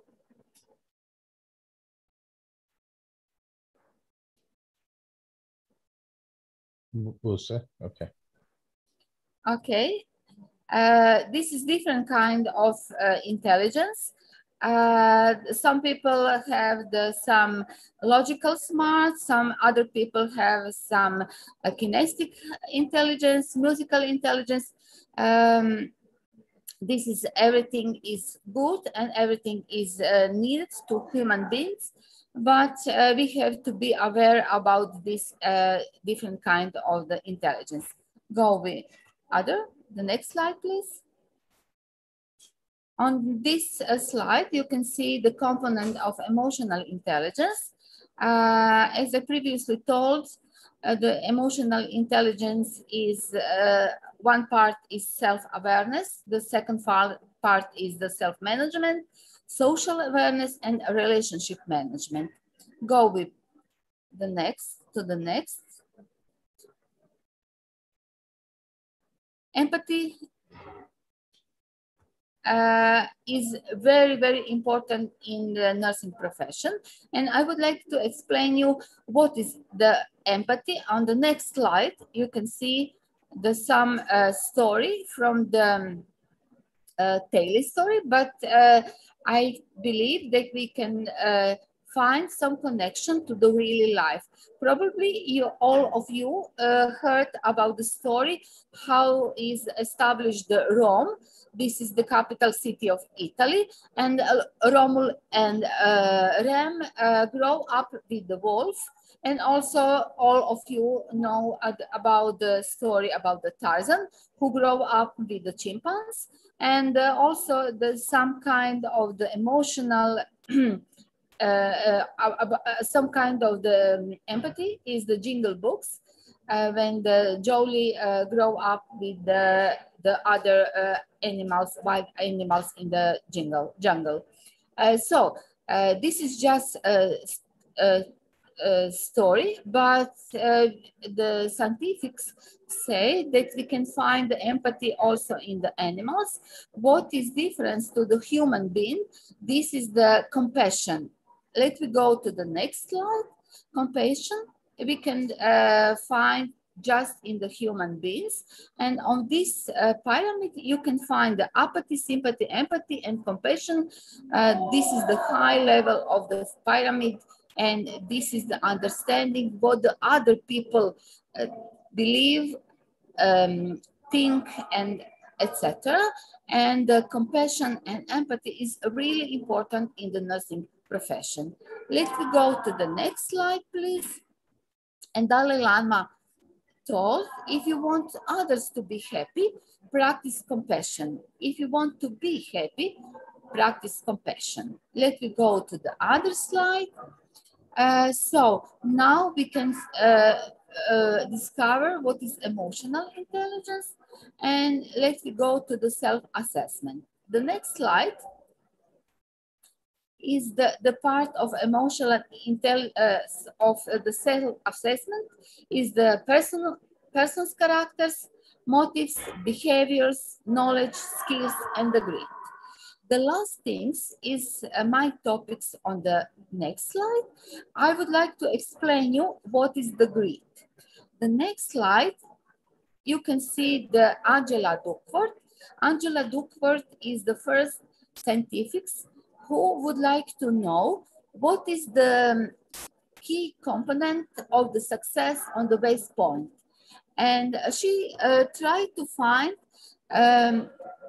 because each students who would like to finish the West Point is excellent students, but this 1%, not all of students finish the West Point. And Angela Duckworth find that these small things is the grit. What is the grit? Let me go to the next slide. The grit is from the Angela Duckworth's word, having a passion and perseverance to achieve a goal regardless of the challenges, obstacles, or fails. On the next slide, you can see the one excellent example of the grit. Probably all of you know the Lady Gaga and the speech. What is the speech of the Lady Gaga on the Oscars ceremony? If you have a dream, fight for it. So the Lady Gaga told, I have worked hard for a long time. It's not about the winning. What it is about is not giving up. If you have a dream, fight for it. There is a discipline for a passion. It's not about how many times you fall rejected or you fall down and get beaten up, but how many times you stand up and are brave and you keep on going.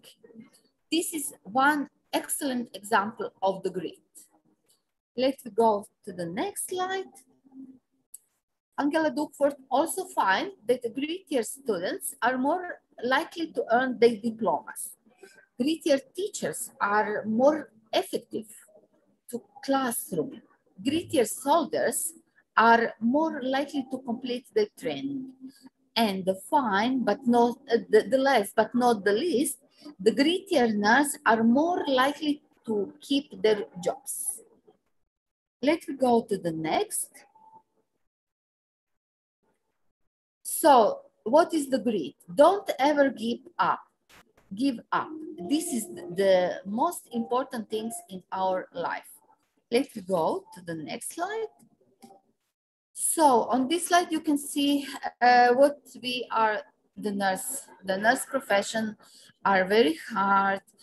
In one day, we can find the more difficult situation, but the next day, we recovered and go to with the new energy, with the new passion to the new patient. And however was today hard and challenges, the next day is the new day for us. Let's go for the next slide. And I really like and prefer these quotes about the Florence Nightingale. Save one life, you are a hero. Save 100 life, you are a nurse. Don't please keep in mind these quotes, and every day be proud to be a nurse. Let's go to the next slide. And Florence Nightingale also say, nurses are always been heroes. You are the deducted, you care, you make a difference, you honor. This is our Florence Nightingale. Let's go to the next slide. There are no shortcuts. It's your grit that keeps you coming back each day. The next slide is grit is living life like it's a marathon, not a sprint. You can find the difference with the sprinter and the marathon. Okay, let's go. I would like to share the next slide. I hope that it will work, this just small video. Can you go to the video presentation? Just click on the video, please. This is video clip. This is video clip. I hope that it's work. No? Okay, doesn't matter. Now you can actually share. Okay. If it's a video, now you can share your screen. I would like to share with you one example of my grit. I believe that everyone in this room is something wrong. And Roshana, I would like to share with you my grit example. Yeah, Roshana, as I said in the test, again, please don't forget to click on the share sound check. Okay, it doesn't matter. Okay. Just let's go to my presentation. Okay. My presentation is today completely difficult and with a lot of challenges, but I'm gritty nurse and I have enough patience to persist to the end of my presentation. Okay. It's possible to see presentation or not? Hopefully it's coming. Okay, I can talk. I wish to share my example of the presentation. As you know, Croatia is a beautiful country. By the way, probably next some conference we can organize in Croatia. We have the beautiful sea, and my family has one house on the seaside, and all my life I dreamed that I can swim the long distance swimming from the Iceland to the sea coast. And one day I really, my dream come true, because without some preparation, without some sports training, I finished marathon swimming, and I was so proud, because I really need a lot of energy, a lot of believe in myself, and a lot of grit to finish this. But doesn't matter. This is, I really appreciate if you can share some great example from your life with us today, or the next day, or just in some conversation or in discussion. Canberk, can we have my presentation or not? There was a video, as I am not mistaken. Okay, but I didn't see. Okay, I didn't see. Because you haven't shared it yet. Okay, please. let's go to the next slide, please. Okay, then, Busa, can you go on with the Okay. slides? Thank you. Okay, the next slide, please. It's not possible. Okay, this is my my timeline, my professional timeline. Okay, let's go to the next slide. This is all my book, what I published in nursing profession. The next slide, please. And I'm deeply involved in the nursing association and voluntary work. The next slide. So my dream come true, and now I have my own consultancy business, and this was some issue of my marathon swimming.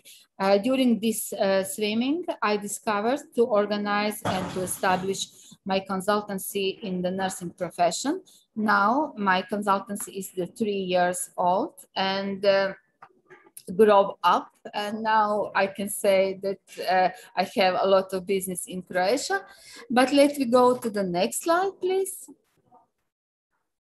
If you would like to see more, you can visit my website. Let me go.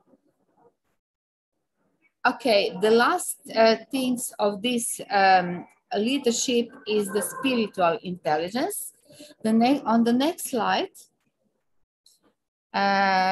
Also, we are human beings, and the holistic approach to each patient is extremely important, and holistic approach to the nurse in profession is also completely important. And one part of this leadership is also spiritual intelligence. Let me go to the next slide, please. To be a successful leader, you can combine the intellectual intelligence, emotional intelligence, and spiritual intelligence. In this case, you can use the whole brain. Let's go to the next slide. This is the 5 vitals intelligence. So spiritual, mental, emotional, physical, and moral intelligence.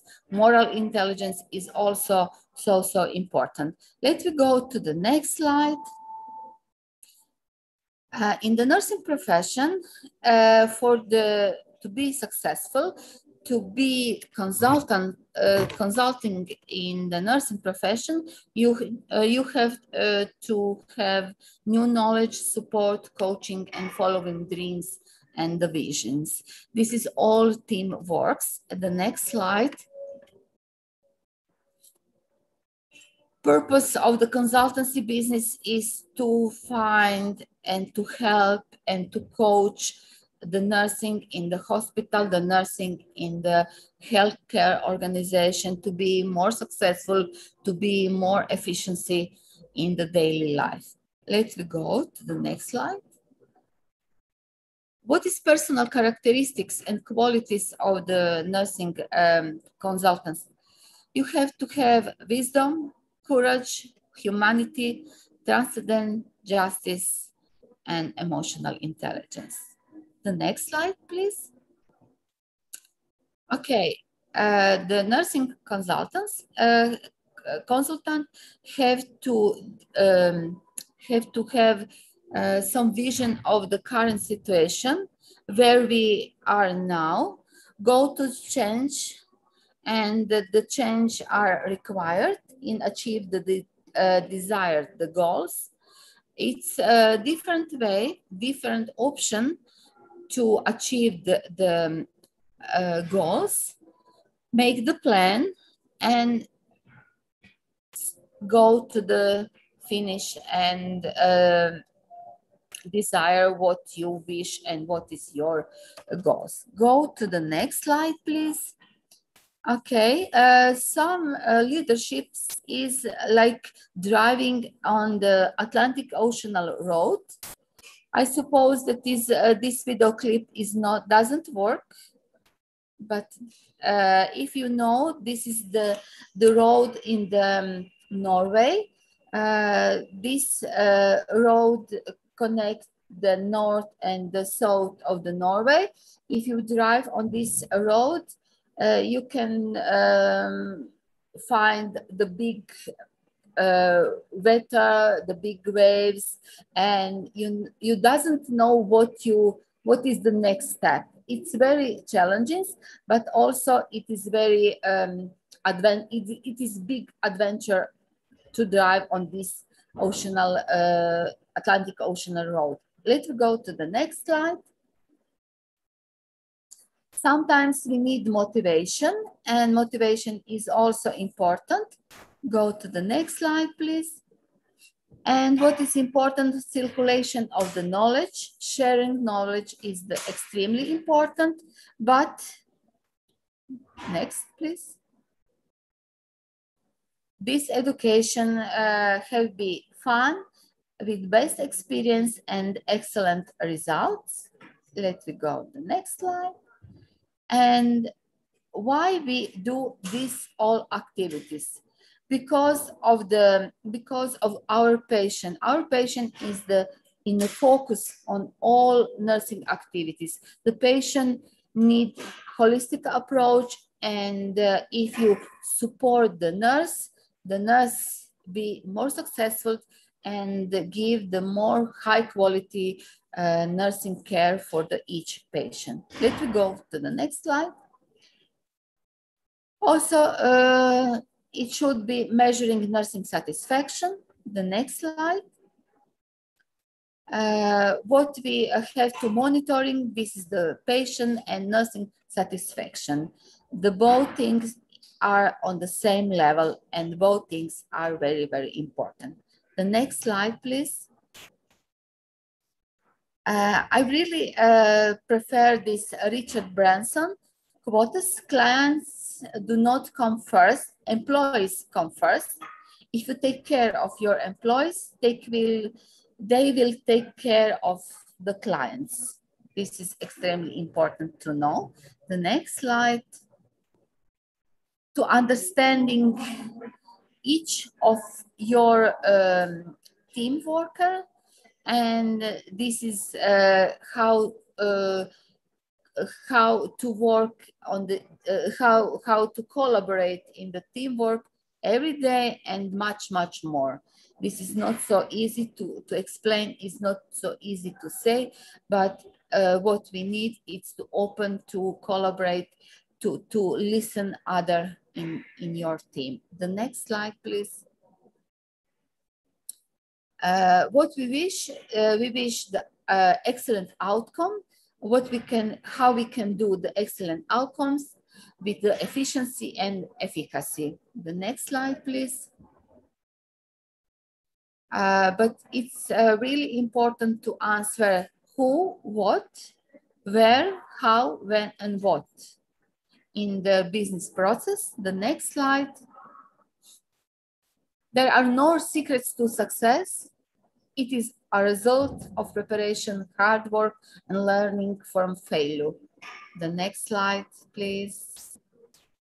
And the only way to every day be very successful and do the great work is love what you do. This is also a quote for the Steve Jobs. And the next slide. When the dream comes true, per aspera ad astra, we can implement this in today's presentation. It was with extremely extremely challenges, but now we are on the end my presentation, and I show you my grid and finish my presentation. Thank you so much to be patient, and thank you so much for understanding these technical problems. And if you have questions, and if you have some other things what you wish to share with each other, please go there and have a nice day. Thank you again, Roshana. Is there anyone who wants to share their own grids and maybe questions as our speaker told? Is there any? Well, we have one question normally, but it's for the end of the sessions, just a general question for all participants, not for now. And the whole participants it's going to be. So do we have any other questions? Füsun Hocam, were you going to be saying something, or shall we go? I think Sabine would like to ask something.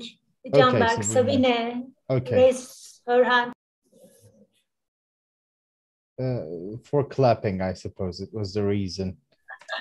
I clapped to Rosanna that she overcame her grid about IT. Thank you. Okay, so again, we thank Rosanna Schwedig for the great contribution that she made today. Now, today's last conference titled, How Important is the English Language in Nursing? This is also we get this question every day, probably, because we, as you know, our education is in English. So also, I think this should be a very informative section for the nursing students also. We'll be giving by Sabine Trögler, who has an academic background covered in BA in Nursing Management in University of Applied Science in Bremen, Germany, and University of Sydney, Australia. In 2003, she moved from Bremen, Germany, to Bristol, UK, where she worked as a staff nurse for 6 years at the Red Cross Hospital in Bremen, where she did also her training to become a nurse. She has 27 years of work experiences in nursing, staff nurse at the University of Bristol, founder and director of the International Nurses Network, English for Nurses. In the company, they write and teach own clinical English workshops for nurses, midwives, paramedics, physiotherapists, physicians. They teach within 5 European countries and 2 non-European countries.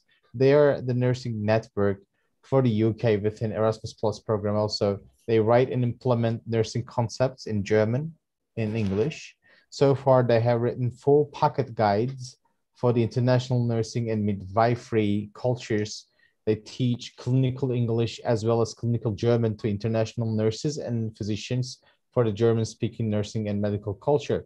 She is also a member of ENDA since 9 years, and she is member of the Royal College of Nursing in the UK, and member of the Nursing and Midwifery Council, member of the Red Cross Sisterhood in Bremen. So let us hear our last conference today. How important is the English language in nursing? And therefore, let us invite dear Sabine Trögler. And mics is of Sabine. Yeah.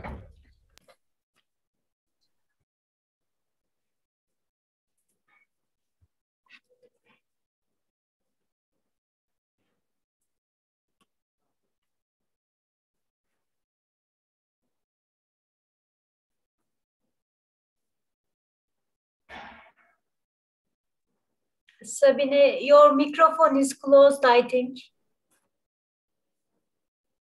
Sorry, I'm on now. Yeah. Thank you very much, Jan, for the very warm and welcoming introduction. And being the last speaker, thank you, everybody. Nearly 100 colleagues are still here with us, which is absolutely amazing. Thank you very much. I never ever thought to become a kind of a linguist as a nurse. And before I speak about my theme of today, I prepared a little thank you very much for the great colleagues in Turkey. Please allow me to read this little sentence in Turkish, and please do forgive me my pronunciation. Sayın Füsun Hanım, bugün sizinle birlikte olmaktan ve büyük Türk meslektaşlarınızla konuşmaktan özellikle mutluyum. Benim işim bir onurdur. Çok teşekkürler. So that is my thank you very much for being here with you today and being connected from the United Kingdom over to the great colleagues of Turkey as well as other great countries. Dan already said this, how important is the English language in nursing. Maybe you cannot hear it, but the English colleagues, they can hear my accent. I'm not English, I'm German, but I lived since 18 years in the UK, and this is the reason why my English is fairly fluent. Next slide, please. The question is, since I live in the UK and had to learn English quite fast to work with colleagues and my patients on the ward, is I question myself throughout my career, why is English so important for nurses? So when I was still living in Germany, so 20 years ago, I never thought about English being an international language. It was just a language which I had to learn in school. So then I started my nursing training, never spoke English on the ward. And then, yeah, of course, I moved to an English-speaking country, so I had to learn English. And yes, to a quite high level to be able to speak with my patients, as I said, and also with my colleagues. So over the last 20 years, I think us nurses, and especially us nurses who don't have English as a mother tongue, we are facing the challenge. We have to learn and we have to be able to speak more and more English. So the reason why I'm speaking about English today is quite easy to say. English is becoming more and more popular in healthcare, whether you are a nurse, you are a midwife, you're a doctor, or you're a physiotherapist or any kind of therapist. So, and then the question is obviously why? Why do we, as nurses, we need to have so many skills. We need to do this, we need to do the pumps, and we need to do the drains and the catheters and loads of stuff we need to know. And now we have to learn English on top. Yes, and we have to learn English because the great speakers before me, they said it, and also the ICN, Mrs. Kennedy confirmed it. First of all, it's a shortage of nurses. So we are getting short and short. So that means the hospitals, they're going to fly out to other countries and they recruit on an international base. And the first contact, what they have with their new workforce, mean new nurses, new doctors, new midwives, is in English. Next slide, please. And it has also shown the shortage of nurses, and it's actually on my further slide is another reason why English is so important is globalization. More and more international patients coming into the A&E department, accident and emergency department, medical tourism. Yeah, medical tourism in loads of countries is a big income. So it's the economic factor. And refugees, refugee camps, aid work, nurses, midwives, doctors fly out to, for example, Africa, or they work in big camps. And I'm well aware about Turkey, you have big, massive refugee camps. And so nurses work in these camps. And again, the first language that they speak or try to speak with their international patients is English. But all in all, we can say, if you are able to have a, well, can I say good basic understanding of the English language, you as a nurse, you as a midwife, you as a doctor, you automatically ensure patient safety. We healthcare professionals, this is our core task to ensure patient safety. So basically, we can say to our patients, you are safe. You are safe because you are with me as a nurse. Sabina, I'm a nurse as well. I work tomorrow on the ward. Today, I'm with you here. So English supports the patient safety, and this patient safety can only be achieved or relies on effective communication. Now, the National Center for Biotechnology Information, which is based in the United States of America, they quoted in 2020 that actually research has shown if you can't speak with your patient in a good professional way, their recovery is much better. So for a hospital, it means the patient will be discharged very soon. If you cannot speak to your patient, you don't understand, he or she is in pain, he or she is hungry, or they have to be prepared for the operation and they don't understand that they're not allowed to eat and drink or smoke anything. In English, we call it kneel by mouth. This is a surgical preparation for the operation. So the patients make mistake, and this can have an effect on their treatment plan. So, and this is actually what the quote says, that, patient who understands you as a nurse, you as a midwife, you as a doctor, is better for the healthcare outcome. So that means the patient can be discharged back at home and a new patient can come in. This has also an economic effect on the healthcare setting. Next slide, please.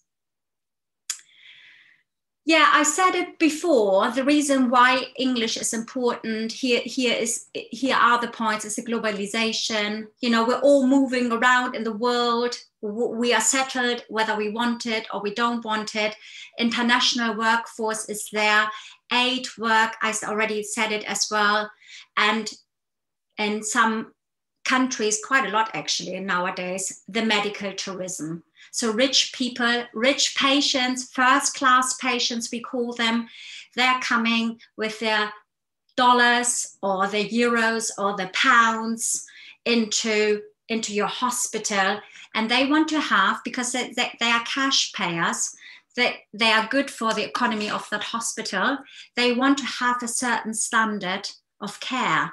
And again, these wards, they are run by English-speaking nurses or who can speak English. Next slide, please.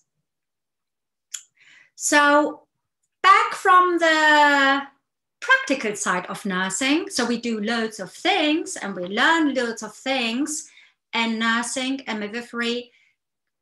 The majority is here today, well, all of us, we have an academic background, and that's what it is. English is in academia. Whether you study in Turkish, or I studied in German, or you study in French, you will read, and you have to read English articles and studies and papers and publish them, preferably in English. So the better you write in English, the more likelihood is you're gonna reach to a broader, to a bigger publication audium. And so research and nursing science is in English. The midwives, they have their science, obviously, they publish and write and, and read in English, and the medical science as well as the physiotherapist science as well, and paramedic science and other therapists, psychotherapy science is all in English. Yeah, if you stay in your own mother tongue in Turkish or again in German, your readers will be limited. So that is the reason why academia took English, which is a word language, it's pretty much there in academia. And I'm sure all of us, when we wrote our thesis, or some of the great speakers that have done their PhD, they had to, write parts of their thesis in English or the whole thesis in English, which is in academia world quite normal. So that is another big point or important point why English is now so important in healthcare. Next slide, please. As I said, as nurses, midwives, doctors, we have to learn a lot of things, and now we have to learn on top English. But how do we overcome these kind of barriers, language barriers? I mean, to be honest, if I would learn Turkish, you heard my quote. I was practicing this morning, probably 15 minutes for 2 sentences to get these 2 Turkish sentences right. Yeah, it's a big thing to overcome your personal feelings to speak another language in front of your colleague and in front of the patient. But we have to overcome. Yeah. So all I advise is language. It's quite an easy language you have to speak to your international patient. Ne izin vermiyor? Dan, Ne yapacağım? Dan, can I just say there's a big background noise. Now it's off. I have handled it. Thank you very much. So what I say, being teaching English, clinical English myself, use a plain, in this case, it means easy language. The easier you try to speak to your international patient, the better the communication will be. And of course, loads of hospitals of today, or community hospitals, or healthcare settings in general, they have translation services, they have translator list. Most of the time, I try not to use family members. The reason why is, for example, 3 weeks ago, I was here in my hospital. This is the University Hospital of Bristol. I work there on a surgical ward, and I had a gentleman who only spoke Punjabi, which is a language in the Indian region. It's spoken. I cannot speak Punjabi. I only speak English. So the daughter was so kind enough to be the translator, and there was a conflict in the translation, and I could see it, that the daughter didn't translate one to what I exactly said to the patient.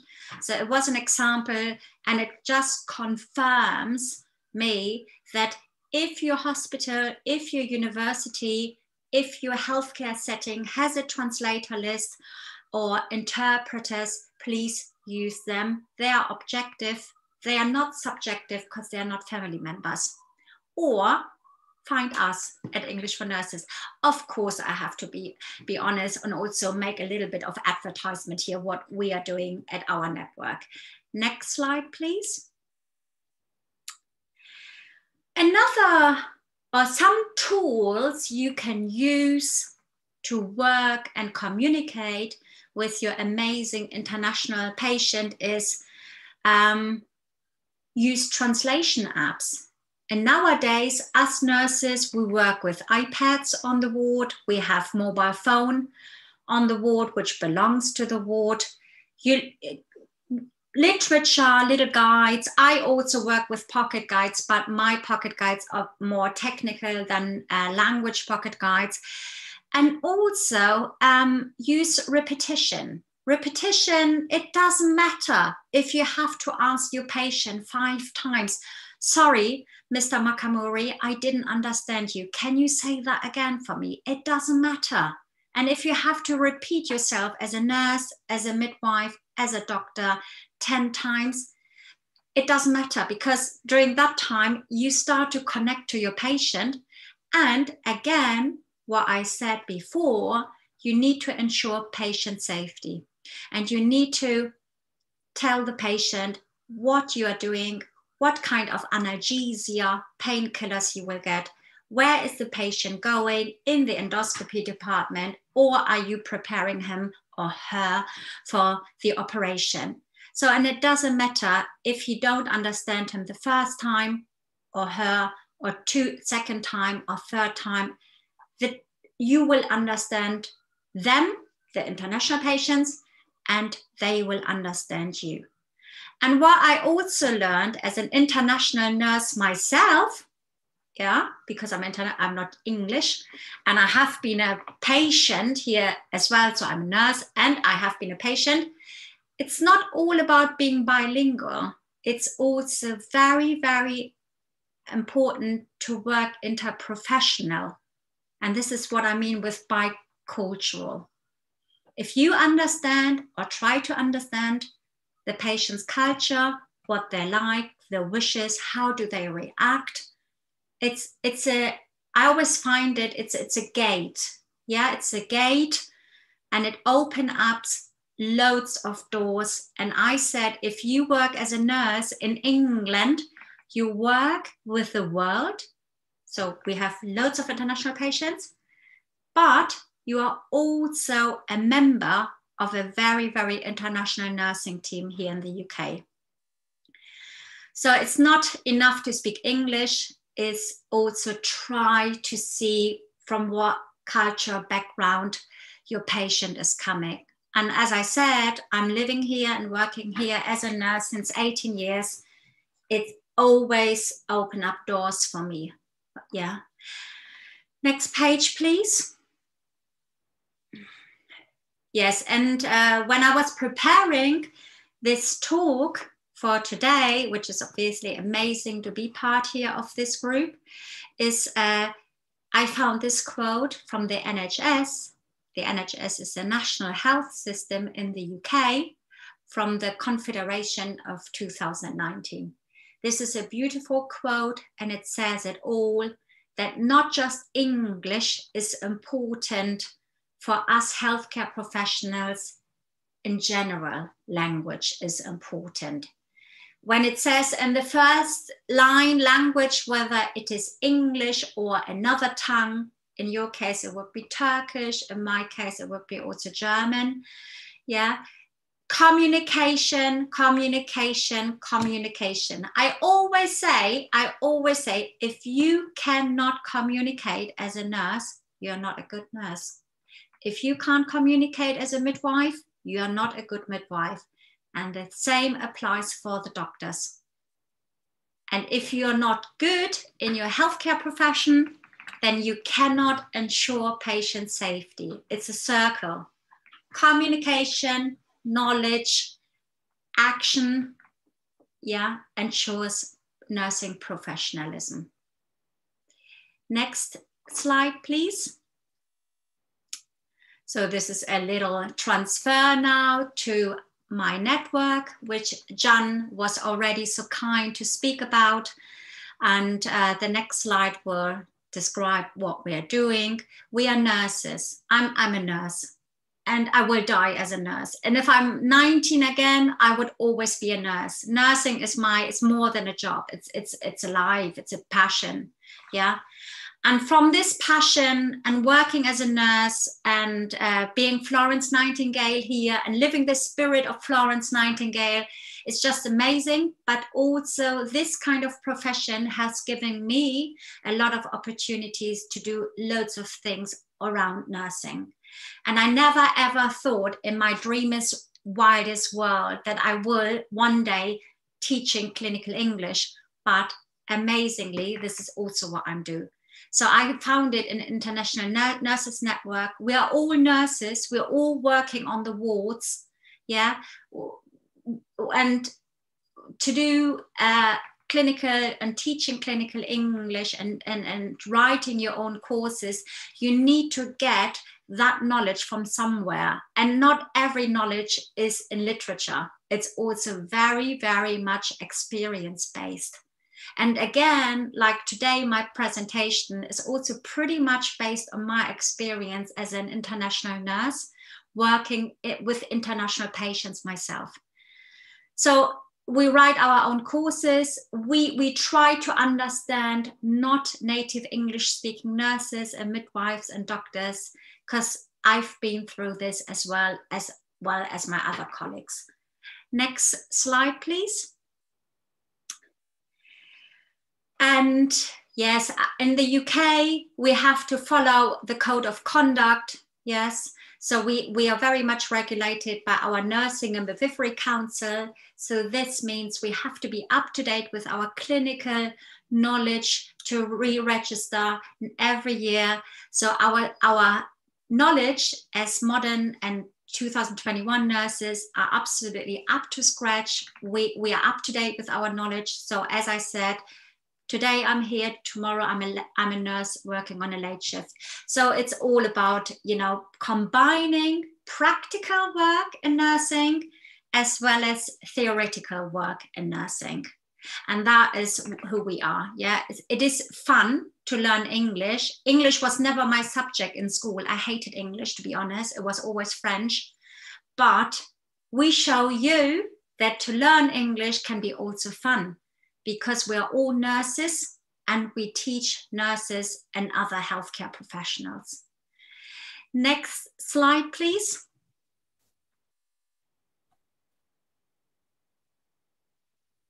I have prepared, so give you an overview how basic sometimes English can be if you do a patient admission. Yeah, I prepared some slides for you. It's not rocket science. You will all follow everything, because the beauty of teaching clinical English is you reflect your work only in another language.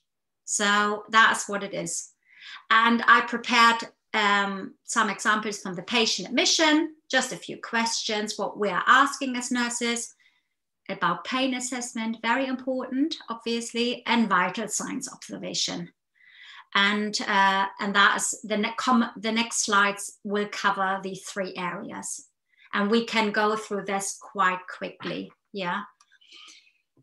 We always say it's a clinical setting. Here's Mrs. Shamila Khan, you know, she came through A&E department. She's 47 years old. And this is what is she presenting. She can't speak English and her breathing is a little bit too fast. Yeah, and so how can we speak to her? Everybody knows that example from our practical world. You know, everybody had these Mrs. Khans on their wards, and this is how we start to work. Next slide, please. This is how you could start, you know, your initial questions, very easy. You know, my name is Elif and I'm a staff nurse. Welcome to Ward 3B. That's it. This is beautiful. It's a warm welcome. And you tell Elif Khan who you are. You are a staff nurse. And then I would like to admit you. Is this okay? Can we begin? You see the plain language, which I said on the previous page. It's very important. Short sentences and the message is coming across. What is your name? What is your family name? Is this Elif Khan? You ensure patient safety. She is a right patient and she is under your care. You need to check the date of birth and also the address. Next slide, please.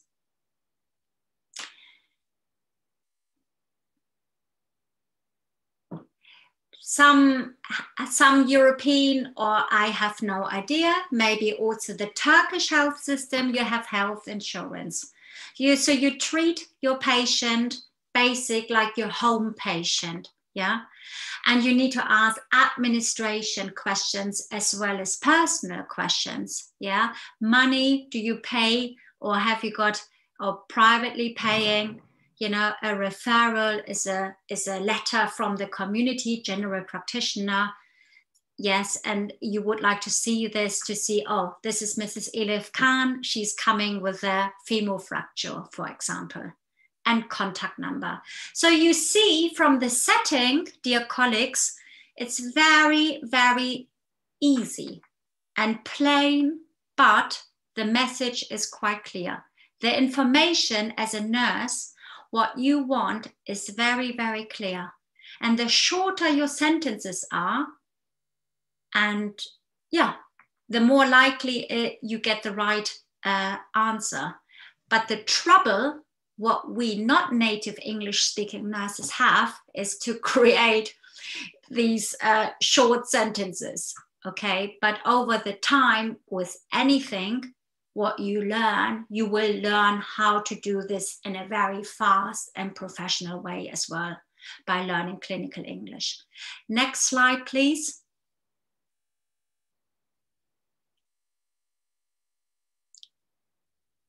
And again, next of kin, in English, next of kin is the contact person. Again, one line, you as a nurse want to have the contact details. General practitioner, you need to know, means a community doctor, and the contact details of the GP as well. Next slide, please.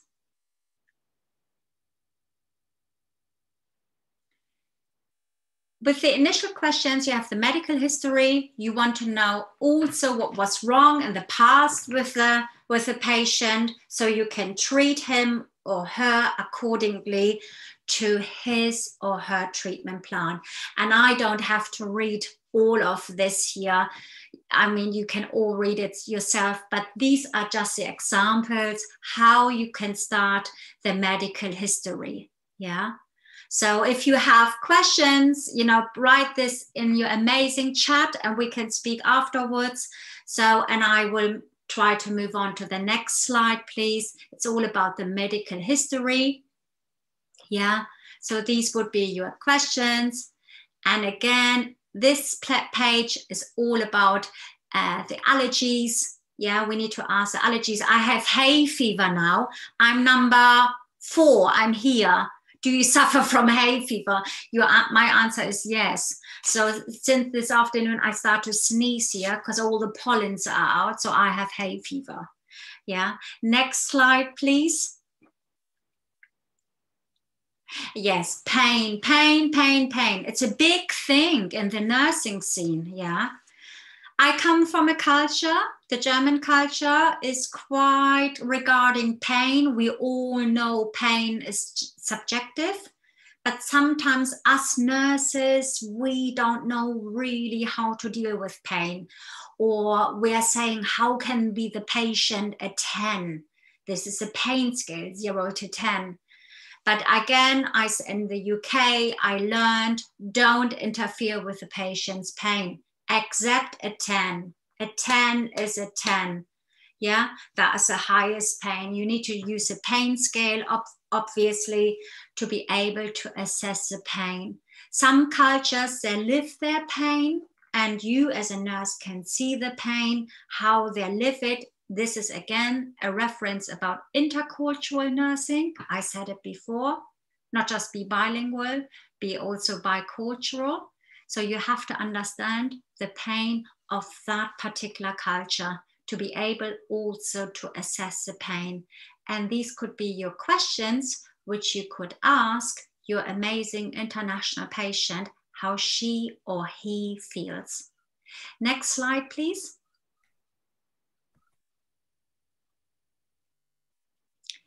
And this is all about which different kind of pains. And I'm very sure, and I'm very, in Turkish, you have the same like we have in German, in English, in French, in Arabic, in God knows language, what kind of different kinds of pain. Pain is not pain. So these are just examples, which I've written here. How do you describe a pain? Is a pain dull, intermittent, colic, cramp, stinging? Analgesia is here the key word. Analgesia is medical English, and the not medical English is a painkiller or a pain relief. Next slide, please. Yeah, and that is basically almost the end of my examples is vital signs observation. Yeah, so we have 5 parameters in the UK nursing path. We have blood pressure, temperature, oxygen rate, heart rate, and respiratory rate. And this all together are the vital signs. And again, the next one, please. You need to prepare your patient to let her, in this case is Elif Khan, to let Elif know what you are doing. You want to check her blood pressure and so on, the vital signs. And these are your easy understanding languages, sentences, what you could say to her. Very plain, very easy to understand, and very also slowly spoken. Yeah, that's also very important. If you communicate in another language as a healthcare professional, the speed of your talking, and now I'm speaking about myself, I hope you all understand me. I hope I must slow down. Yeah, and that is what it is. But you have the great honor also to have the translator of today. The next slide for us, please. And here again is an example, you know, how we would teach you, if you come to us to enroll yourself, how to do vital signs observation in English. Again, it's very important also always asking, are you still in pain, Mrs. Khan, or are you in discomfort? And if we know this, again, we can act professionally. Next slide, please. And this is who we are. This is English for Nurses. You see it's colorful, it's bright, it's funny. Jan, there's a little video. Maybe I get my grid as well, like Rosanna. Hello everybody, it's Sabine here at English for Nurses. We're teaching with a lot of fun, loads of enthusiasm. All our workshops are interactive, so that every colleague who signs up for any of our courses will be involved in speaking and reading and listening. Within our courses, you will get to know the nursing, medical and midwifery terminology, but also an insight of the British nursing culture. Come along, meet us and learn English for Nurses at www.englishfornurses.org. Stay safe, all the best, and meet you soon. Ta-da! And that's what it is, yeah? By the end of the day, if you have any questions about English for Nurses, we are a network. We help each other. Everybody who wants to learn English terminology or nursing science, study stuff, write us an email. We're happy to help, because by the end of the day, we are nurses. And we are a network of education. And like today, we could see it, we help each other. And that is how it works with us as well. These are the courses. Next slide, please. John, you can go now. Click, click, click. And yes, we all range now. We started with nurses, but we took the great midwives and the doctors and the physiotherapists to us as well. Because you could see throughout the years, English became more and more and more popular. But again, we are nurses. First of all, we stand for nursing, and then we invited all the other healthcare professions to come into our network as well. And that is what we decided to offer now to the great work colleagues. But as I said, if somebody wants to know something, drop me an email. Is all okay. We're all nurses, and I help as much as I can, okay? And the next one, please. I think I'm coming towards the end. Yes. Don't forget, everybody, we are in the biggest crisis of world during the last 100 years. The first was 1918 with the Spanish flu, which didn't start in Spain, as we all know. No. Everything is possible. Yeah, I'm normally working 25% in nursing, but the outbreak of COVID, I increased up to 100%.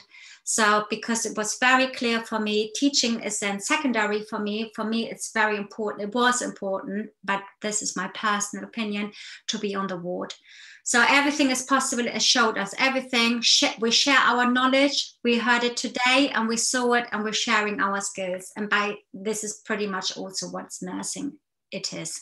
Next slide, please. And yeah, Chan already said it. We're working in the European Union, outside European Union, because Great Britain is not in the European Union, and we have amazing partners. And we are very, very happy that Füsun is now a big part of ENDA. So we start networking again. email us if you have any questions, because you are now hopefully also our network partner and we help as much as we can. Okay, and the next one, please. And then I think I'm almost done. Yes, promotion and pocket guides. These are the best word, pocket guides. So again, they are written from us for you, and everything is possible again and again and again. And I think this is almost the last slide, Jan. And then, yes. That is what it is. Nursing is knowledge. Nursing is indispensable and very, very important. How we know of today and in the future, nursing is international. Yeah, we're always speaking the same language, and the more we are united, the stronger we are. And that's what it is. Definitely. Okay, John, I think that will be it. Thank you very much, everybody, for inviting me, for your interest in listening to me, why English is important, and staying online for nearly 5 hours along and listening to me. Thank you very much indeed. Thank you. We thank you, dear Sabina Thorler. Can we have the screen shared with the document of attendance? Before letting the word to research assistant procedure, I would like to challenge up some questions that have been asked in the chat already. One of our professor asked, like, in our country, some nurses who was affected from COVID-19, they wanted to make this like an occupational hazard, okay? And they tried to like make it legal, official, that officially this is an occupational hazard. And in your countries, was there any kind of appliance with coming from nurses to the governments in your own countries? These kind of interventions, was there these kind of interventions? Sorry about the sound. I don't really understand the question, because as a nurse, I got infected in the first wave. I was infected of COVID-19 when I was on the ward, lack of PPE, protection. I don't understand this question, how the nurses can make these allegations, because, you know, we are all nurses in this room. When we decided to be nurses, we knew right from the start, we have infectious patients. But I never thought I have 100,000 of infectious patients. So how can these nurses make it a hazard? No government. So let's, sorry, I'm just interrupting it, but let's not call it occupational hazard, but occupational illness or occupational disease. Okay. In here, some of the nurses were struggling with just to make it an occupational illnesses. So therefore, new social rights were at the door to become, because if you consider COVID-19 infection as an occupational illness, new social rights were up the door. So therefore, nurses just challenged this path to get the rights from the government. One of our professors asked if there was any of these kind of interventions coming from nurses to governments in your countries. The Royal College of Nursing in the UK and has made it quite clear that amongst the nurses workforce in the UK, because the UK had pretty much one of the highest incidence numbers in Europe, in first wave, second wave, and the third wave. So we expecting amongst nurses workforce now what soldiers had when they came from war, post-traumatic stress syndrome. Yeah. So, and this is very unique for nurses to show these kind of symptoms. So the mental health service in the UK for nurses has increased. There's counseling available for nurses. there is support, yeah. People, nurse managers, matrons, sisters, they recognize it about their ill workforce. But maybe Jackie and Iris and Rosanna, they can contribute to this as well, but I'm not sure whether COVID-19 is an occupational illness like back pain or stress in general.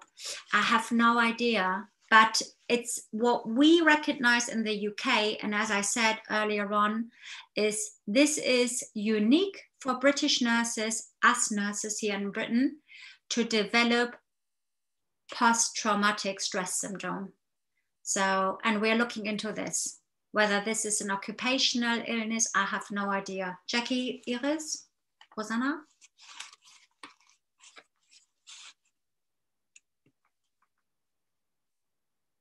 Iris, I think your mic is not connected, or you didn't choose the. Yeah. Jacqueline, okay. Okay.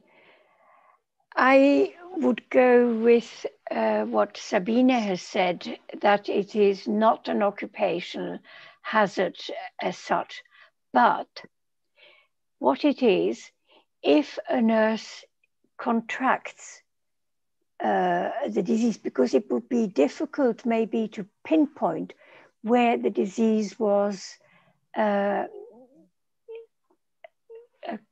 the contamination came from.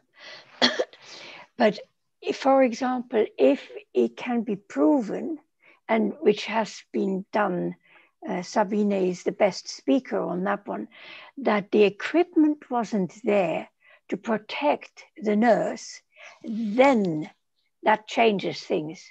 Then there is a comeback onto the employer, or in many cases, it wasn't the employer's fault, it was the wider national organization which was at fault, that the equipment, personal protection wasn't there. And I can speak on a personal level. One of my daughters was affected by COVID, or not just affected, got COVID. But there's a happy ending to it, so, you know.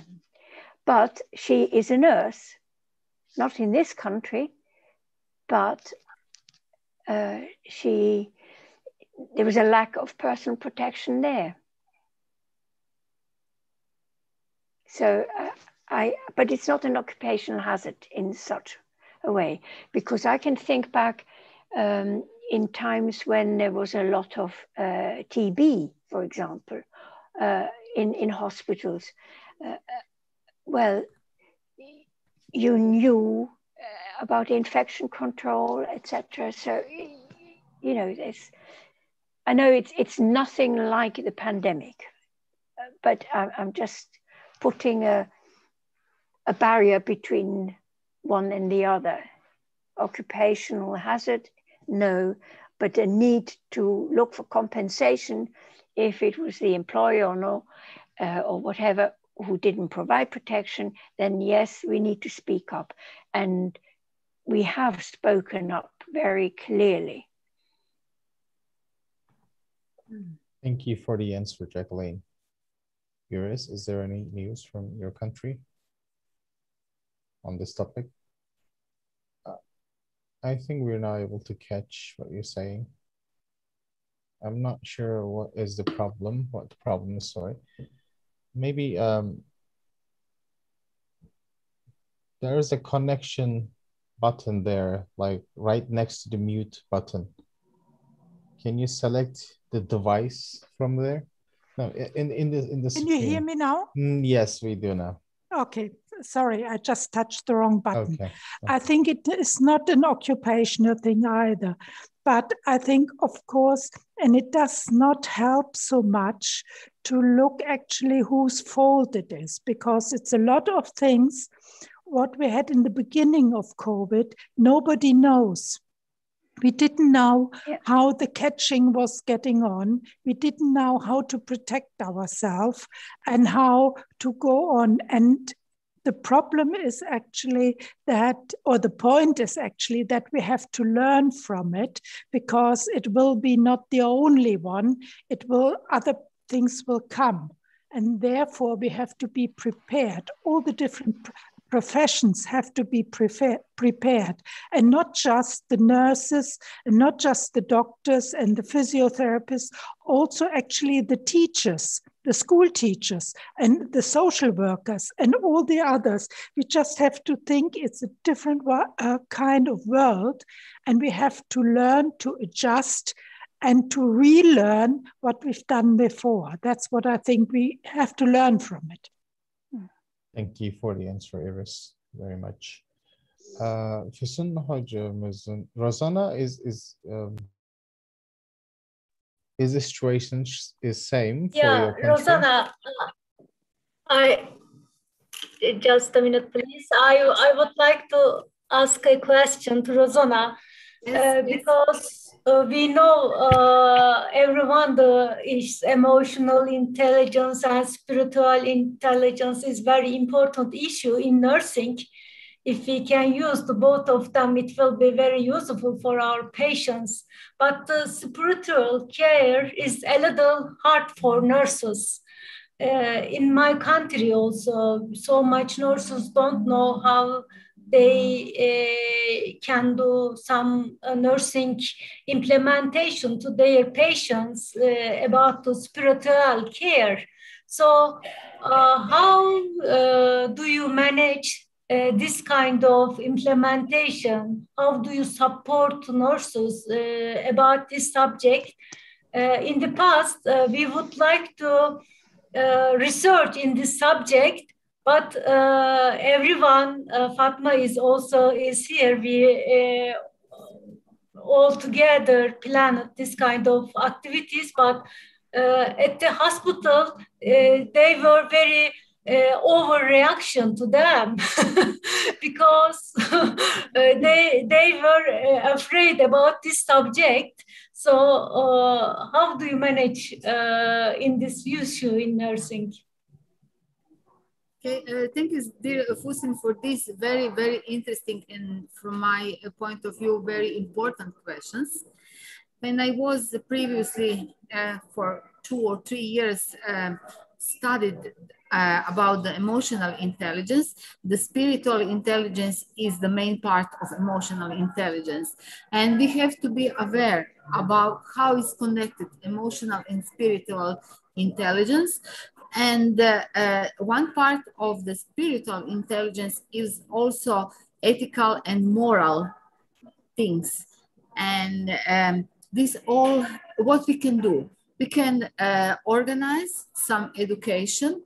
We can talk more about this topic. Usually in the nursing education, in the nursing conference, in the nursing congress, we are focused on the nursing skills, on the leadership, on the some new knowledge. But when we talk about the emotional intelligence, when we talk about the spiritual intelligence, this is a little bit strange because each hospital, we are completely professional, and spiritual intelligence is a little bit,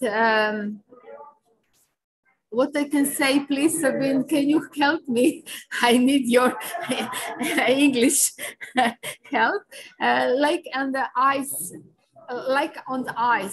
it's a little... Well, yeah, walking on ice, kind of not breaking through. It's like walking on the ice. It's not so really part of each of our nursing professional. It is some kind of the end of nursing professional, but I believe that we will be aware about the each needs in the patient needs, about the spiritual help, spiritual support, and also each nurse we have some needs about the spirituality. And if I can connect to the discussion from the Sabine and Iris and Jackie, in Croatia we have really difficult situation according to the COVID-19 infection. And also the last year we had 2 or 3 times very strong earthquake. And some of our hospitals are completely destroyed. And this is the double stress for the nursing profession and also the other healthcare professionals. And now we have to learn how to manage this stress in the nursing connected to the hard work with the COVID patient and connected to the some stress situation connected to the earthquake. And in this issue, we have to implement some spiritual issues, some spiritual topics, because sometimes we really need to be really human being with all kinds of the needs, physical, emotional, spiritual, etc., etc. I'm not sure that I completely answered on your questions, but in the future we can connect it, and sometimes maybe we can organize smaller conference and focus just on the spiritual intelligence in the nursing profession. It could be, it will be very interesting to see your experience, my experience, and experience the nurses from other country. I hope that it's Okay, thank you very much for all the presenters, because it is a really honor for us to introduce to Turkish nurses to all of you. As a European nurse leaders, everyone give some message about this subject also. They are very, very pleasant to meet all of you in this webinar meeting. I think our team is very rich to our purpose in this perspectives. Thank you very much for all contribution. Also, I am very pleased to be part of the ENDA from Turkey. Thank you very much again. I again thank everyone, every speaker. So to announce the disclosure of the webinar, I announce Research Assistant Buse Yüceer to the stage. Thank you, Canberk. Hello, dear participants. We have come to the end of our event, which we held in line with the theme of challenging the uncertainty of the future, perspectives of European nurse leaders. In cooperation with Atılım University Publicity Unit, Faculty of Health Science Department of Nursing, and the European Nurse Directors Association within the scope of the World Nurse Day event on May 12, 2021. First of all, I want to thank all participants, especially by the leadership of Professor Dr. Füsun Terzioğlu, all the faculty members of Atılım University Nursing Department. I think this was a very rewarding organization thanks to the very active participation of all participants. In the name of our university, we would like to thank everyone who contributed to the preparation of the webinar, the realization of the presentation and the feedbacks. Briefly, to summarize our webinar, which started with the opening speech of Jacqueline Pilkins and Füsun Terzioğlu, continued with the presentation of the President of the European Association of Nursing Directors, Iris Memberg-Altberg. In her presentation, she informed us about VUCA is consisting of the terms volatility, uncertainty, complexity, ambiguity, and its relationship with leadership, and also VUCA's impact on today. In particular, it enabled us to raise awareness on the impact of VUCA on turning crisis situation into opportunities, which clearly defines this process we are experiencing these days. We thank her once again for her impressive presentation. And then And then we continued with the keynote speech of Annette Kennedy, the president of the International Council of Nurses on the current ICN thema, which is a voice to lead a vision for future healthcare.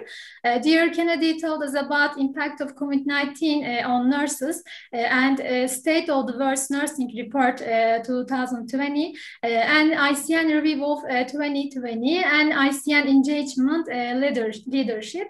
We thank her very much for her shares that opened our horizons.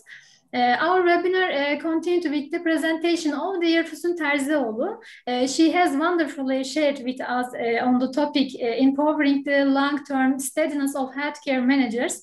Terzioğlu has made valuable contribution to how nurses play an important role in strengthening health systems and global health. Then we listened to the valuable speech of Jacqueline Filkins and Rosanna Svetic-Scheisig and Sabine Targler. Jacqueline Filkins was with us with her presentation titled Advanced Nursing Practice and Nurse Prescribing in the UK. She has made very useful contribution to the standards defined for advanced nursing practice. And then dear Rosanna Svetic-Scheisig talk about the effect of the combination of spiritual intelligence, emotional intelligence, and self-assessment on patient outcomes. And the last speaker of the day, Sabine Targler, was with us with her presentation titled How Important is the English Language in Nursing. She continued her presentation by giving examples of questions regarding the patient's admission and assessment of pain is important and observation of vital signs. We would like to thank our dear speakers for their great sharing. Consequently, this process, which caused the pandemic like COVID-19 and left our lives dominated by uncertainty, has created more than one crisis situation to manage. What matters is how we manage the process in crisis situation and how we lead this process and how we can turn the crisis situation into an opportunity. And this process has shown us the effect of nurses' ability to overcome difficulties, courage, and passion on health systems, despite all the obscurity and uncertainties. And in this context, it was very valuable to be in this webinar, which we carried out with the perspectives of European nurse leaders in order to challenge the uncertainty of the future. Moreover, increasing and multiplying such organizations is especially important in terms of breaking the effect of COVID-19 on our life flow. In this respect, we would like to conclude our words by wishing the proliferation of such organizations. Now, we want to end this webinar with a small event. First of all, we would like to ask you this. What is the theme you take home after the speech? You can write a word by clicking the first link in the chat. You can see, from your opinion, what do you think about? So we have added a link to the chat. So the ones who's willing to just go mentor.com, which is in the link in the chat. You can write your answers.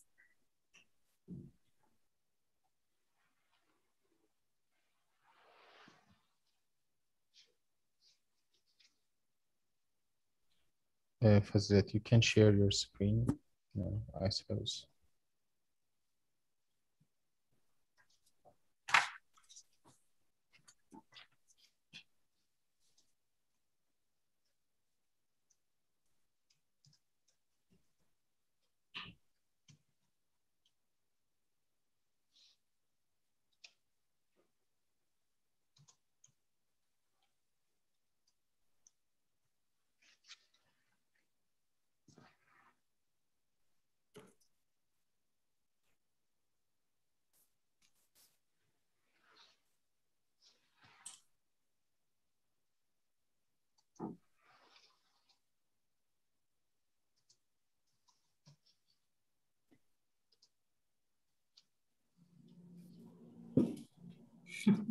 Answers started coming.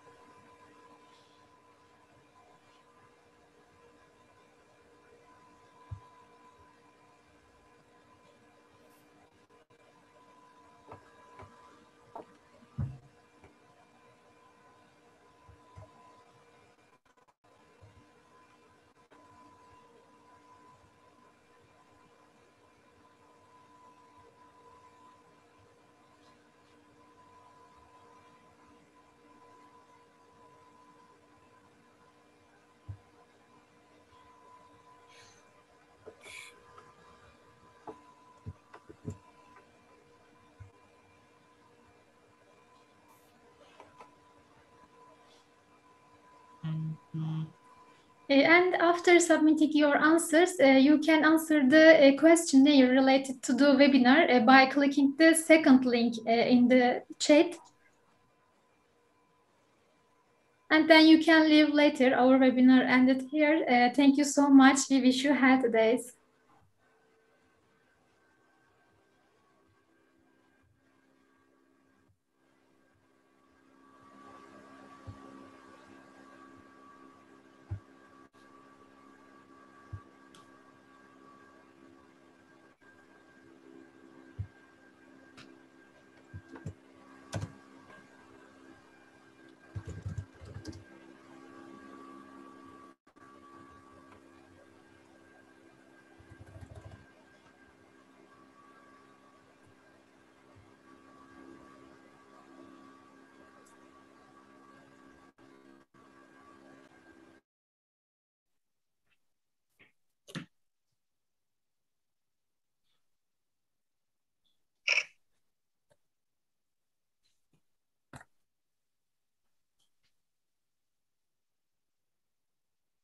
Yeah, we have another link lately shared in the chat screen from Fazilet Ateş Tamer.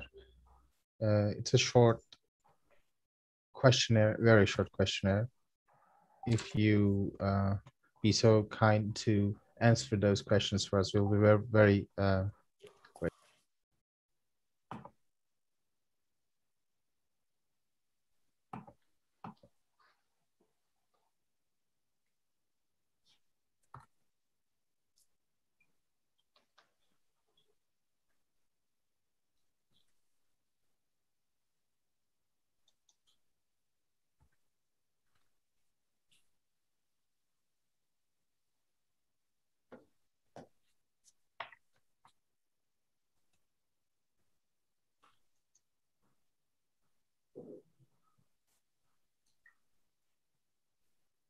Fazilet, can you share?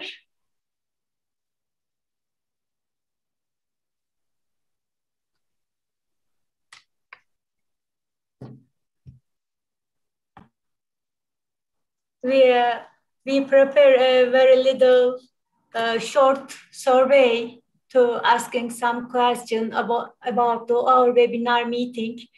Maybe we can organize for the next year after take your recommendation, suggestion, or some good subject also in the future we can talk about.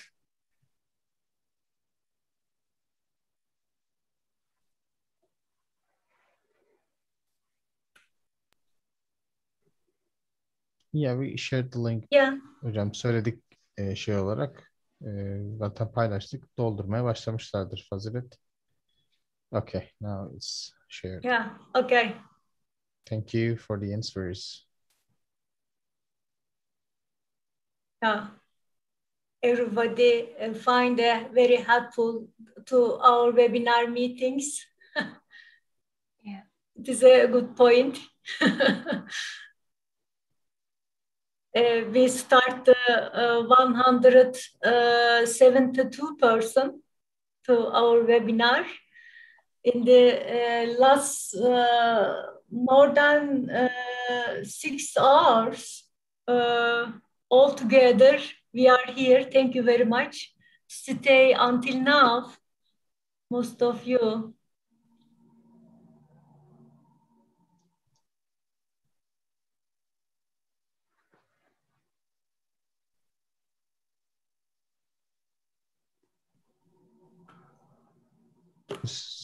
So, dear Professor Fızıntıroğlu, would you like to end our whole session? Yeah. Okay. Thank you very much again for your all contribution. And I would like to say some Turkish also, because we will start the festival in Turkey 2 days later. We celebrate Mother Days, Nursing Days, and also festival days all of the world. değerli meslektaşlarım, hepinize katılımınız için çok teşekkür ediyorum. Bu vesileyle hepinizin hemşirelik haftasını kutluyorum. Anne olanların, anne gibi olanların, içine iyilikle barındıran herkesin Anneler Günü'nü de içtenlikle kutluyorum. Hepimizin bayramı Ramazan ayından çıkıyoruz. Bizim için anlamlı bir bayram. Bayramımızı da kutluyorum. İnşallah bu Covid'li günlerin daha azalacağı, daha hep beraber işbirliğimizin artarak devam edeceği günlerde hep beraber buluşmak dileğiyle. Üstelik yorumlarınız bizim için çok faydalı oldu. Bundan sonraki organizasyonlarda da sizden gelen bütün bu geri bildirimleri dikkate alarak biz sizinle ve ENDA'nın değerli liderlerinin işbirliğiyle daha da etkin, daha da verimli, belki daha da uzun süreli konferanslar, uluslararası konferanslar yapmaya devam edeceğiz. Bu bir başlangıç ve hep birlikte nasıl yol alacağımıza bakacağız. Ama ben gerçekten bu kadar değerli Avrupa hemşire liderleriyle bir arada son bir yıldır çalışıyor olmaktan, onların bir parçası olmaktan gerçekten çok mutlu olduğumu bir kere daha ifade etmek istiyorum. Umarım hepimiz gelecek toplantılarda çok daha iyi şeyler, hemşireliğin bütün dünyada görünür hale getirecek, ses getirecek, hemşirelik mesleğimizi en iyi şekilde temsil edecek şekilde kaliteli işlere imza atmamız dileğiyle. Hepinize sağlıklı günler diliyor. Çok teşekkür ediyorum. Thank you very much again, Jacqueline, Sabine, Rosanna, Iris. Thank you very much. Pleasure. Great. Have a nice day. Thank you. Ippolito is also here. Hi, Ippolito. Thank you very much. Oh, hi. Happy Eid, everybody. Happy Eid. Happy Eid very soon. Happy Eid. Yeah? Yes. Yeah. Very much. Okay. It's a great honor to meet you. Thank you. Bye. Have a nice time. Have a healthy days. Happy days. Thank you very much. Happy days. Happy nursing days. Bye. Bye-bye.